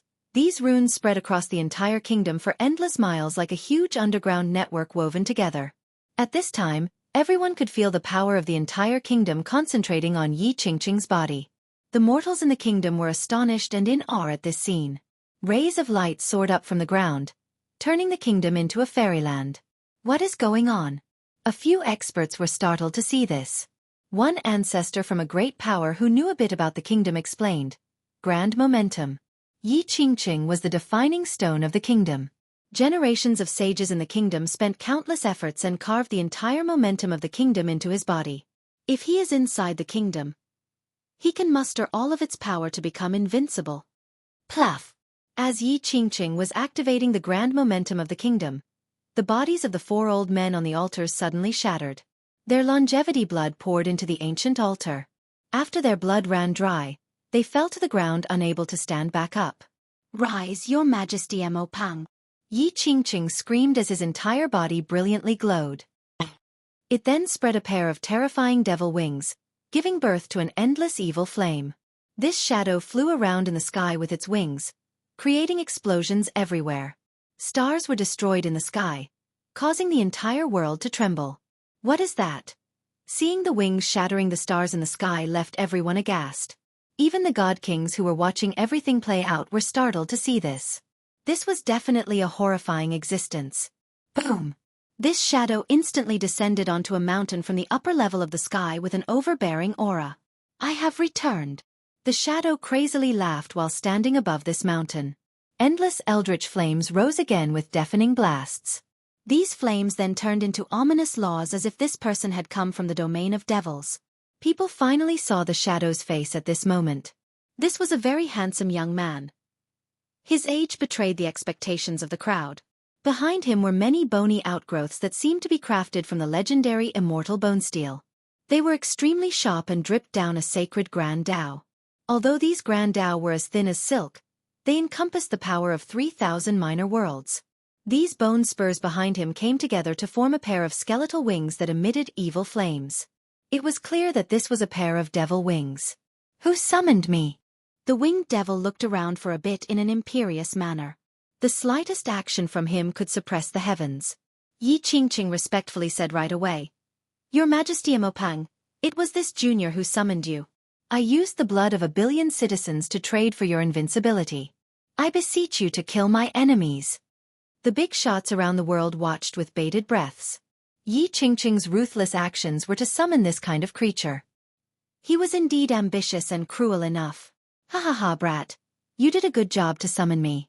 Even if an immortal emperor comes, I can still assail them for you. The winged creature guffawed. Even though it uttered such arrogant words, many people maintained their silence. Even god kings had serious expressions right now. They didn't dare to look down on this thing.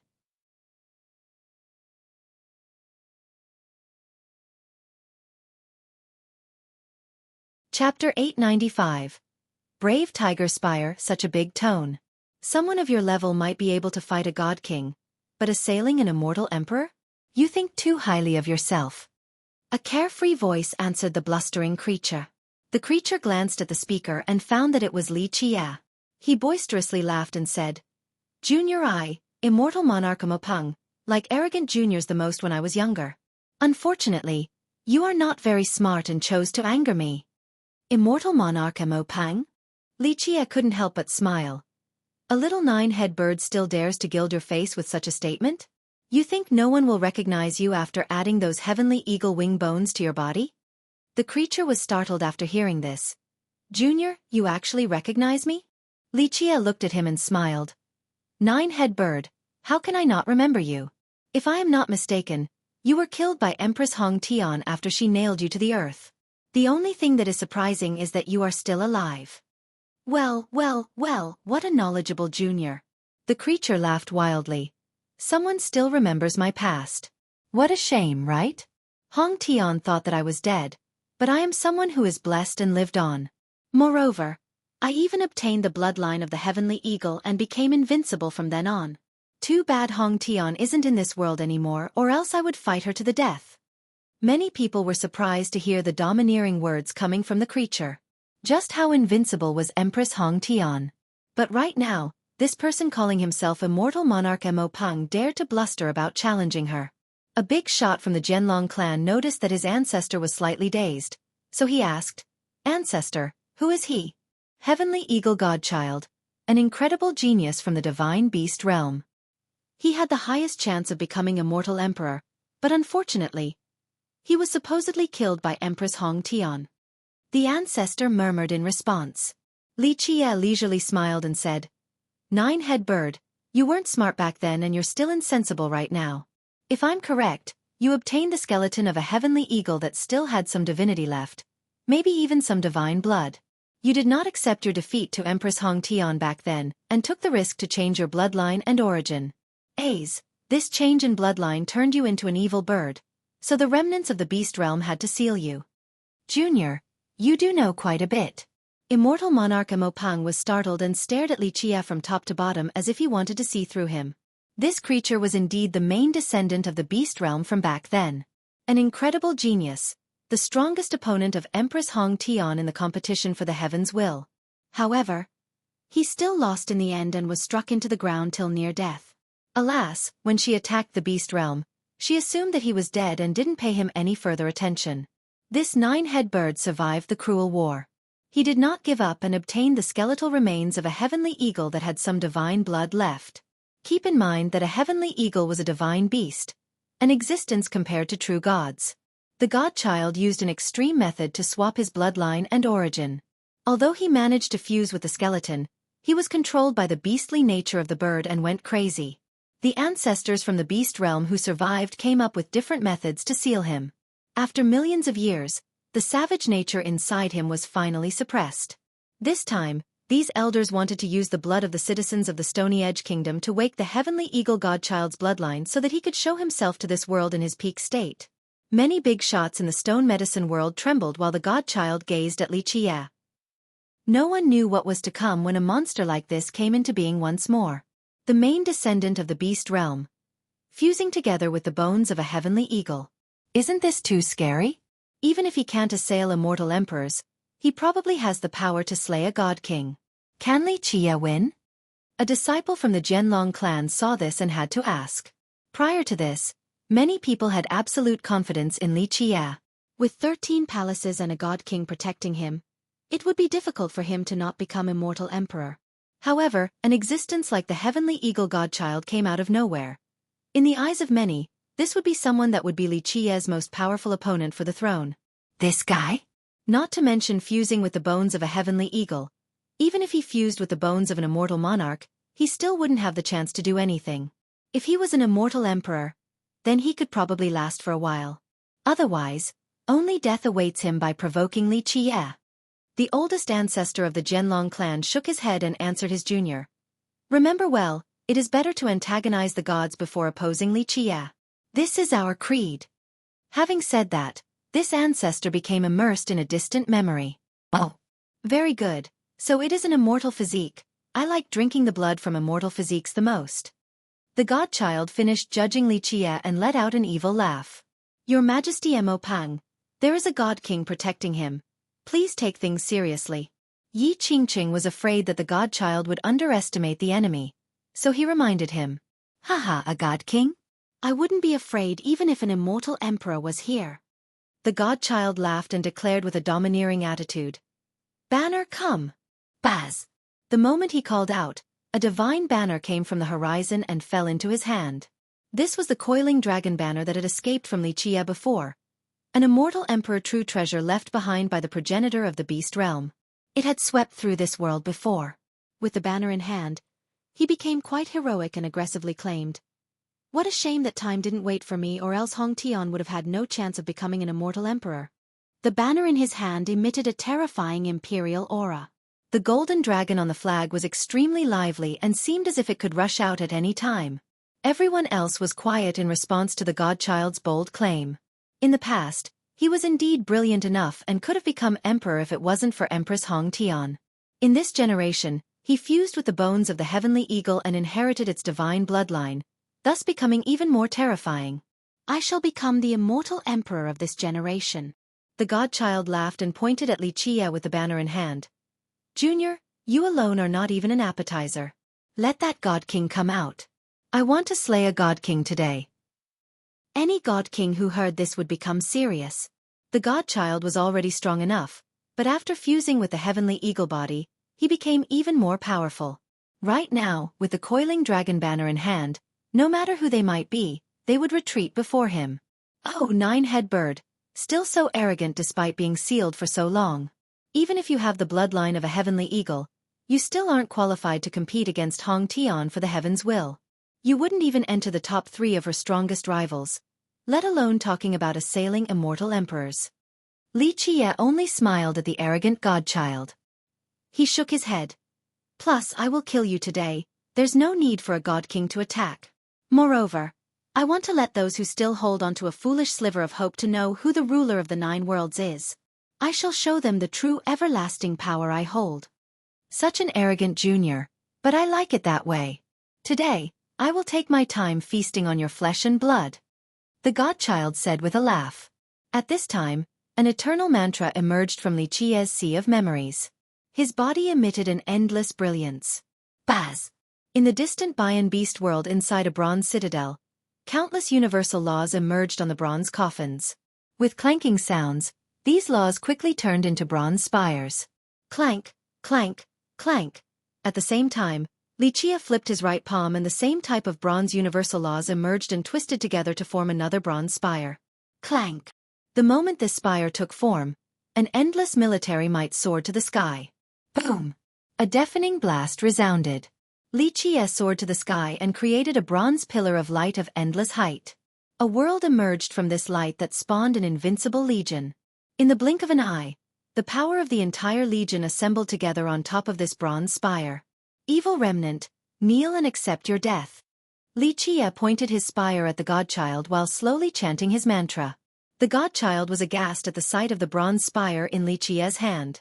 He took several steps backward and stared at Li Qie in astonishment. Brave tiger's temporal spire. You are that person. It is too late. Li Qie resembled a true god at this second. Countless bronze-colored laws poured down from the sky like waterfalls. He was the ruler of the entire stone medicine world. Each of his steps created a new world. Each of his steps created a true god. The sovereign of the 9 worlds had arrived. The spire in his hand was the calling of an unstoppable legion. He stood alone in the sky at this moment, but there seemed to be millions of bronze soldiers behind him. This legion alone could sweep through the Jade Palace in the firmament. The godchild was terrified. He turned around to flee from this place at an unmatched speed because he knew just how terrifying this existence and the invincible legion behind him was. His divine beast realm was destroyed by this legion back then. One god king after another were massacred. Slay! As the godchild was fleeing, Li Qie let out a loud cry. The moment the word slayed came out, the entire legion behind him roared in unison. Eternal Bronze Legion. Our brave soldiers shall slay the immortals. With that, the endless martial aura swept through the entire stone medicine world like a world-ending tsunami. Such a big tone. Someone of your level might be able to fight a god king, but assailing an immortal emperor? You think too highly of yourself.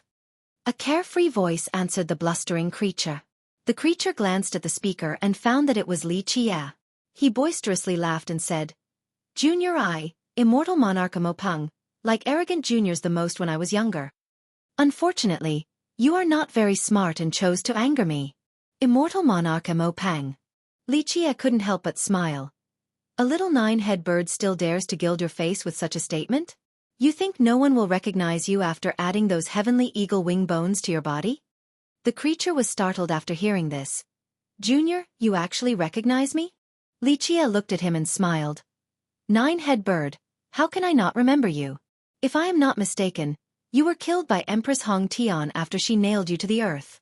The only thing that is surprising is that you are still alive. Well, what a knowledgeable junior. The creature laughed wildly. Someone still remembers my past. What a shame, right? Hong Tian thought that I was dead, but I am someone who is blessed and lived on. Moreover, I even obtained the bloodline of the heavenly eagle and became invincible from then on. Too bad Hong Tian isn't in this world anymore, or else I would fight her to the death.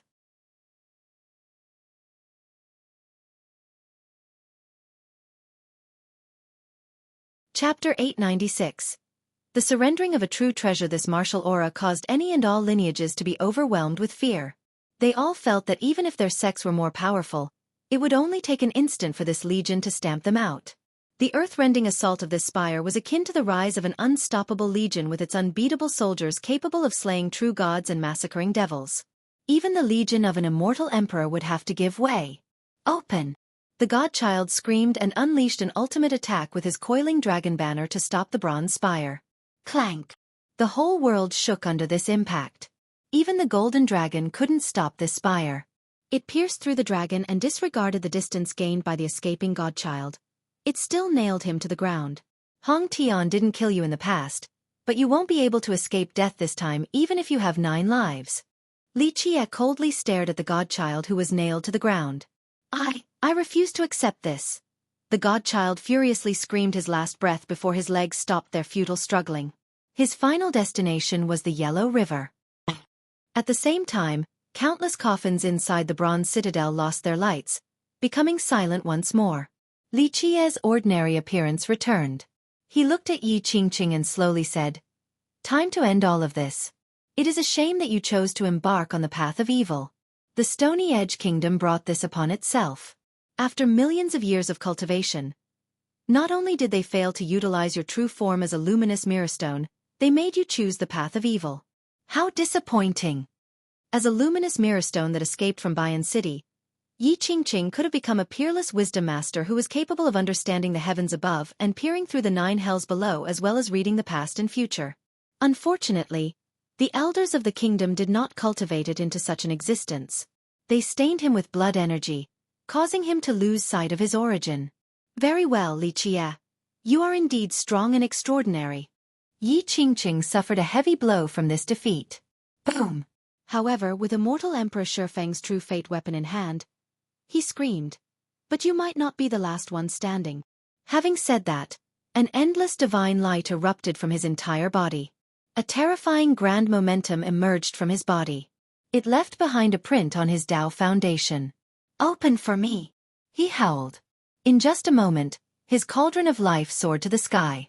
The grand momentum imprinted itself on top of his Tao foundation and entered the cauldron. No, all the ancestors from the Stony Edge Kingdom were terrified and screamed. However, it was all too late. The disciples who had been lucky enough to survive so far started to simultaneously scream, including even the ancestors. Pop, pop, pop. Both ancestors and the common disciples were all turned into bloody mists. Their longevity blood was quickly swallowed by Yi Qingqing's cauldron of life. This cauldron resembled a horrifying black hole that gobbled up the longevity blood of nearly 10,000 disciples of the sects in the area. These were the disciples, protectors, elders, and even ancestors who survived. However, all were annihilated at this moment, with their longevity blood being consumed by Yi Qingqing. Rumble! Yi Qingqing needed far more than just this. His cauldron frantically swallowed all the worldly energies under the great veins below the kingdom. These energies were sucked into the cauldron like a flood. Zzz. In just a short period of time, this ancestral ground that was once a sacred location suddenly withered, with cracks forming everywhere. It turned into a land of the dead in an instant. For millions of years, the wise sages and even immortal Emperor Shifeng from the kingdom imprinted each mountain and river of the kingdom into Yi Qingqing's body. They used all of the kingdom's grand momentum to cultivate him.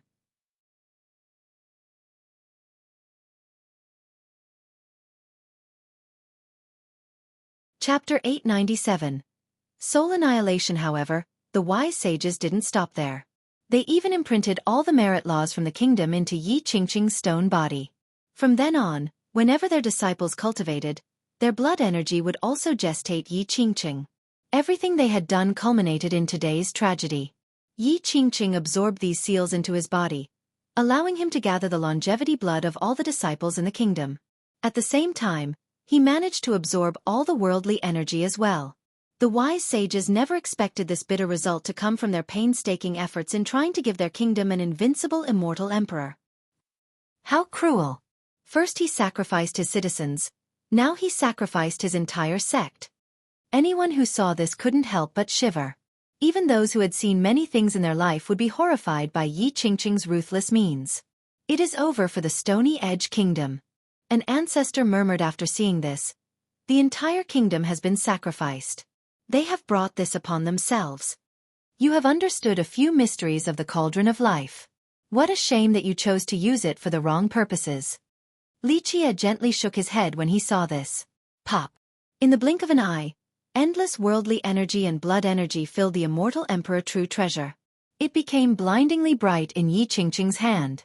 The true weapon seemed to have opened as a boundless expanse of light soared to the sky.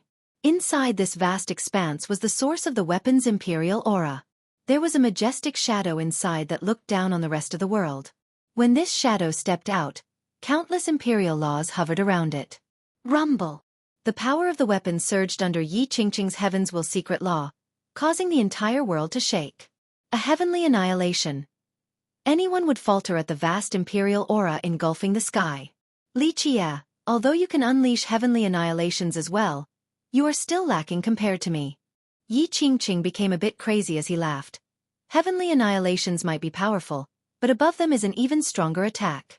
Today, I will let you see this attack that stands above heavenly annihilations.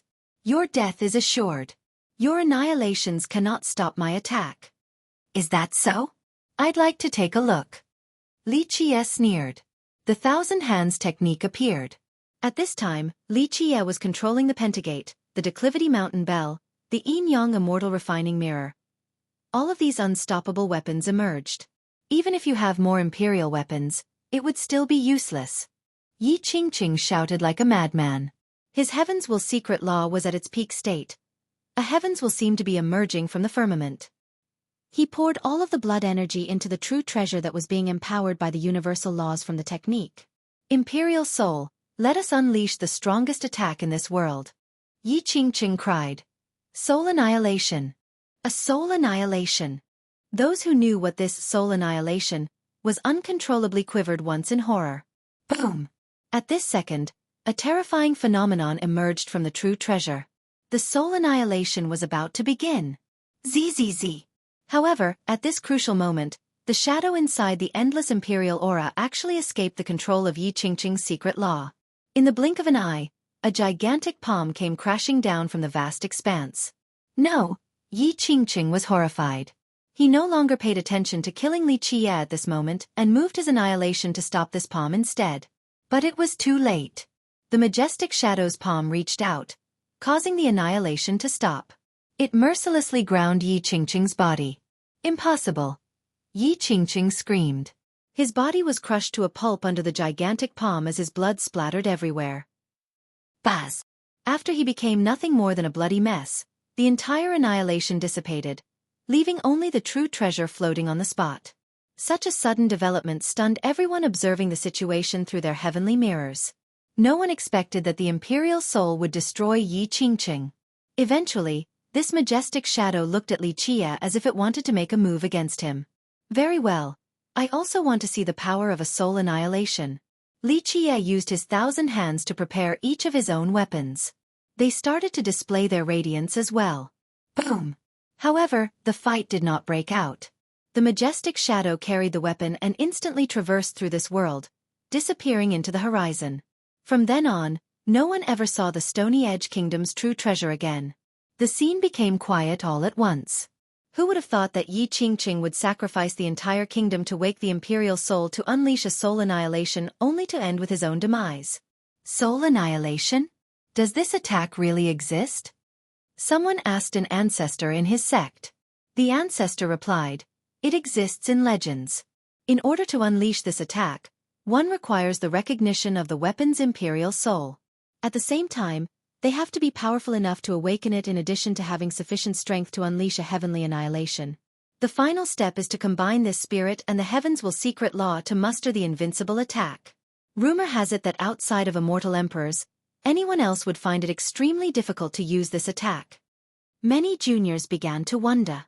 A heavenly annihilation was frightening enough, so just how powerful would a soul annihilation be? There was no life left in this desolate land. Li Qie went to the kingdom, but he wasn't the sole reason for its destruction. Its fate was sealed by Yi Qingqing. Go, find the secret treasury of the kingdom for me. Li Qie quietly issued a command as he opened his fate palace. The soldier tree flew out from the palace and quickly went underground. With a series of explosions, the tree threw a gigantic mountain out from the ground. This huge mountain was buried beneath the earth and was now dragged out. Recall.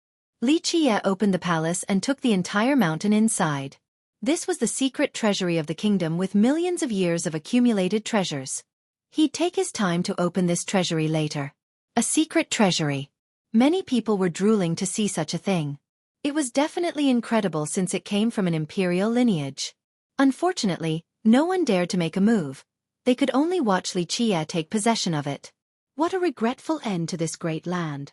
Li Qie glanced at the distance and gently shook his head before declaring with a voice that echoed to the 9 layers of the sky. Heavenhoof Ravine, I will give you 3 days. Surrender or oppose me to the end and wait for me to trample your ancestral ground.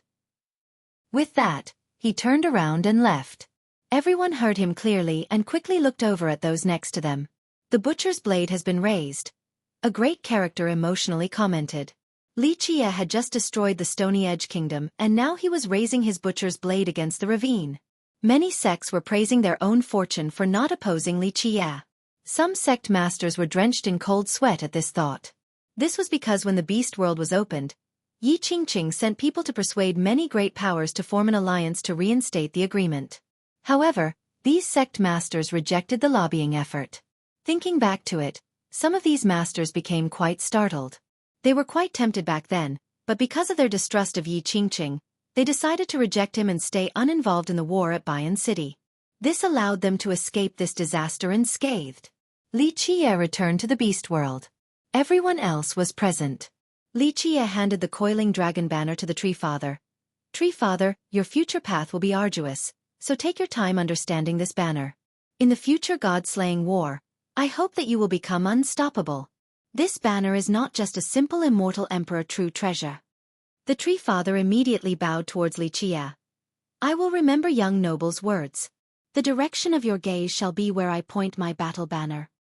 Very good, keep working hard. Li Qie nodded approvingly. His eyes then fell on Mei Xueqi, the Dragon Tiger Monarch, and the Jian clan master. Li Qie spoke to Mei Xueqi. Your ancestor asked the 100-life alchemy emperor to tell me that your clan wishes to work for me. Very well. Go back and tell your ancestors to destroy the crystallized sea sect for me. Mei Xueqi didn't say anything. He slightly bowed and immediately left. Your Beastmaster Citadel will go with the Jian clan and the Jianlong clan to destroy the sea sect. Li Qie commanded the monarch and the Jian clan master. The two happily bowed. Right when the monarch was about to leave, Li Qie called for him and said, Monarch, regardless of your initial intentions for leaving your daughter with me, she will stay behind. She has a natural immortal fate, so it would be unfortunate to leave her at your citadel. I will have a use for her in the future. Out of consideration for how much trouble your citadel went through to groom a disciple with an immortal fate, you may bring your blood oath to me next time. I shall make an exception and forgive your citadel. Thank you, young noble. The monarch was ecstatic after hearing this. This was the best news their citadel could receive. Humph, I'm not selling myself to you. Long Jingxian was very unhappy after the monarch left. Li Qie looked at her and smiled. Little girl, staying at the citadel is a waste of your great talents. I will need you for many important things in the future. You and Wu Shuang are my trusted generals, so I will need the both of you to slay immortals and gods later on. Are there really immortals? The unhappy Long Jingxian began to beam with high spirits right after hearing this. Li Qie only smiled and did not answer the question.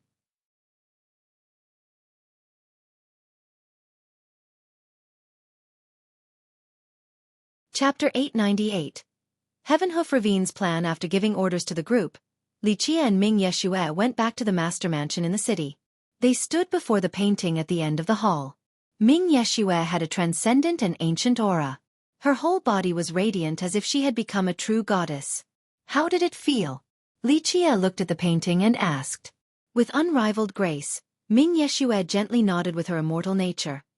I was the heavenly Tao in accordance with nature. Before I knew it, I became the ruler of a grand world, but unfortunately, it didn't stay that way. Ming Yeshue managed to break through and could directly reach the origin. However, Yi Qingqing's sudden mobilization of the city's power stopped her enlightenment. Li Qie smiled and said, Very good, even immortal Emperor Bai Shi couldn't do so back then. You will definitely become the supreme ruler of the beast world. Ming Yeshue slightly tilted her head and asked, You cultivated me for millions of years. Was it for you or for me? Li Qie smiled in response to this inquiry. What do you think? I won't deny it if you think that I was being selfish and it was all for myself. However, would you rather be a stone for all of eternity, or would you rather become a supreme ruler? Ming Yeshue contemplated this issue. She became privy to more information after going inside. This is fate. I only expedited the process. Li Qie smiled. In the end, whichever path you take is still up to you. Nothing is more important than being true to your heart. This is as true for you as for any other cultivator. For example, why did your immortal Emperor Bai Shi fail? It is because this was not his true goal. But you can be successful because this is your aspiration. To tread cautiously for eternal moons, to calculate across the ages, don't you think you are burdened with responsibilities? Ming Yeshue sighed and recalled the past when he brought her around the 9 worlds to strengthen her. The world would never be able to imagine the experiences they had gone through. This is my true desire and my fate as well as my final destination. Li Qie chuckled. Those below the high heavens. How many have actually been able to jump out of this restraint? How many will be able to surpass it? He gently stroked her hair and said, You were born here, so you should stay at this place. It has been a very long time and the beast world needs a master. This is not a desolate land. It is a great world with many mysterious locations. In the future, you will lead the beast world to a brighter era. The path of the heavens is not the only way. In the future, you will come to learn that this world is much bigger than you can imagine. At the apex, there will be a scenery unavailable to the rest of the world. At that point, you will naturally understand that invincibility is not the end but merely the beginning. Li Qie spoke with a rare tender voice. I understand. Ming Yexue nodded. She was resolute at this moment as she spoke. I will keep treading on until the very end. Go, leave the troubles outside to me. There's no need for you to worry about them. Remember this, follow your heart. The Grand Tao is as vast as your heart's expanse. It was rare to see the overbearing Li Qie so gentle. Ming Yexue nodded one more time while looking at the painting. She stepped towards it and turned around to softly speak. Young noble, thank you for always being my friend all this time. Without you, I wouldn't be here today. No, I should be thanking you for keeping me company for so long. Go. Li Qie smiled and nodded in response. Ming Yexue eventually stepped into the painting and instantly disappeared into the endless world within. After a long time, Li Qie finally looked away with a tinge of emotion in his heart. This was the feeling of seeing a daughter growing up and leaving. Li Qie noticed the many golems in the hall and insipidly said, After millions of years, I gave your beast world a future. It is up to all of you to assist her and see how far you can go together. Do not let me down. In a corner of the hall, the guard commander came and prostrated before Li Qie. Your Excellency, please don't worry. Miss Ming is our hope. If she succeeds, she will be our master. We will definitely do our best to support her in the future. Li Qie slowly exclaimed. Good, the road ahead is still very long. All of you need to have the determination to fight till the end. Yes, our beast world will enter a new era. We will definitely not waste your millions of years of effort. The guard commander solemnly promised. Li Qie gently nodded and eventually left the hall without turning back. In the Heavenhoof ravine, the atmosphere was heavy to the extreme. There was a huge debate going on in the ravine's main chamber because of the ravine master. Ravine Master Miao, who had resigned, came back. He convened this meeting with many ancestors and elders present. My personal opinion is that we should surrender. Ravine Master Miao stated his opinion. This was immediately met with the opposition of the elders. They would never accept such a thing. Surrendering was a great humiliation. They were a sect with 2 emperors. What kind of storms had they not weathered before? They still had living ancestors of the God King level, so surrendering was out of the question to them. Because of this, Ravine Master Miao's suggestion was met with great hostility. One of the ancestors even scolded. Is your head fried or something? Our ravine surrendering to a junior? Don't even think about it. Surrendering is the best way to save our ravine. As long as the verdant hills remain, there is no lack of firewood. Ravine Master Miao deepened his tone. Miao Chan said so as well. We just need to lay low this generation. As long as we stay alive, there is still a chance to emerge in the future. The father and daughter left the ravine. However, Ravine Master Miao still thought of himself as a disciple of the ravine, so when this disaster was looming over the sect, he still chose to run back from far away without Miao Chan. Miao Chan is young and inexperienced. Virtuous nephew's death was a big blow to her confidence. An ancestor shook his head. Our ravine has stood strong for millions of years. We will never surrender to a junior. The Stony Edge Kingdom also stood strong for millions of years, but it was still annihilated in the end. Ravine Master Miao spoke seriously. This is not the time to save face. Plus, surrendering is not a shameful thing at all. Li Qie is the only one to have 13 palaces in all of history. No one else will become immortal emperor besides him. Surrendering to the future emperor is not a shameful thing. Even an invincible god king like the Alpine Tree Father pledged allegiance to Li Qie, so it is no big deal that we surrender. As long as we can save the ravine, there is still hope and a future. If not, a calamity will befall us just because we wanted to save some face, this thing called prestige and dignity. What will be left if our ravine is destroyed? Ravine Master Miao let go of past grievances and came back to persuade the ancestors to save the ravine. He was running out of breath from his efforts. Li Qie is indeed extraordinary, but we should not belittle ourselves. Our true power is many times stronger than the Stony Edge Kingdom. They can't compare to us. A different ancestor shook his head. We have the protection of our emperors. No matter how strong he is or how many annihilations he throws out, we can do the same. The victor has yet to be determined. It is not that simple. Ravine Master Miao shook his head. Even an imperial lineage like the Beastmaster Citadel is willing to work for Li Qie. He is not as simple as we think. He might even be related to that legendary existence. Why can't we surrender when even the Citadel is willing to do so? We should sacrifice a bit and exchange it for great benefits and peace. This is not an outrageous thing to consider at all. The ravine was established after the destruction of the divine beast realm. They did not experience the hell that is the war of the past, so they naturally didn't understand just how terrifying the Legion was. They knew even less about an existence like the Dark Crow. The new ravine master sneered. What is this legendary existence? It is only a rumor. The Beastmaster Citadel simply values Li Qie, and believes that he will become the immortal emperor. Its monarch wants to marry his daughter to Li Qie, and hopes that she will become the imperial queen. He continued on, Brother Miao, your attitude towards Li Qie is very suspicious.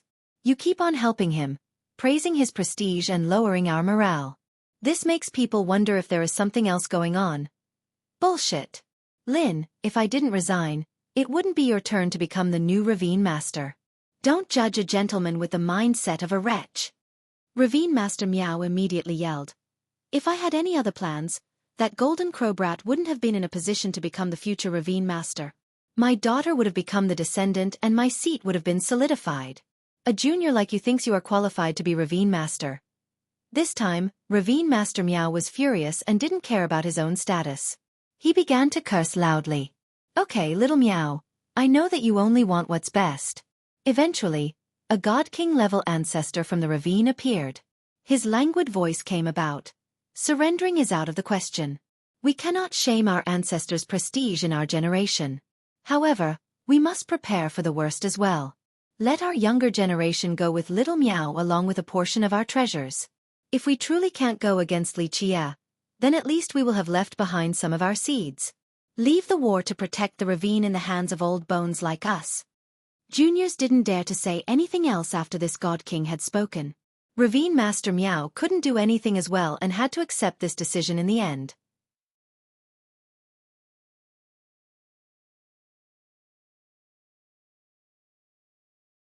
Chapter 899. Alpine Tree Father displaying his might. 3 days passed by in the blink of an eye. This was a period where everyone in the stone medicine world nervously waited. All eyes were on Li Qie and his every move. The ravine didn't escape the spotlight either. Rumble! A bronze chariot crushed the void and soared through the sky. This chariot was pulled along by 4 bronze stallions at a rapid pace. Their hooves slammed into the sky and left behind one hoof print after another. They seemed to be living beings as they flew in the sky with powerful muscles and perfect curves just like divine horses from the legends. Full of power and speed. The sun's light shone on the 4 stallions, its reflection casting a bronze sheen on their long journey. This bronze light lingered for miles, seeming to pave a path of bronze in the sky. It seemed that a supreme existence was embarking on a conquest. As the chariot moved through the sky, a flying azure dragon, a dancing phoenix and a white tiger could be found leading the way with a Qilin maintaining the rear. This chariot emitted an extremely powerful martial aura as if it could enter countless battlefields and crush all foes. Madame Zi Yan, who was adorned with a violet robe, held the reins to this chariot. She was elegant and dignified at the same time as she exuded a purple royal aura that perpetually protected her. Jian Wushuang sat on the left with a divine bow on her back. She was adorned in an archer's armor and had a noble aura like a battle-ready general. Long Jingxian was to the right. She seemed excited about the battle as she clapped her palms together. The Alpine Tree Father cleared the way at the front as the vanguard. Beneath his feet, a green bridge stretched through the world while carrying an endless God King aura. The stars moved to his steps, as did the sun and the moon. This chariot startled the entire world. Myriad realms were shocked and lost their brilliance. Seeing a chariot with its divine beasts and a God King paving the way dumbfounded all the sects in the world. Experts felt suffocated after seeing such an exciting scene. Li Qie had his eyes closed while resting in the chariot. He was suddenly brought back to the past before he knew it. This was a time when he personally went into battle and swept through the 9 worlds. Enemies could only bow their heads in his presence while immortal emperors retreated from his path. Many were at a loss for words to see such momentum from just one chariot. Even an immortal emperor would not have a greater presence. Although there was no army, the unstoppable aura alone was enough to cause the world to back down. Tetrawar bronze chariot. Just like the three behemoths, some very ancient existences remembered an old legend after seeing this chariot in the sky. When the bronze chariot comes out, myriad enemies shall fall. When the dark crow emerges, even immortal emperors retreat. The tyrant of the ages, the dark hand. Old existences were awakened by this scene. They had heard of this legend before and were shocked to see the bronze chariot in action once more. This is how a man should be. The younger generation felt their blood boiling as well. It was as if they were watching an immortal emperor on an expedition. Eventually, the chariot stopped right outside of the Heaven Hoof ravine. All the spectators held their breaths at this moment and became tense. Each great power and imperial lineage had their heavenly mirrors ready to watch the ravine with their own eyes. Li Qie eventually opened his eyes, allowing light to flow into this world again. He glanced at the ravine and emotionlessly said, "Tree Father, begin. See if they want to surrender or fight. They only have one chance." The Tree Father stepped forward and stomped down in the air. Boom! The entire ravine shook. Although this stomp did not destroy a single leaf, it managed to shake all the territories within the ravine. In the blink of an eye, layers of defense were erected in the ravine. It became impenetrable like an unbreakable citadel. Tree Father, do not be so contemptuous. Your Alpine Mountain will face destruction eventually. A heavy roar carrying great prestige came from the ravine. At the same time, all experts inside the ravine appeared. The ancestors were watching over the key locations. As this disaster approached, heavenly kings were only foot soldiers to watch the passes. Ordinary paragons, grand era paragons, eternal existences, and god monarchs personally watched over the strategic points. Some god kings that had been sealed in blood era stones came out as well. The Tree Father didn't respond and only stood in the sky. At their level, there was no need for meaningless words. Save those heroic words after your ravine makes it through today. Li Qie lazily said, "Surrender or fight, state your decision." "Li Qie, we can sit down and talk." An ancient voice came from the ravine. No disciples dared to say anything. It was easy to tell that this person carried a lot of weight in the ravine. The ancient voice spoke. "We can let go of our past grievances. Our ravine will compensate you for all the losses." "Talk." Li Qie smiled and gently shook his head. "Peace talk is for when the two sides have equal power. In my eyes, your ravine is not in a position to negotiate. It is not hard for you to keep your sect intact. Immediately surrender and make a blood oath to never come out as long as I am present. Then, hand over 2 immortal emperor true treasures as well as your treasury. With that, I can forgive your ravine." "Li Qie, your demands are outrageous. We give you an inch yet you want a mile." The ancient voice couldn't help but shout. This was an unacceptable demand to any imperial lineage. Li Qie smiled and said, "Leaving 1 true treasure for you is already very merciful on my part. If I chose to slaughter your sect, I would have flipped this land over and emptied this place." "Very well then, let us battle. Our Heaven Hoof ravine only has heroic soldiers who die in battle, no cowards who surrender." The ancient voice shouted. Li Qie chuckled. "Very well, since all of you have such courage, I will help you. Tree Father, commence the attack." The Tree Father didn't say anything as he stepped inside the ravine. Bang! Bang! Bang! His steps shattered one mountain after another along with many layers of defenses. Divine rings emerged behind his head with 3,000 worlds hovering around him. At this time, his invincible God King aura truly manifested. His entrance was without techniques or merit laws. He used absolute power to shake the ravine. These strong barriers shattered one after another before his might. A God King is invincible after all. Many experts were shocked at the Tree Father's unstoppable advance. Die! Paragons who were guarding the key points of the ravine immediately formed a formation. With great speed, they flanked from 2 sides like the tail feathers of a swallow while aiming for the Tree Father's ribcage. The Tree Father did not move against this attack. He simply lifted his finger, causing a meteorite to fall from the sky. Pop! The experts taking part in this pincer maneuver were immediately crushed into bloody mists, including the paragons. This scene astonished all spectators. The strongest heavenly kings and even virtuous paragons were mere ants before a god king. They were easily crushed to death. "Here I go." The Tree Father let out a battle cry as he stepped into the ravine's ancestral ground. This place was majestic with wondrous sceneries everywhere. It was full of sacred grasses and a thick, non-dissipating amount of worldly energy. Bang! Bang! Bang! The location trembled once more. His steps shattered even more peaks and tore rivers asunder.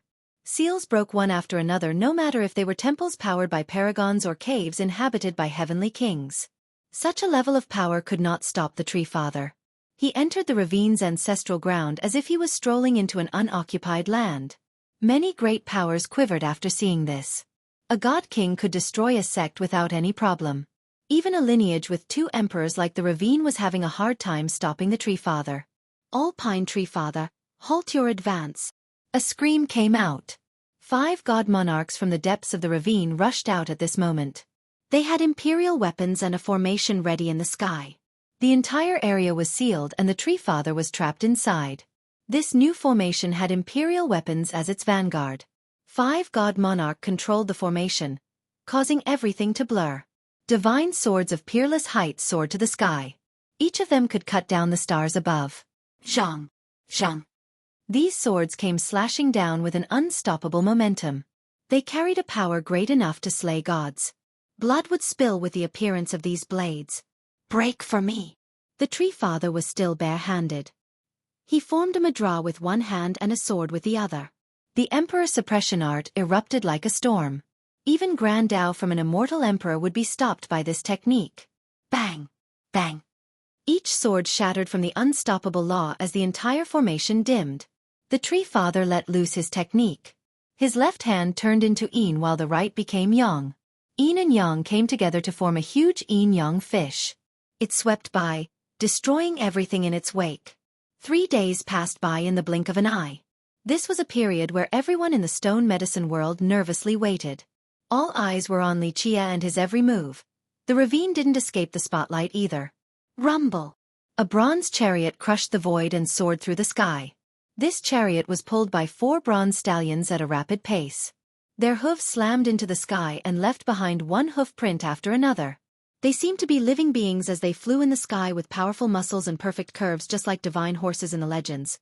Full of power and speed. When the sun shone on these 4 stallions, a bronze sheen was left behind on their long journey. This bronze reflection remained for miles as if it was a paved path made out of bronze. It seemed that a supreme existence was embarking on a conquest. As the chariot moved through the sky, a flying azure dragon, a dancing phoenix, and a white tiger could be found leading the way with a qilin maintaining the rear. This chariot emitted an extremely powerful martial aura as if it could enter countless battlefields and crush all foes. And a special message from Bao for tonight. This is what I imagine ED battles to be like.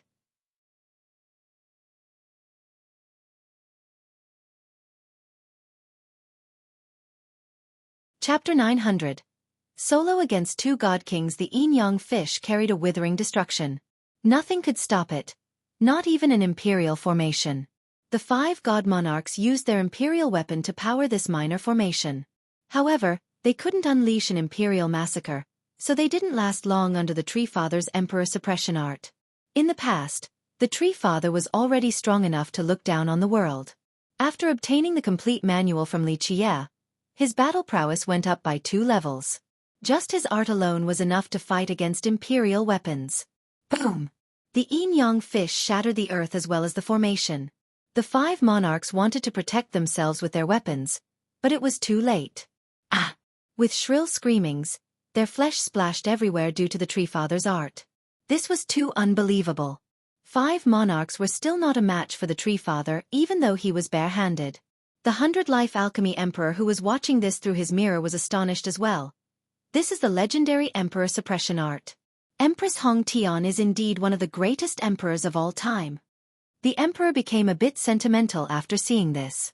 In the past, he personally witnessed Empress Hong Tian's emperor suppression art. One art to suppress myriad emperors.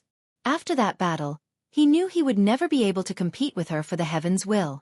This art had left an indelible shadow in his heart. The Alpine Tree Father today couldn't compare to the Empress back then. However, he was still able to fight imperial weapons with his bare hands. This was indeed an unbeatable emperor art in his arsenal.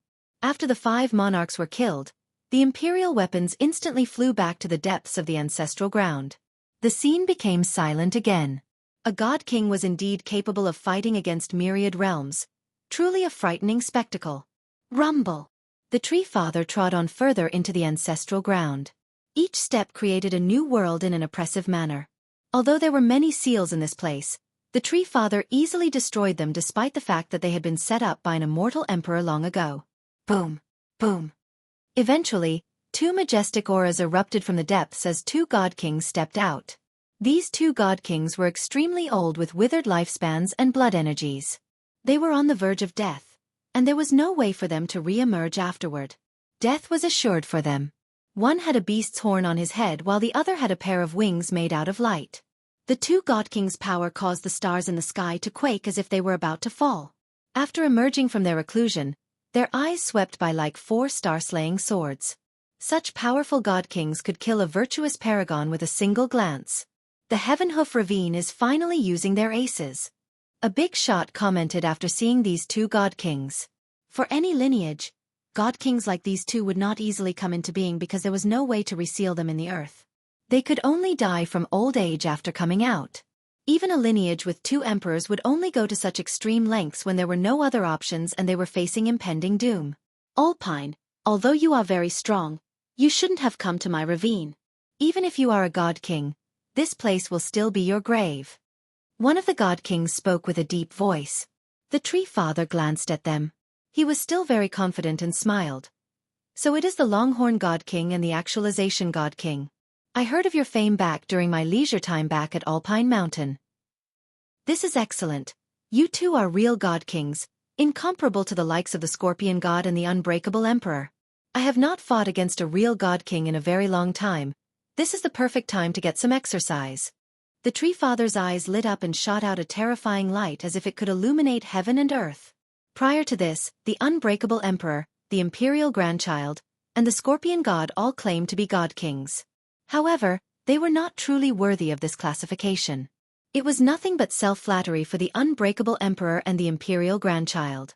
As for the Scorpion God, he was flattered by others because he was a general under Immortal Emperor Xueqi and managed to live till now.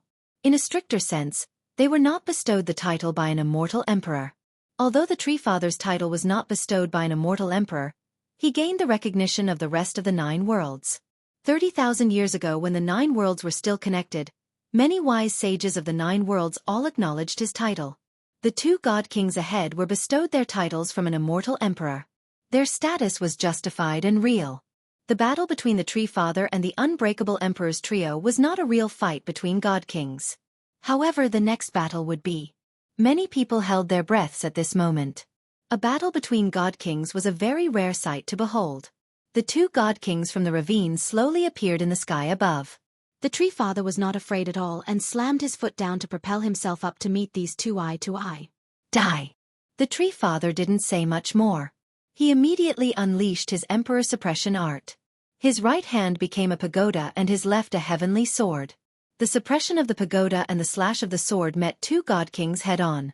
The 2 god kings shouted in unison. Break! Boom! After a deafening blast, the sky shattered. An imperial aura shone down onto the 9 worlds and destroyed all before them.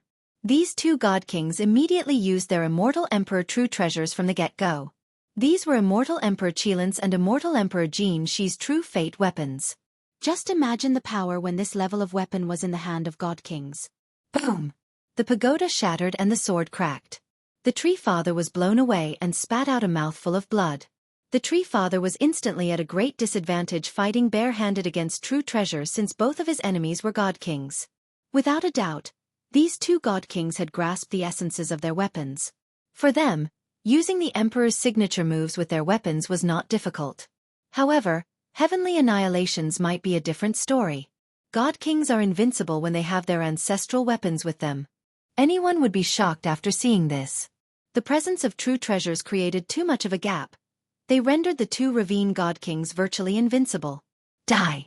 The 2 god kings didn't let the Tree Father have a chance to rest. They wanted to kill him right away. The two true weapons unleashed their powerful attacks. You two aren't the only ones with immortal Emperor true treasures. The Tree Father roared in the face of this oncoming onslaught. He leaped to the sky and a banner flew out to meet the attack. A dragon roar echoed in the sky. The Tree Father had the coiling dragon banner in his hand. He swung it around, making it resemble a golden dragon wagging its tail over an endless stretch of space. This banner met the attacks from the other two true treasures head-on. Bang! Bang! Bang! The weapons fought each other while the God Kings exchanged blows. Under their destructive powers, black holes began to surface in the sky. All were blown back to their origin. Time broke and space moldered. Such invincible attacks left the sex in this world horror-struck. If the same attack was unleashed onto the ground, then it would sink an entire continent. Die! The Tree Father screamed. He held the banner while a golden dragon danced in the sky. The Emperor's suppression art was activated at the same time to fight against the two God Kings. His opponents held nothing back. They channeled their heavens will secret laws while empowering the true weapons to attempt to kill the Tree Father in the next 3 to 5 moves.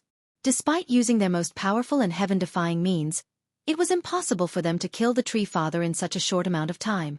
The Tree Father couldn't reverse the tides in an instant against two God Kings, but he had a great advantage.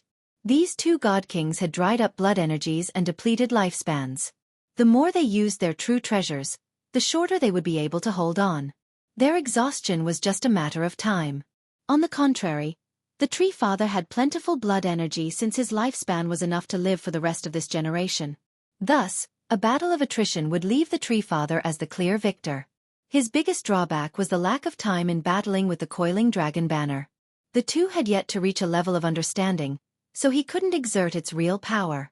These two God Kings were well aware of their fatal weakness, so they crazily unleashed their strongest attack to kill the Tree Father within the shortest time possible. The battle between the three God Kings caused the entire stone medicine world to tremble beneath their auras. This mad skirmish revealed their true power. A battle between God Kings. Some big shots were only watching this through their heavenly mirrors. However, the invincible auras still left them drenched in cold sweat and their hair standing on end. They realized that a God King with a true treasure would be able to sweep through this world without any opposition. Activate the formation. The God Kings on the ravine's side shouted. This battle was too drawn out and they couldn't bear this much longer. We offer our ancestral blood to our great forefathers, use our lives to manifest into existence. After the God Kings gave their commands, a huge group of old men with gray hair began to chant inside the ravine. All of them had a burning glow around their bodies. Elders from the Golden Crow tribe, they're going all out now. A great expert murmured after seeing this group of old men. After chanting their time-worn spell, a huge skeleton emerged in the deepest part of the ravine. This appeared to be a bird with an intact skeleton. The yin-yang fish carried a withering destruction. Nothing could stop it, not even an imperial formation. The 5 god monarchs used their imperial weapons to power this minor formation.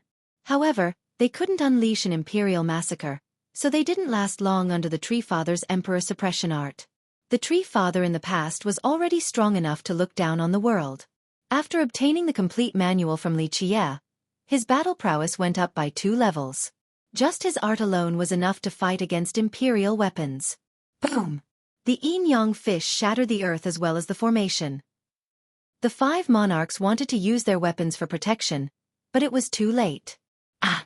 With shrill screamings, their flesh splashed everywhere due to the Tree Father's art.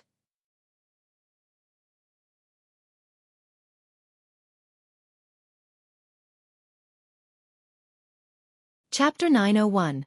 3 Emperors Formation. Once this huge skeleton emerged, it emitted a venerable aura as if it had come from the ancient past.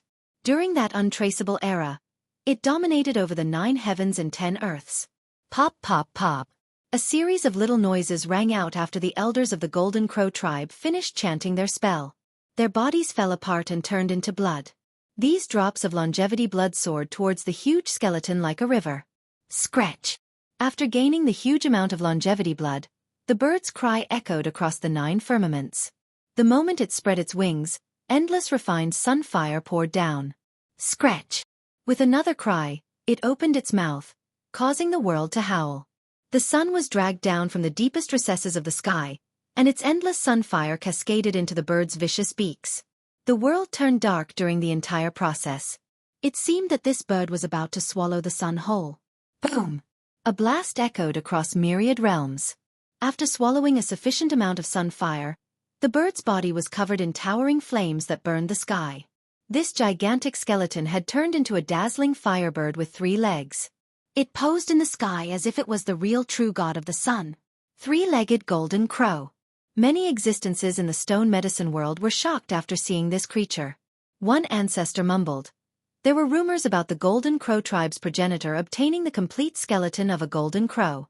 Moreover, it had maintained its divinity. It seems like this is indeed the truth.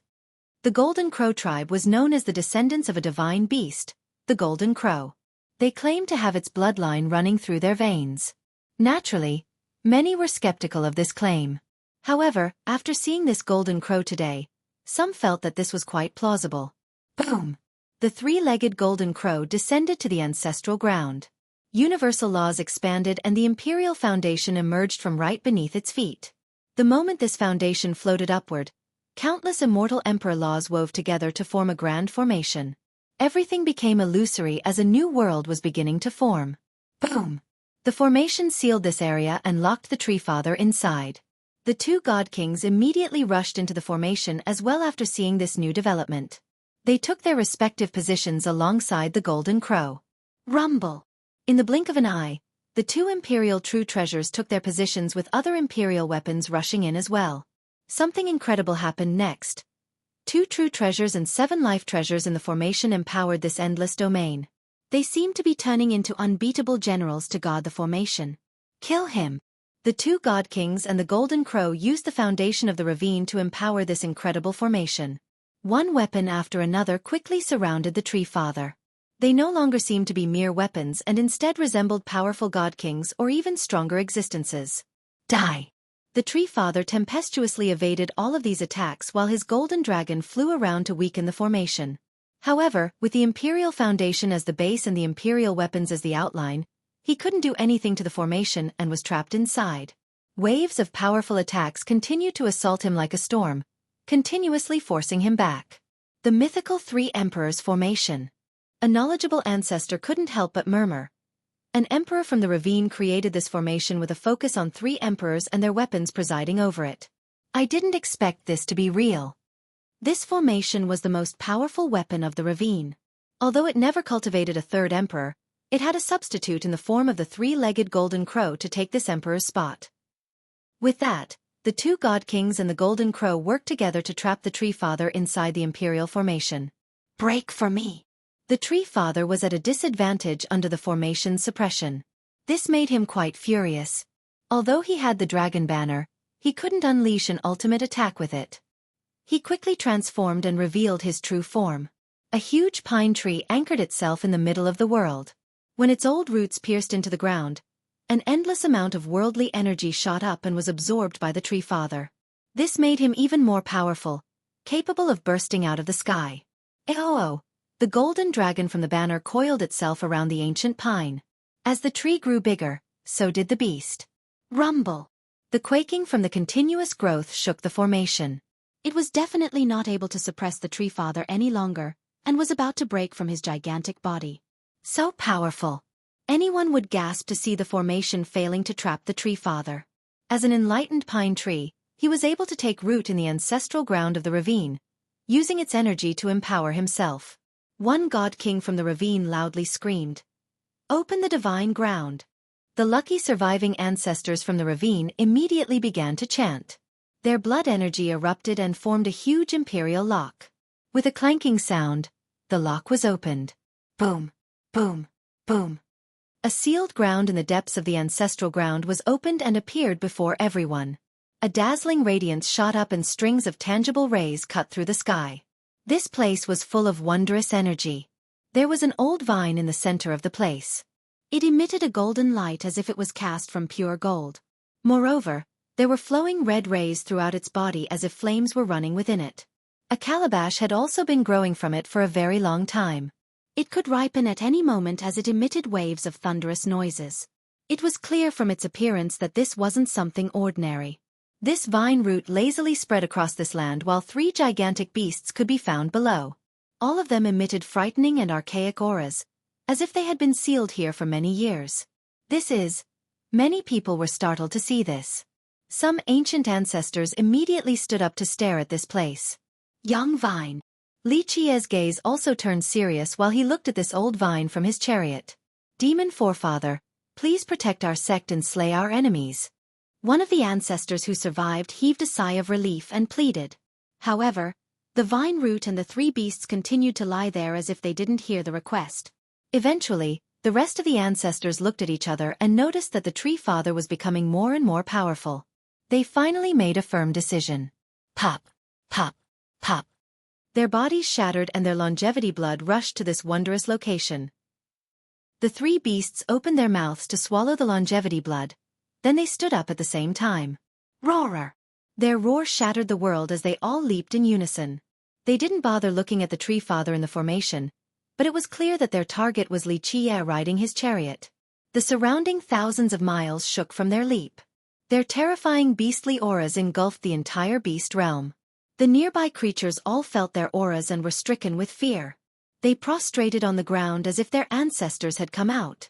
While these three beasts went for Li Qie, the lazy vine also moved and all of the endless worldly energy in this place was suddenly trapped. The alpine tree father could no longer absorb the energy from below the ravine. What is going on? Many people were surprised to see the three beasts and the vine root. They had never heard of these things before. Inside the Beastmaster Citadel, one ancestor took a look at the area and spoke. There is an unproven legend. It states that after immortal Emperor Jin Shi obtained the heaven's will, he had gone to a wondrous place inhabited by an immortal vine and three demon forefathers. He asked them to come to the ravine, and in exchange, he would use the ravine's energy from their land to groom them.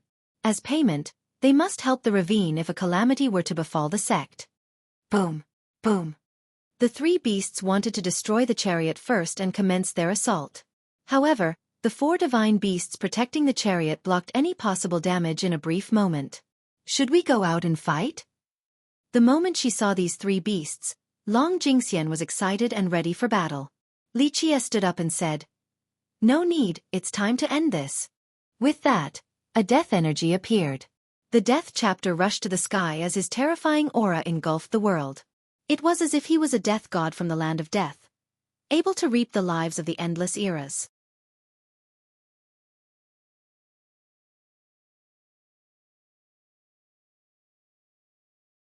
Chapter 902.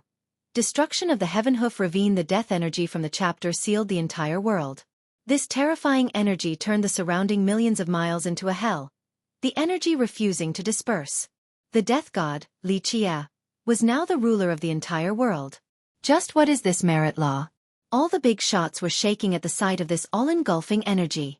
Many ancestors that had been sealed for many years still couldn't recognize this law. Even Jian Wushuang was startled to see the huge amount of death energy. She was the first to be exposed to this technique. However, his energy back then was not as powerful as it was now. It was of an unimaginable level that could blot out the sky in the blink of an eye. Of course, she didn't know that after falling into the beast realm, Li Qie had killed his way out. Through that baptism of blood, he gathered a huge amount of deathly energy in his death seal. Boom, boom, boom. Just when everyone was wondering what technique he was cultivating, the entire world suddenly quaked. Oh! The howling of beasts filled the sky, causing all existences to tremble. Terrifying auras of divine beasts suddenly surged and loomed over the entire world. Bang! The sky quickly collapsed. From this crack, one divine beast after another rushed out. Golden Dragon, Phoenix, Qilin, White Tiger, Black Tortoise, Kuan Peng, Nine-Head Demon, Gluttonous Fiend. All of these mythical creatures heeded Li Qie's summon. Oh God, is this real? Are divine beasts actually invading our world? Even virtuous paragons fell flat to the ground from fear. Their sudden appearance frightened countless powerful characters out of their minds. In the legends, a single matured golden dragon could oppose an immortal emperor. Now, all of these different legendary beasts appeared all at once. Even if an immortal emperor was here, they still wouldn't be able to fight such a force. This number of divine beasts could destroy the entire stone medicine world in an instant. An existence of the God King level saw through them and murmured, "No, these aren't living divine beasts. They are only corpses that have been dead for who knows how many years. They no longer have any traces of divinity either. Boom! These creatures came flying. It didn't matter whether they were alive or mere corpses. At this second, they seemed to have been reborn and unleashed their strongest power. When these creatures arrived, the three giant beasts that wanted to destroy the chariot were scared out of their minds. They were called demon forefathers, but compared to real divine beasts, they were not even worthy of being called juniors. Demons had an instinctive fear of divine beasts.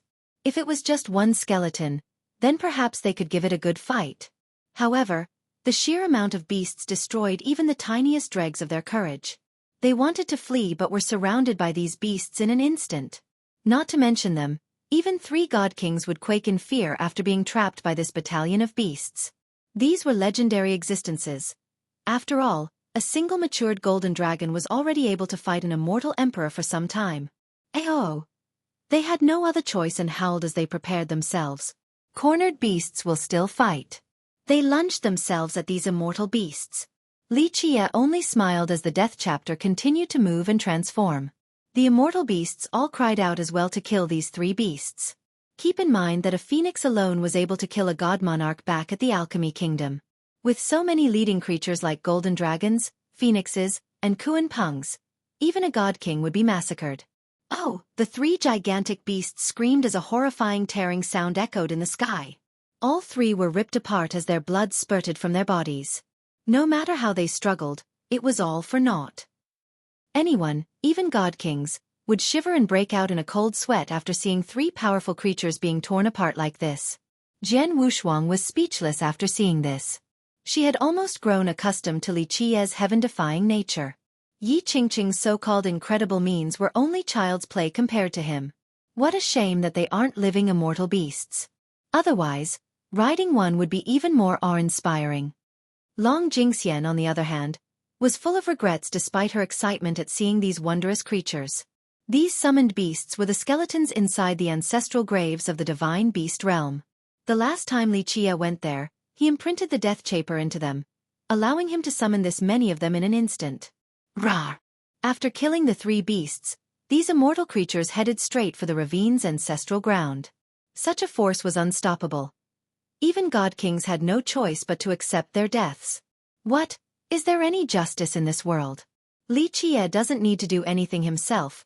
He can already massacre an imperial lineage. He is only using the ravine for entertainment or a little exercise. Any sect or powerful existence would find this whole string of events utterly terrifying.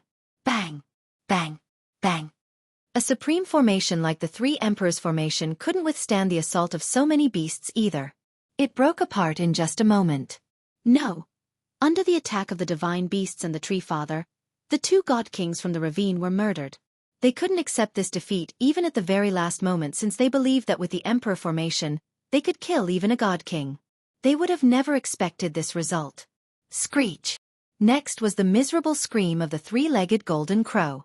It was torn apart by the divine beasts as well. Its endless refined sun fire splashed everywhere until eventually returning to the sun. The imperial formation, 2 god kings, and the golden crow were all annihilated.